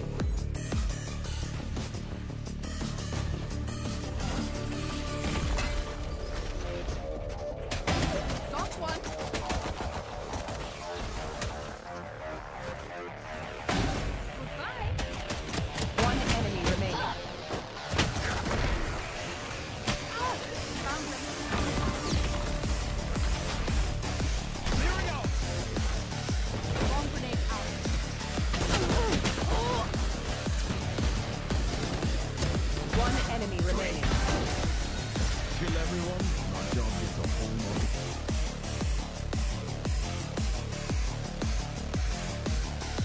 Right there.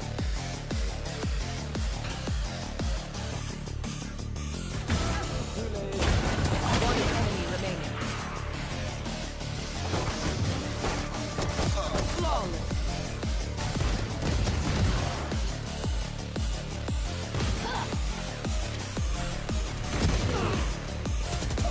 One enemy remaining.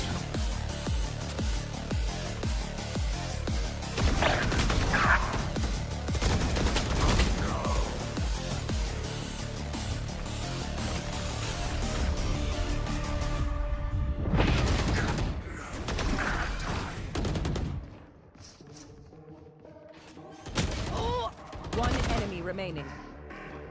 Spike planted.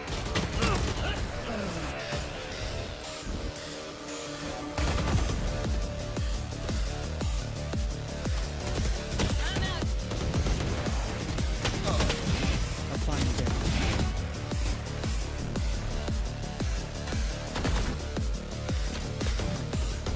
One enemy remaining. That's three.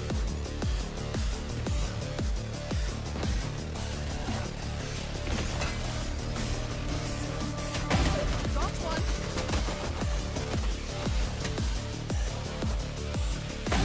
Goodbye. One enemy remaining. Found them. Clearing out. Bomb grenade out.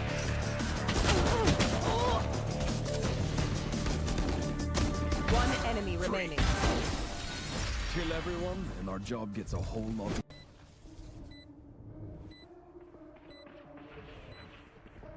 Right there.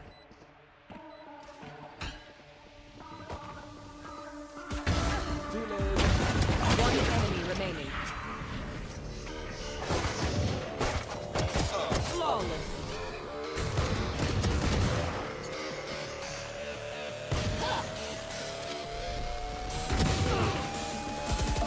One enemy remaining.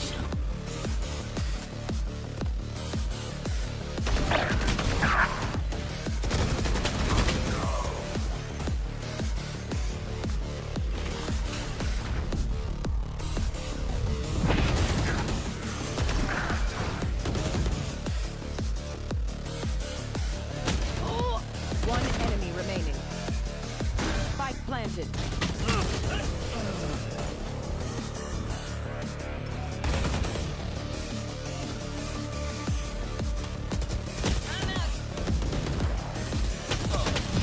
A fine day.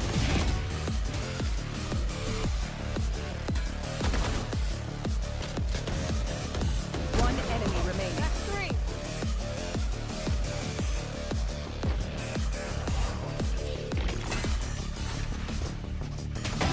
Got one.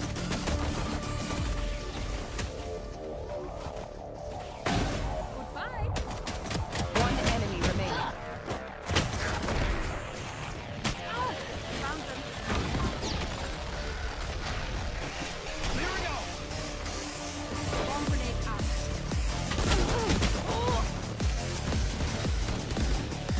One enemy remaining. Kill everyone, and our job gets a whole lot.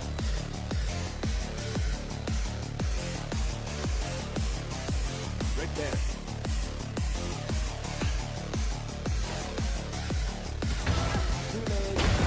One enemy remaining. Flawless.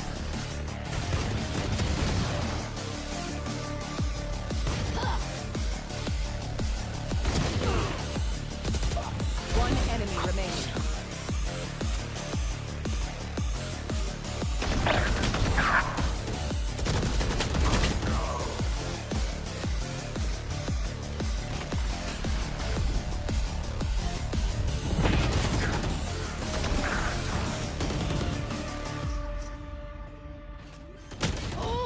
One enemy remaining.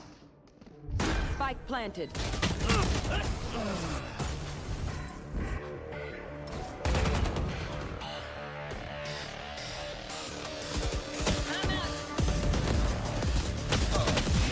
fine day.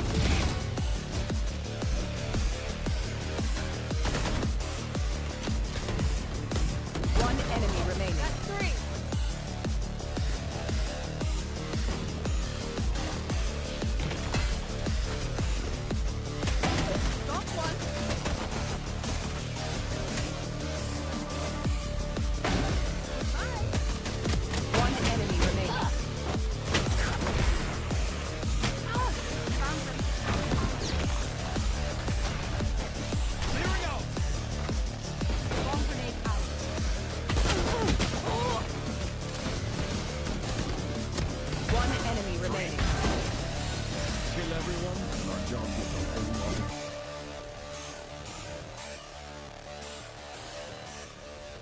Right there.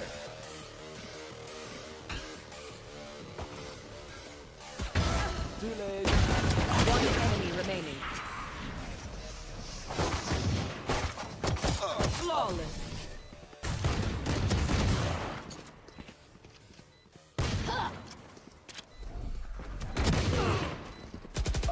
One enemy remaining.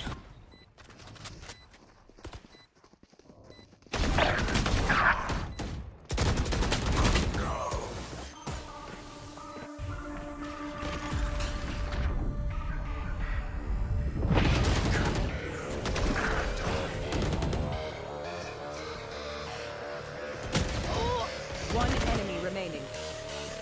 Spike planted.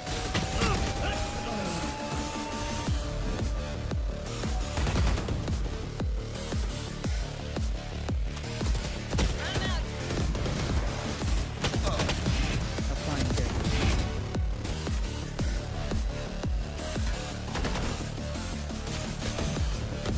One enemy remaining. That's three.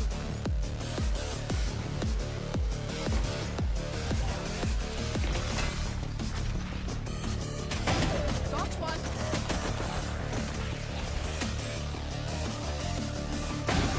Bye. One enemy remaining. Found them. Here we go. Bomb grenade out.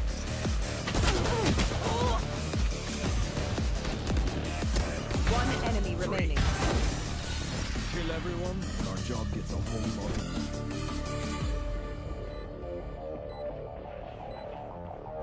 right there.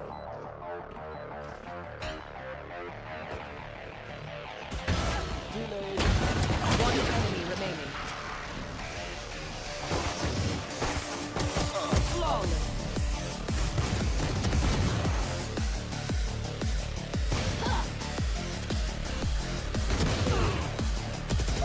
One enemy remaining.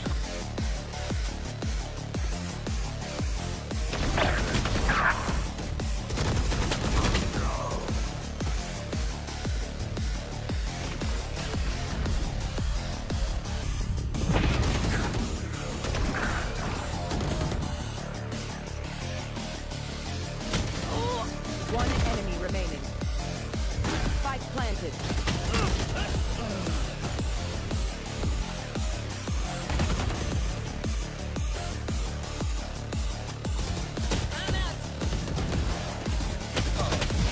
A fine day.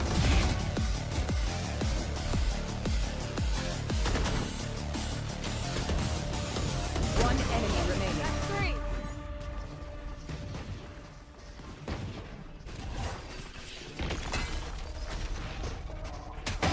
Got one.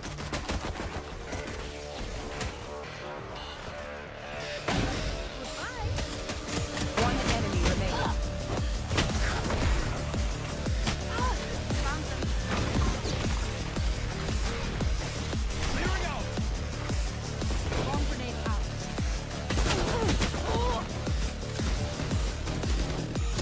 One enemy remaining. Kill everyone, and our job gets a whole lot of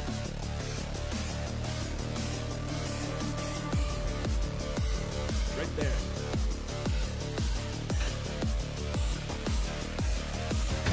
Too late. One enemy remaining. Flawless.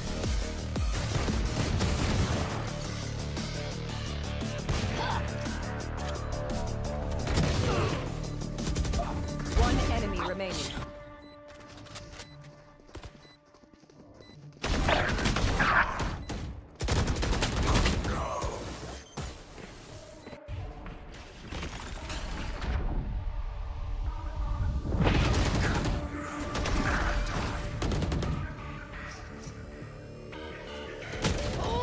One enemy remaining.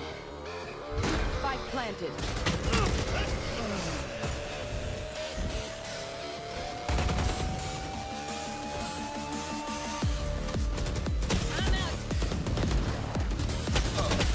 A fine day.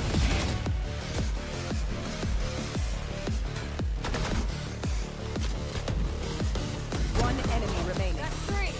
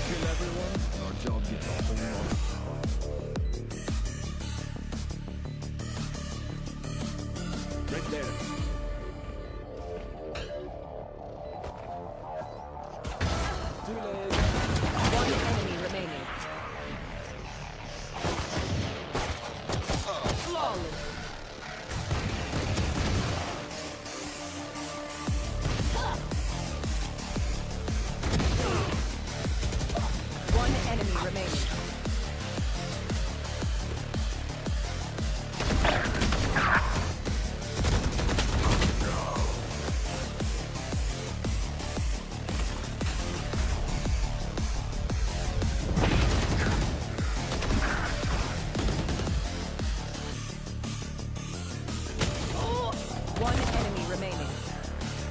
Spike planted.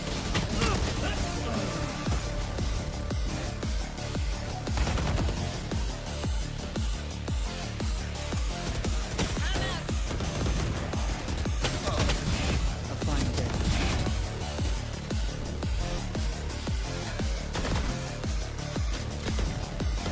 One enemy remaining. That's three.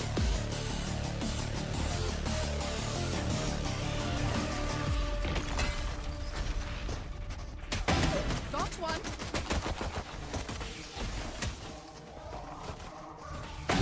Goodbye. Hello and welcome back, everybody, to the Ascend Breakpoint series. We did just see map 1 on Haven, where Asterisk, you know, despite a very even first half, absolutely blew their opponents out of the water of Gangan Galaxy. 13-6 in the end, a flawless second half from them.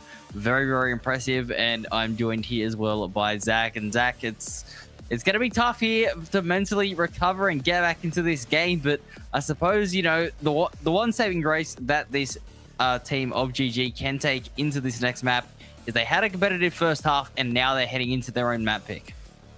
Yeah, I think being able to head into their own map pick definitely gonna be very comfortable for them, because we saw how in that second half, you know, Astros, they were prepared, they had the strats, they had the playbook, and they played them like a fiddle, for lack of a better phrase. I think only one of the rounds was really close at all. Everything else just looked so Asterisk sided, one by one by one. So yeah, very painful there. But I think that map number 2, Corrode, gonna be familiar territory there for GG. Gonna be interesting to see what comps they pick, because I think that there are like a lot of different comps that people like to run on this map. Whether it's the double duelist, whether it's people who run the double sentinel or double controller.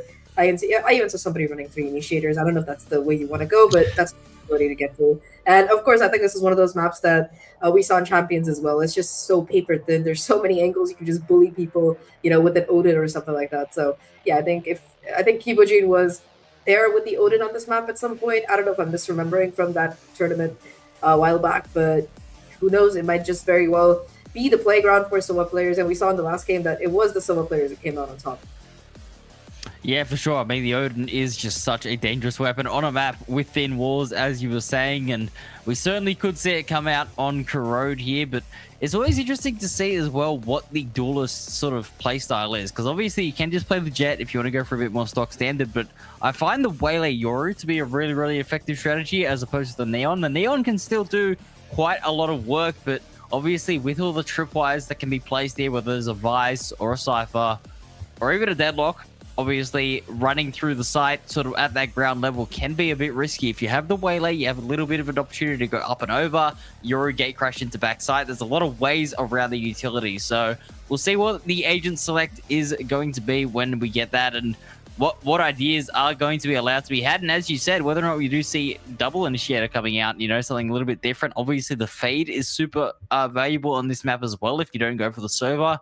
The Prowlers are so good at clearing all those tight angles. So, yeah, there is, you know, still a lot of options, still a lot of people that are figuring out their own game style, how they want to play. For me, though, I think it is going to come down to the controllers here. I think that the smokes are so important on this map to get your timings right.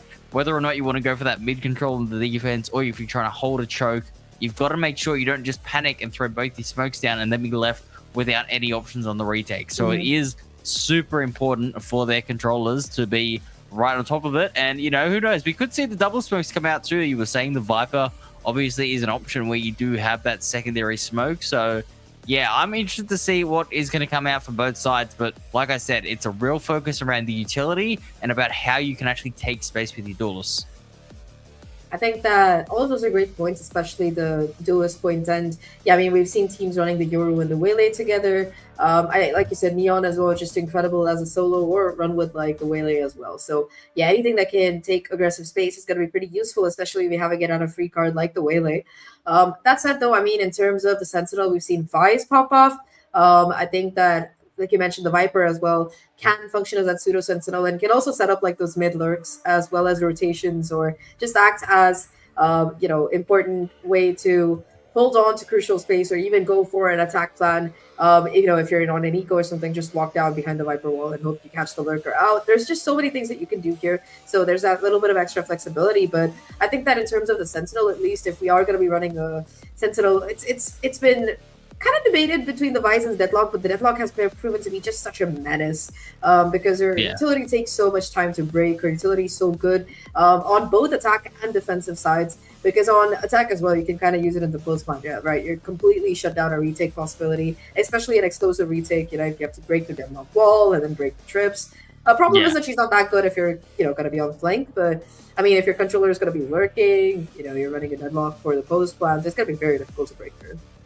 For sure, there are a lot of ideas. As a Cypher main, it makes me very sad to see the state Cyphers in. But, obviously, especially with the trip nerfed. Yeah, you're going to play the best agents you can in these tournaments and, make sure that you have your team compositions all worked out. But yeah, definitely is going to be interesting. And I mean, this is what we love about Valorant, right? And this is what I love personally, is just the range of agents you can play and how much, ideas there are that you can bring in. There's probably a shred out there that hasn't been tried and tested. Even, if they bring a set back into the pool, there's probably some sort of, strategy that hasn't been found yet. And all of these agents just have different combinations, utility. I mean, you were even alluding to maybe a Gecko being played here even earlier in the break. Obviously, if you allude to the Deadlock Gecko, you use the mosh pit with the net. That's another combination that's really, really dangerous. So there is so many options here. Yeah, the net is just so dangerous. It definitely is a very, very strong ability, and we could very well see it come out here from at least one of the teams. Well, I mean, you said it. Let's see what we do have coming out, because I think we're ready for Agent Select. Let's see what these teams have been cooking for us. Asterisk going to be coming up on top with the Vice as their choice of Sentinel. They've got the double controller as well. Kibojin on the Fade this time around. You mentioned it. Both teams, in fact, opting for the Fade. But on GGG, it is going to be the Yoru and the Waylay to say it. Double duelist combo coming out. Mighty switching over from the Neon to the Waylay here. And Juggy as Clove. Clove is going to be their sole controller, which, I mean, honestly, I'm not sure about this, because the smoke timings, they're just so short compared to the Omen or even Viper, because you can cycle through the smokes. Both smokes are just so short-lived. Their executes are going to have to be perfect. This just screams aggression to me from GG. They have a game plan, and it is the whole W. I mean, there is no way that you can play slow with this team comp, right? Obviously, yeah, you can work the map initially, look for the picks. The Vice could lurk around a little bit, but when you have that aggressive utility, you got the Clove combining with double duelist, it is going to be side executes, or it is going to be a very, very aggressive push in towards A link or B link, whichever way they want to go. But they are going to be a bit of a death ball here, and Asterisk are going to have to be up to it here as we're getting into the second map. And it will be a little bit more of the same that we saw on Haven, as Yash is taking some aggressive mid space and getting the info early. TP's back to safety, back to spawn. Kibojin though, Bring them down. investing the first Prowler already for that early info. Actually gonna catch out a couple of players. Pat taking a decent amount of chip damage, but Kibojin now forced to fall back. Paranoia is at the ready though, so the moment this hint of an execute comes through, they're gonna be able to fall back either way. Kibojin now looking to play a little bit aggressive, dodges the flash, goes for the jump peek, not able to see anybody's head quite yet, but a lot of chip damage already being done thanks to the wallbang. All Fade utility has been used up right now. 57 seconds left on the clock. That's about all it's going to take to recharge for that Haunt as well. Possibly there for a retake very late in it, but yeah, at this point, Kibuji just has to play with the gun. Paranoia still at the ready, and the Neon has been holding down mid too, so peek off the Paranoia. It's just a little bit late. Yash spotted out though, and yeah, they have 3 players here, and Yash actually finds that first kill. Mid. And the second as well. Going for the third, it will be 3 kills on the Neon here. Left. And it is going to be huge plays coming out. Asterisk going absolutely nuclear here. It looks like they will be securing potentially a third pistol round unless the double duelists have anything to say about it. But Kibojin holds down the side over towards elbow, and the trade will come through. So that is a very clean pistol round to start things off. Yeah, really nice shots coming in from Yash. I don't think we saw any of those kills, but yeah, just pushes down towards mid. Gets the first kill. I think it was separated by the Viper screen. And after that, just able to isolate those duels, get 2 more. Really nice round. Going to be charging up that overdrive as well. And GGG didn't even get the spike plant down. So that's going to make things very difficult for them. No force to really be seen. 2 people on the Sheriff, though. So that could do a little bit of damage, if nothing else. Yeah, I mean, look, we know how good these players are with their aim, and there it is. Mighty, a big shot over towards Yash, and that is a great first blood, but it's immediately responded in towards mid, and that fight doesn't go the way of the attackers. Ooh, Little Boy forced to fall back. Does get spotted out in the corner, but there's the backup here from Ryzen. 3k for the Omen on the round, and they managed to save most of their guns too. Picks up the additional Sheriff to boot. Yeah, really nice round for Asterisk. We've seen them be able to convert these anti-ecos pretty well, though. It's going to be a question of how they're going to be dealing up against the full buy coming in from GGG. We were talking about their aggression, but so far at least it seems that the barrage of utility available from Asterisk has been able to shut them down pretty convincingly. Like, especially at these choke points, we've seen Lil Boy with the Viper util. We saw the delay from the Fade util thanks to Kibojin, both towards that A site. And B itself, you've got to get through all of this Vice stuff. So yeah, it's just going to be very difficult for them. It seems like it's where they want to go, and it's an aggressive peek coming in. The Stinger for the double kill. The Bulldog for the double kill, and Yash still looking to go in for the confrontation. Now they're going to be opting to fall back. What an opener.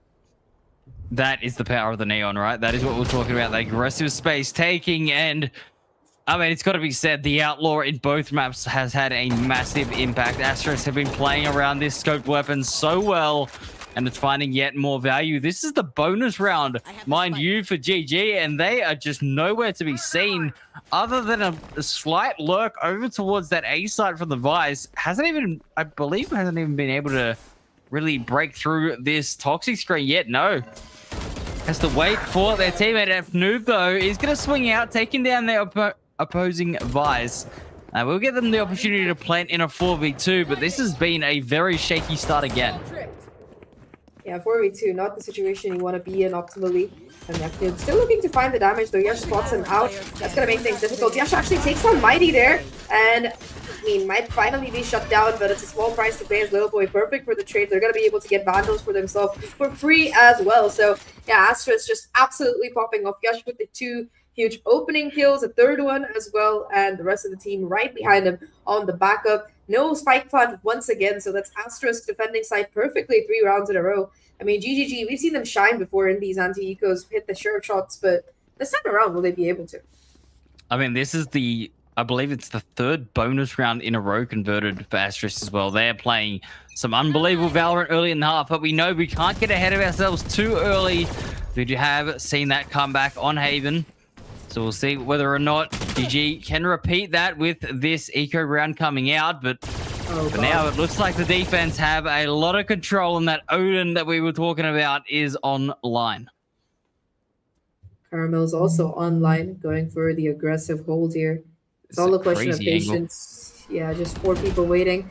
Ron gets broken. Oh my god, the lineup, Caramel and Yash together. Grind out 4 people already. F-Noob left with a sliver of HP thanks to the Odin. The Paranoia comes in. Here comes the spam. Oh my god. Yash with 5 HP, not afraid to go in for a little bit more. Caught between a rock and a hard place. F-Noob just shut down by Yash, and a flawless round on round number 4 here for Asterisk. What a start on their opponent's map. This is exactly what you want. And I mean, we were talking about the attacking side momentum. It seems like they've perfected it on defense as well this time. Just look at this angle from Caramel, so brazen. Yeah, I mean, sometimes that's what it takes, though, right? Obviously, playing that off angle, and again, we saw it in the first map. The teamwork, the second layer covering, able to break the utility and leaving Caramel to just hold that line nice and aggressively without any risk of being revealed. It's very, very well played, but again, we're seeing this double duelist here not quite find the space early, and it's being all countered by this solo Neon, just being able to be a little bit quicker to the punch. Yeah, it's been really difficult for them. And Odin as well, you can't just brazenly push up through, towards the smoke, even if you put a smoke down. And that's a smoke used as well. Again, we're just seeing how difficult things get because of the clove, because things run out so fast. Yash now able to take this elevated angle. Nico, though, actually the one to catch him out and shut him down. That is such a crucial kill right now.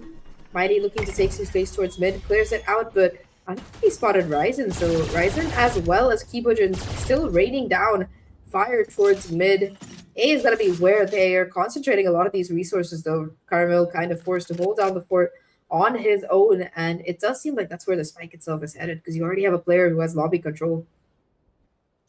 Yeah, the protocol's coming out for Asterisk, though, playing the player down. They're stacking a little bit heavier towards that A side, and they're allowing the Vice to just be solo, trying to anchor this down, getting a bit of information for the team. It's pretty solid strategy here. We'll see whether or not Caramel can find anything. We'll get one. Buys enough time for the defense to come through, and it looks like the Vice is just going to hold the line with 3. Oh my god, we were talking about his abilities on the Killjoy, on the Vice. It's just complete shutdown. The patience here, the soul anchor, 5 players coming towards him right now. And I mean, the first mistake, of course, is going to be the waylay here, not checking this corner. Might be completely unaware, but the backup is perfect. Kibuji holds down Mouse 1 with the Odin. Buys enough time for Carnival to go in for what he does best, the 1v1 peaks. And yeah, Yash just there for the finishing touch. Really, really clean side hole from Asterisk. And remember, again, that was against the full buy. That was not an eco round from GGG. Talking about GGG, they do have the Vice ult available right now. Could be a good neutralizer, but look at this again. Just layers of utility. Perfect haunt, perfect paranoia, and perfect double kill. What a set play coming in. And Asterisk, once again, just a double player advantage to start things off with. This really is some high-level stuff coming out here from the defense, and the Odin, we're talking about it. It is so deadly and still finds value. Clad will clap back, though. Yash going down, so this isn't a completely one-sided affair just yet in this round. We'll see whether or not the attackers can find anything, as they are using that clone to try and feign some noise towards the A side, but Clad has been seen and unable to capitalize on the pick. 2v4, Nico forced to fall back now, try to play out the 2v2. Maybe if they can shut down Lil Boy towards mid. He is kind of caught in this pseudo crossfire, but now Cloud instead making his way towards A main. Neither of them have the spike. At this point, I think the call is just to find some damage, find some kills. Paramil again, saying elevated angle. The Viper screen actually letting them cross over. So, oh my god, goes down here. Nico finally being thrown a little bit of a lifeline.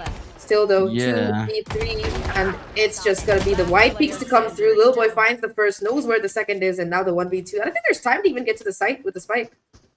I mean, we were talking about it, right? Neither player had the spike, and then it was a bit of hesitation there. Clad kind of realized, oh, well, we can't really do anything with the time, and we'll see whether or not the plan can come down. This is going to be so close. This is going to be within a second. Oh, he just paused. Oh, he just has enough time. Oh, that was so close. This plant comes through 1v2, and Clad can't win it out. Lil Boy expecting the peak, holding the angle, and executing the shot. 6-0 so far. This has been an absolutely brutal showing from the defense. They even wait to get the Odin. Ryzen's like, yeah, okay, brother, I got the Odin. It's not like we all have 9k in the bank or anything, but yeah, gotta give the Omen the ult as well. Oh, no, never mind. They were just double checking on each other. Oh. Yeah, Omen gets the ult. Trick shot in the defuse. Yeah, just jumping around. I mean, if you're 6-0, you have every right to do what you like. And yeah, GGG, I feel like this is, if you ever needed a timeout, this is the time to take one. They are going to have a buy. Oh, never mind. They are broke once again. Last round seemed like a bit of a mixed buy. I think there were like a couple of hero rifles, but this time around, they've got 2 hero rifles. They've got 4 ultimates to work with. I think if they can combine the conversion pots along with the Euro ults, perhaps, for some information, it's going to be what they need to push their way into sight. Talking about pushing through, once again, you've got the Op and the Odin. They've been a deadly combo so far, and Asterisk has been using them as backup for just the heroics that either Yash is pulling on the attack or the set plays, or on the opposite side, Caramel just being like an anchor.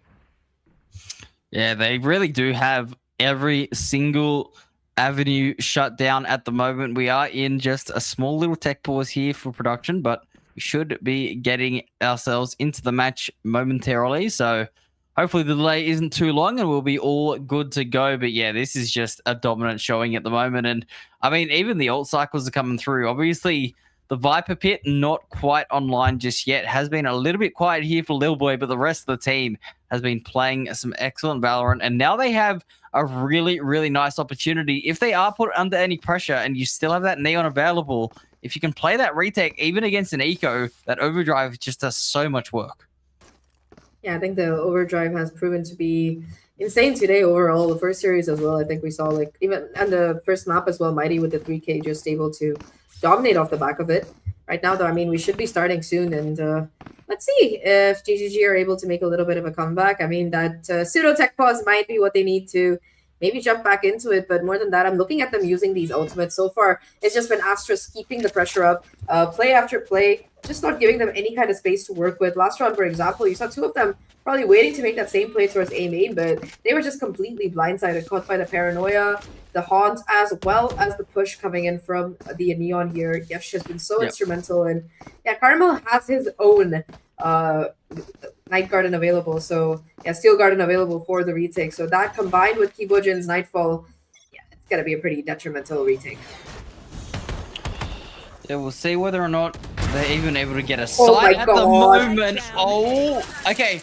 If you want to know what's happened this game, just watch that. That's what's happened. Just everything has gone the way of Asterisk, as that is a huge opener from Ryzen, and the next shot with the operator does go wide. There is a trade on the other side of the map, but again, I gotta say, at the moment, Zach, it is just these individual plays with nothing on the back of it from GG. Ouch.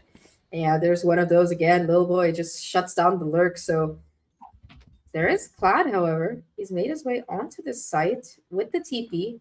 I don't think the wall has been triggered quite yet, so Otherwise, it's it's going to down be this to, play in CT. Yeah, Yesh knows, though. Watching the angle, ready for it. Now it is just Mighty versus the World, caught by the stun as well, and Yesh just sliding into the DMs there. 7-0. Oh, Asterisk, this is like the dream start you want, especially after stealing away your opponent's map pick. They look so good right now on this defensive side, and I mean, this is just misfortunate, sure. The collateral, that is painful. Yeah, that's just painful. It didn't even look like they were lined up. I think from maybe they just walked into it at the last second. One of them was a wallbang, or I don't know if you get shot through a person in Valorant, does it show as a wallbang? I genuinely have. It does, yes, it does. Oh man. So yeah, that is unfortunate here. Asterisk, they can do no wrong at the moment. 7-0, and it looks like Clad has had enough. Going to use the dimensional drift, and Ryzen is going to miss out on that operator shot to start things off as Clad trying to get this pick, but again, the shadow step is perfect, and they managed to get out. The judge can't do anything. Kibojin shuts it down. Oh my god, the Neon ult as well, and oh, Juggy popped the ultimate, but no friends left, and Little Boy just playing aimbot tracker, gets that final kill, and Asterisk get to 8-0. They were 5-1 in the lead, but GGG were able to recover to bring things back to a 6-6 half. This time around, no such hope. The best score they can hope for is an 8-4, and yeah, I don't even know if that's going to be possible with the way that Asterisk have been playing. They burnt two of those big ults as well that we were talking about. They used the Yoru ult as well as the ultimate coming in from Junkie, so that's going to make things very, very difficult. And the smokes are just not there. Well. Yeah, conversion cuts as well. Yeah, we're going to see here Mighty getting in towards a link, nice and early with that waylay, able to hold this space, but the Odin in mid is still a problem. Jackie goes down, and that really limits what the attack can do with these smokes. Ooh, first reload of the Odin, 300 bullets on that thing, and yeah, still 220 left. Just saying, not good. Caramel watching the cross, playing a little bit more patiently. Willing to let go of the side, but it's Nico towards mid actually to come through. So much utility right now, and it's just a spam to try and find the damage. Oh my god, almost gets the lineup here. We're talking about lineups. It is going to be the 1v2 right now. Yesh though, able to isolate the fight. That's the fight right now, dropped, and it is going to be duelist versus duelist. Finally though, a position that GGG looks like they can possibly find a win in here. Spike drops completely in the open, and Yesh has managed to find the reposition. Doesn't know where to expect this player though, so it's going to be a very awkward angle right now. No ultimate either. Remember, the Yoru used it in the previous round, so you can't just, dimensional drift in and pick the spike up. It's all a question of patience. Yeah, there's the sound, though. They know exactly where this peak is coming from, and who can win it out is going to be the question. It's going to be Yesh, though, with the positioning. The 1v2 clutch to keep Asterisk 9-0 up and deny the first round for GGG. I mean, they just continue to deliver. Yash is just been so good on this Neon, but certainly has been the closest round of the match so far. This has been a lot better here from the attack. They applied some pressure, but unfortunately that Odin just was not being dealt with. And that is going to mean it is a 9-0 scoreboard. And I mean, Yes, with that inspect, just showing has all the pieces of the puzzle there. They are just playing very, very nicely. And still have that Viper Spit available if it is required. But at the moment, it's just a bullet to the Dome of Mighty. Yeah, Ryzen with the outlaw this time to shut him down. Finally, a 1-for-1 trade to come through. Yeah, shut down. That's one kill, one piece of the puzzle taken down here, but still 3v4. And look at the ultimates here for the Asterisk side. Caramel still with the Steel Garden. He's been holding on to that for like 5 rounds now. He's just had no reason to use it. And he's still going to be on site. They're going to have to take contact as they go forward right now. The off angle perfectly held, but Clad actually able to connect that shot is so crucial right now. Kibojin, the last hero left on site. There is that Fade ultimate though. It's all a question of timing. Juggy walks into the Odin, and it is Nico running in through mid to in fact find Kibojin. Makes things a 2v2. Clad's still looking fairly healthy. Ryzen watching towards the CT. I mean, you're gonna have to regroup here. Nico, I think he spotted out Little Boy there. I mean, Ryzen did use it from the shadows, so I think he was heard where the position is, and Clad goes to the contact play with the spike. Maybe just going a little bit early for me. Maybe allow Nico to be a bit closer. I would have allowed the trade, but 1v2 nonetheless. And now with 30 seconds left on the clock, there is no time to rotate. And this is a great play from the Omen. Smoke off heaven. Give them the spike back because they have to plant on the B site. Nico 1v2. Certainly not unwinnable by any means. Can isolate the first, but it is the Odin. And it is 10 on the board. So just pointing out Asterisk here, right? Then buys an Outlaw, knowing that nobody on the other team is going to have enough money to buy full armor and a buy, knowing that they have to buy, looking at the scoreline, gets 2 kills with the Outlaw, just TP's back, picks up the Odin, and casually gets another one. Really nice awareness and calling coming in from Asterisk. They were so prepared. I think one really telling stat right now is Caramel has 7 kills, and the entirety of GG have 4 assists combined. Their bot frag almost has double the kills as total assists on the team. That tells you a lot about just how disjointed this has been so far. And Mighty attempting to try and punish this Viper's Pit with a judge, but it is again the utility that is coming through. And Lil Boy is under a bit of pressure, but the snakebite and the utility used by the Viper has been excellent so far. Yeah, and they're still going to be able to hold on to this Viper's Pit as well. Look at this. Just the denial that the Viper wall has got them. It's what, so much time. Finally, Little Boy gonna fall back here, willing to give up that Viper ult to maybe find something on the timing. And in the meantime, talking about timing, it's Yash on the flank to find that kill. Gets shut down. 1-for-1.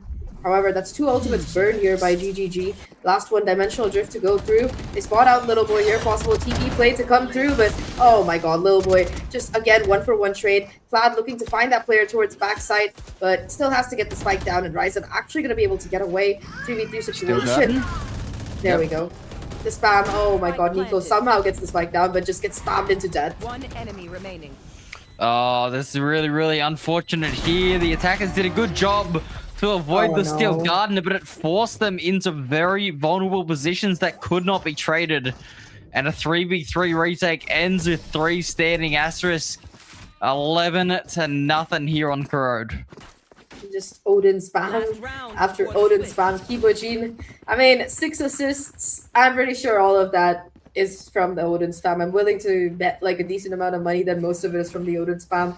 I feel like, yeah, sure, usually you see Sova and Fade getting a lot of assists for the gameplay, like, you know, Utopian play, but in this case, I feel like they're all damage assists. So we'll take a look at the stat board at the end of this. I feel like, yeah, at this point, GGG, I mean, sure, teams have come back from 11-1, but, you know, you got to get the first round on the board. And Asterisk, they're looking for that flawless half once again. Last time it was only 7 rounds in a row. This time it is 11-0 right now. And they're going to pop an early Nightfall to deny them from getting their way onto the site. You're still going to have Mighty taking a decent amount of spam, but talking about spam, it's just through the Viper smoke. Kibojin and Little Boy both find the kill apiece, and with that going down, finally FNoob is able to find the trade, but look at this. Still the Odin, still the Yash. Still so much to get through, and it's a 2v4. Oh, the pre-fire is so dangerous too. And Nico left with it all to do in a 1v4. Not a position I would envy. Being in here against the Neon at least lands that, but the trade is so good. 12-0. And I'll tell you what, this is an interesting stat as well. It is currently, I believe, 20-0 in the last 20 rounds of this series. Because Oh, wow, Asterisk yeah. won. Yeah, they won the last rounds of the first half, and then they won 7 straight. Now they've won 12 straight. So that is 20-0. 20-0. If they get 21, it's going to be a flawless map. But 13-0 in the Breakpoint Championship, that would be a record of its own for sure. That's got to be a record. I mean, this is ridiculous. 20 rounds straight in a series in a BO3. That is unheard of territory here, but Asterisk are putting on a clinic on that defense, and they haven't dropped a pistol yet, Zach. So this is not the best situation to be in for GG.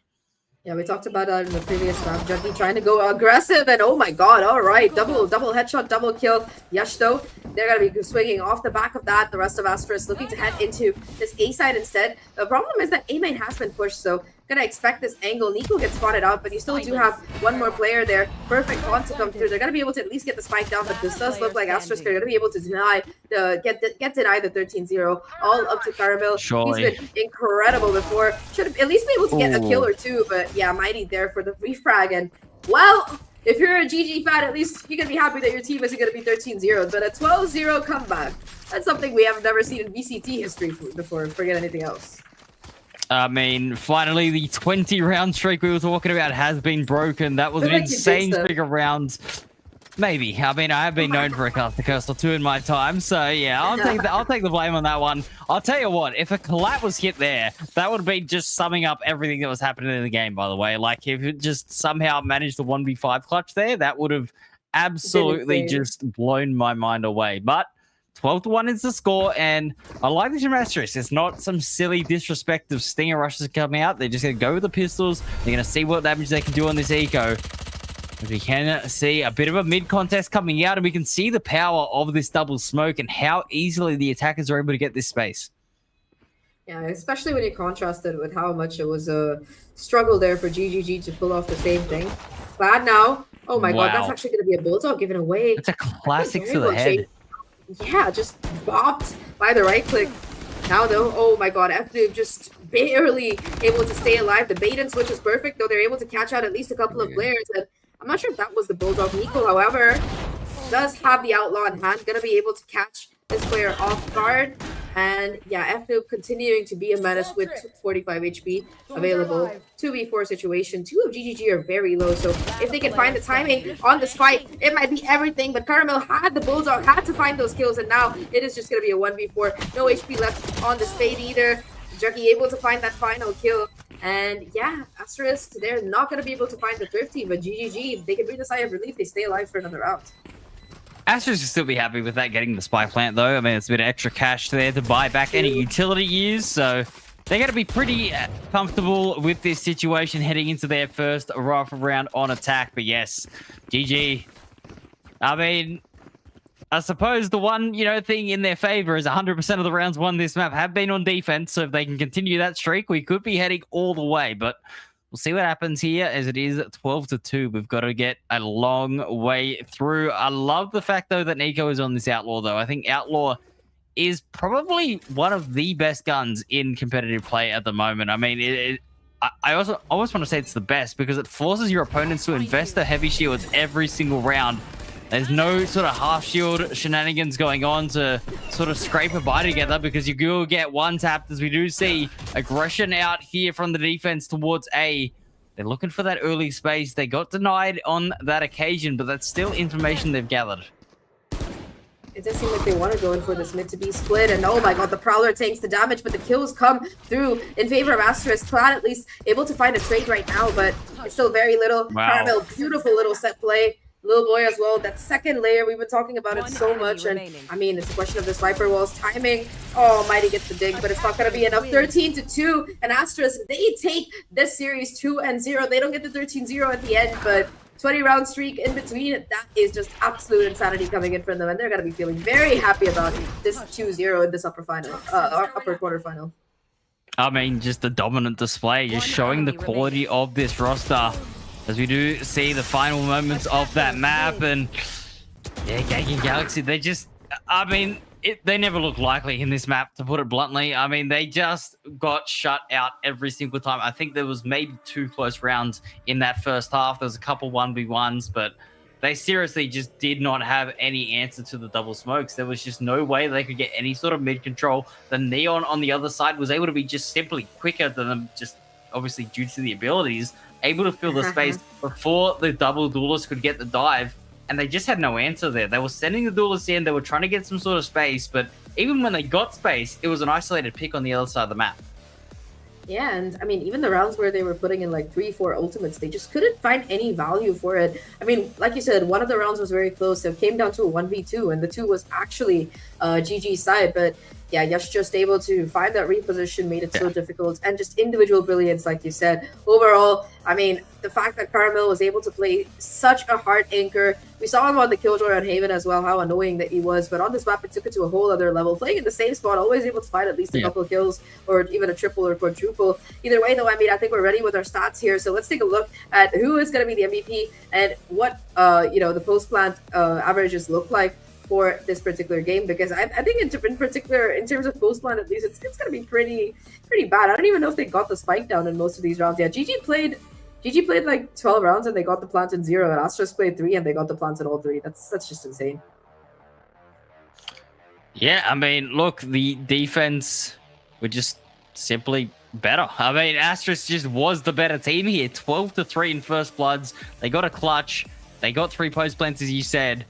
They just played a clinical game of Valorant. There wasn't really too much, to analyze on their part. They were just able to shut down so many parts of the map. The Odin spam would come through. The outlaw shots were absolutely on point. If they lost the pick, they got 2 more on the other side. They just did not give any advantage away. And it was just a very, very clinical display. As we did see, that one clutch coming through from Yash was just the icing on the cake. I mean, that really was the nail in the coffin, right? If there was any hope of a comeback, they had to deny the 12-0, and potentially that round would have been it. But Yash just was too high quality in the end. The Neon gameplay was phenomenal, and I think that, I really think that we just got to sing the praises of this Asterisk roster, because they are looking absolutely insane. Clinical is the right word, and yeah, they definitely put on a show today. 12 first kills versus 3. I mean, yeah, just Yash constantly being an absolute menace.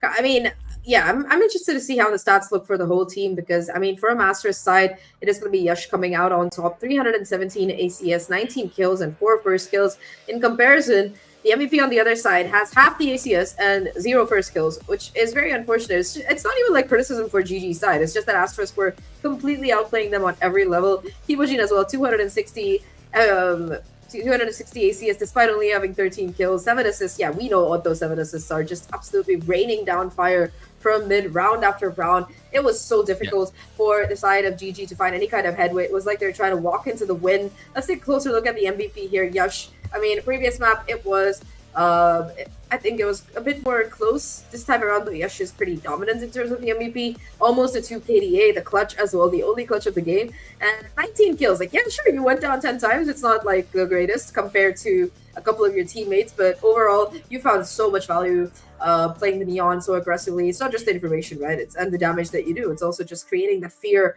forcing your opponents to play slow, even in rounds where they could have tried to make a play off the back of ults. And there were so many nice set plays that Asterisk were doing too. So yeah, such an insane team. I mean, yeah, you talk about, the amount of deaths that Yash had, but I think that's also a credit to how fearless he played too, right? On that duelist role, just had 0 worry about playing in an aggressive spot. If he got picked off, it was fine. He trusted his teammates to get the trades. We could see it. I mean, even the assist column there was just so much value from the whole team. He knew, if I get mine and I get the space, a trade will come through in the end. My team will be there. And that trust is what allowed them to just play so free-flowing there. The Neon was just so dangerous.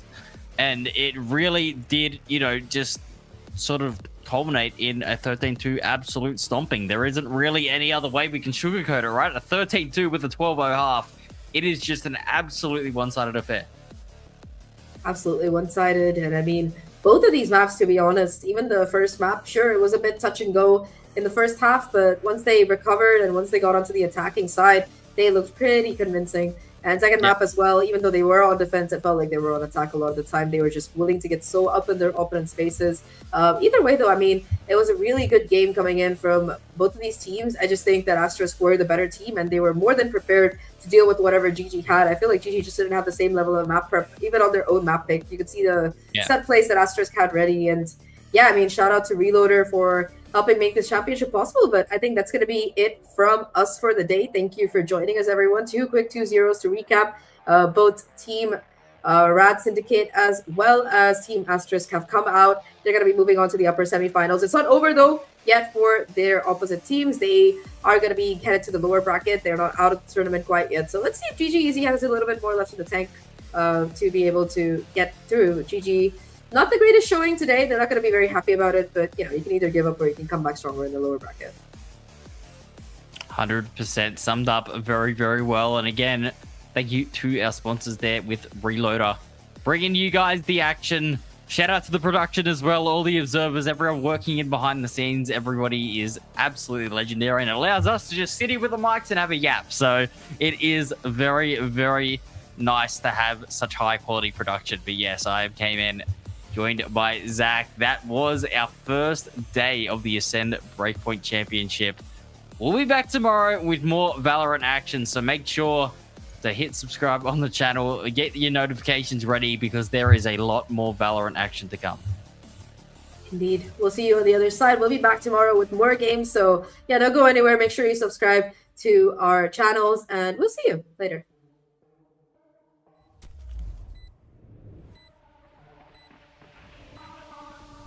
Right there.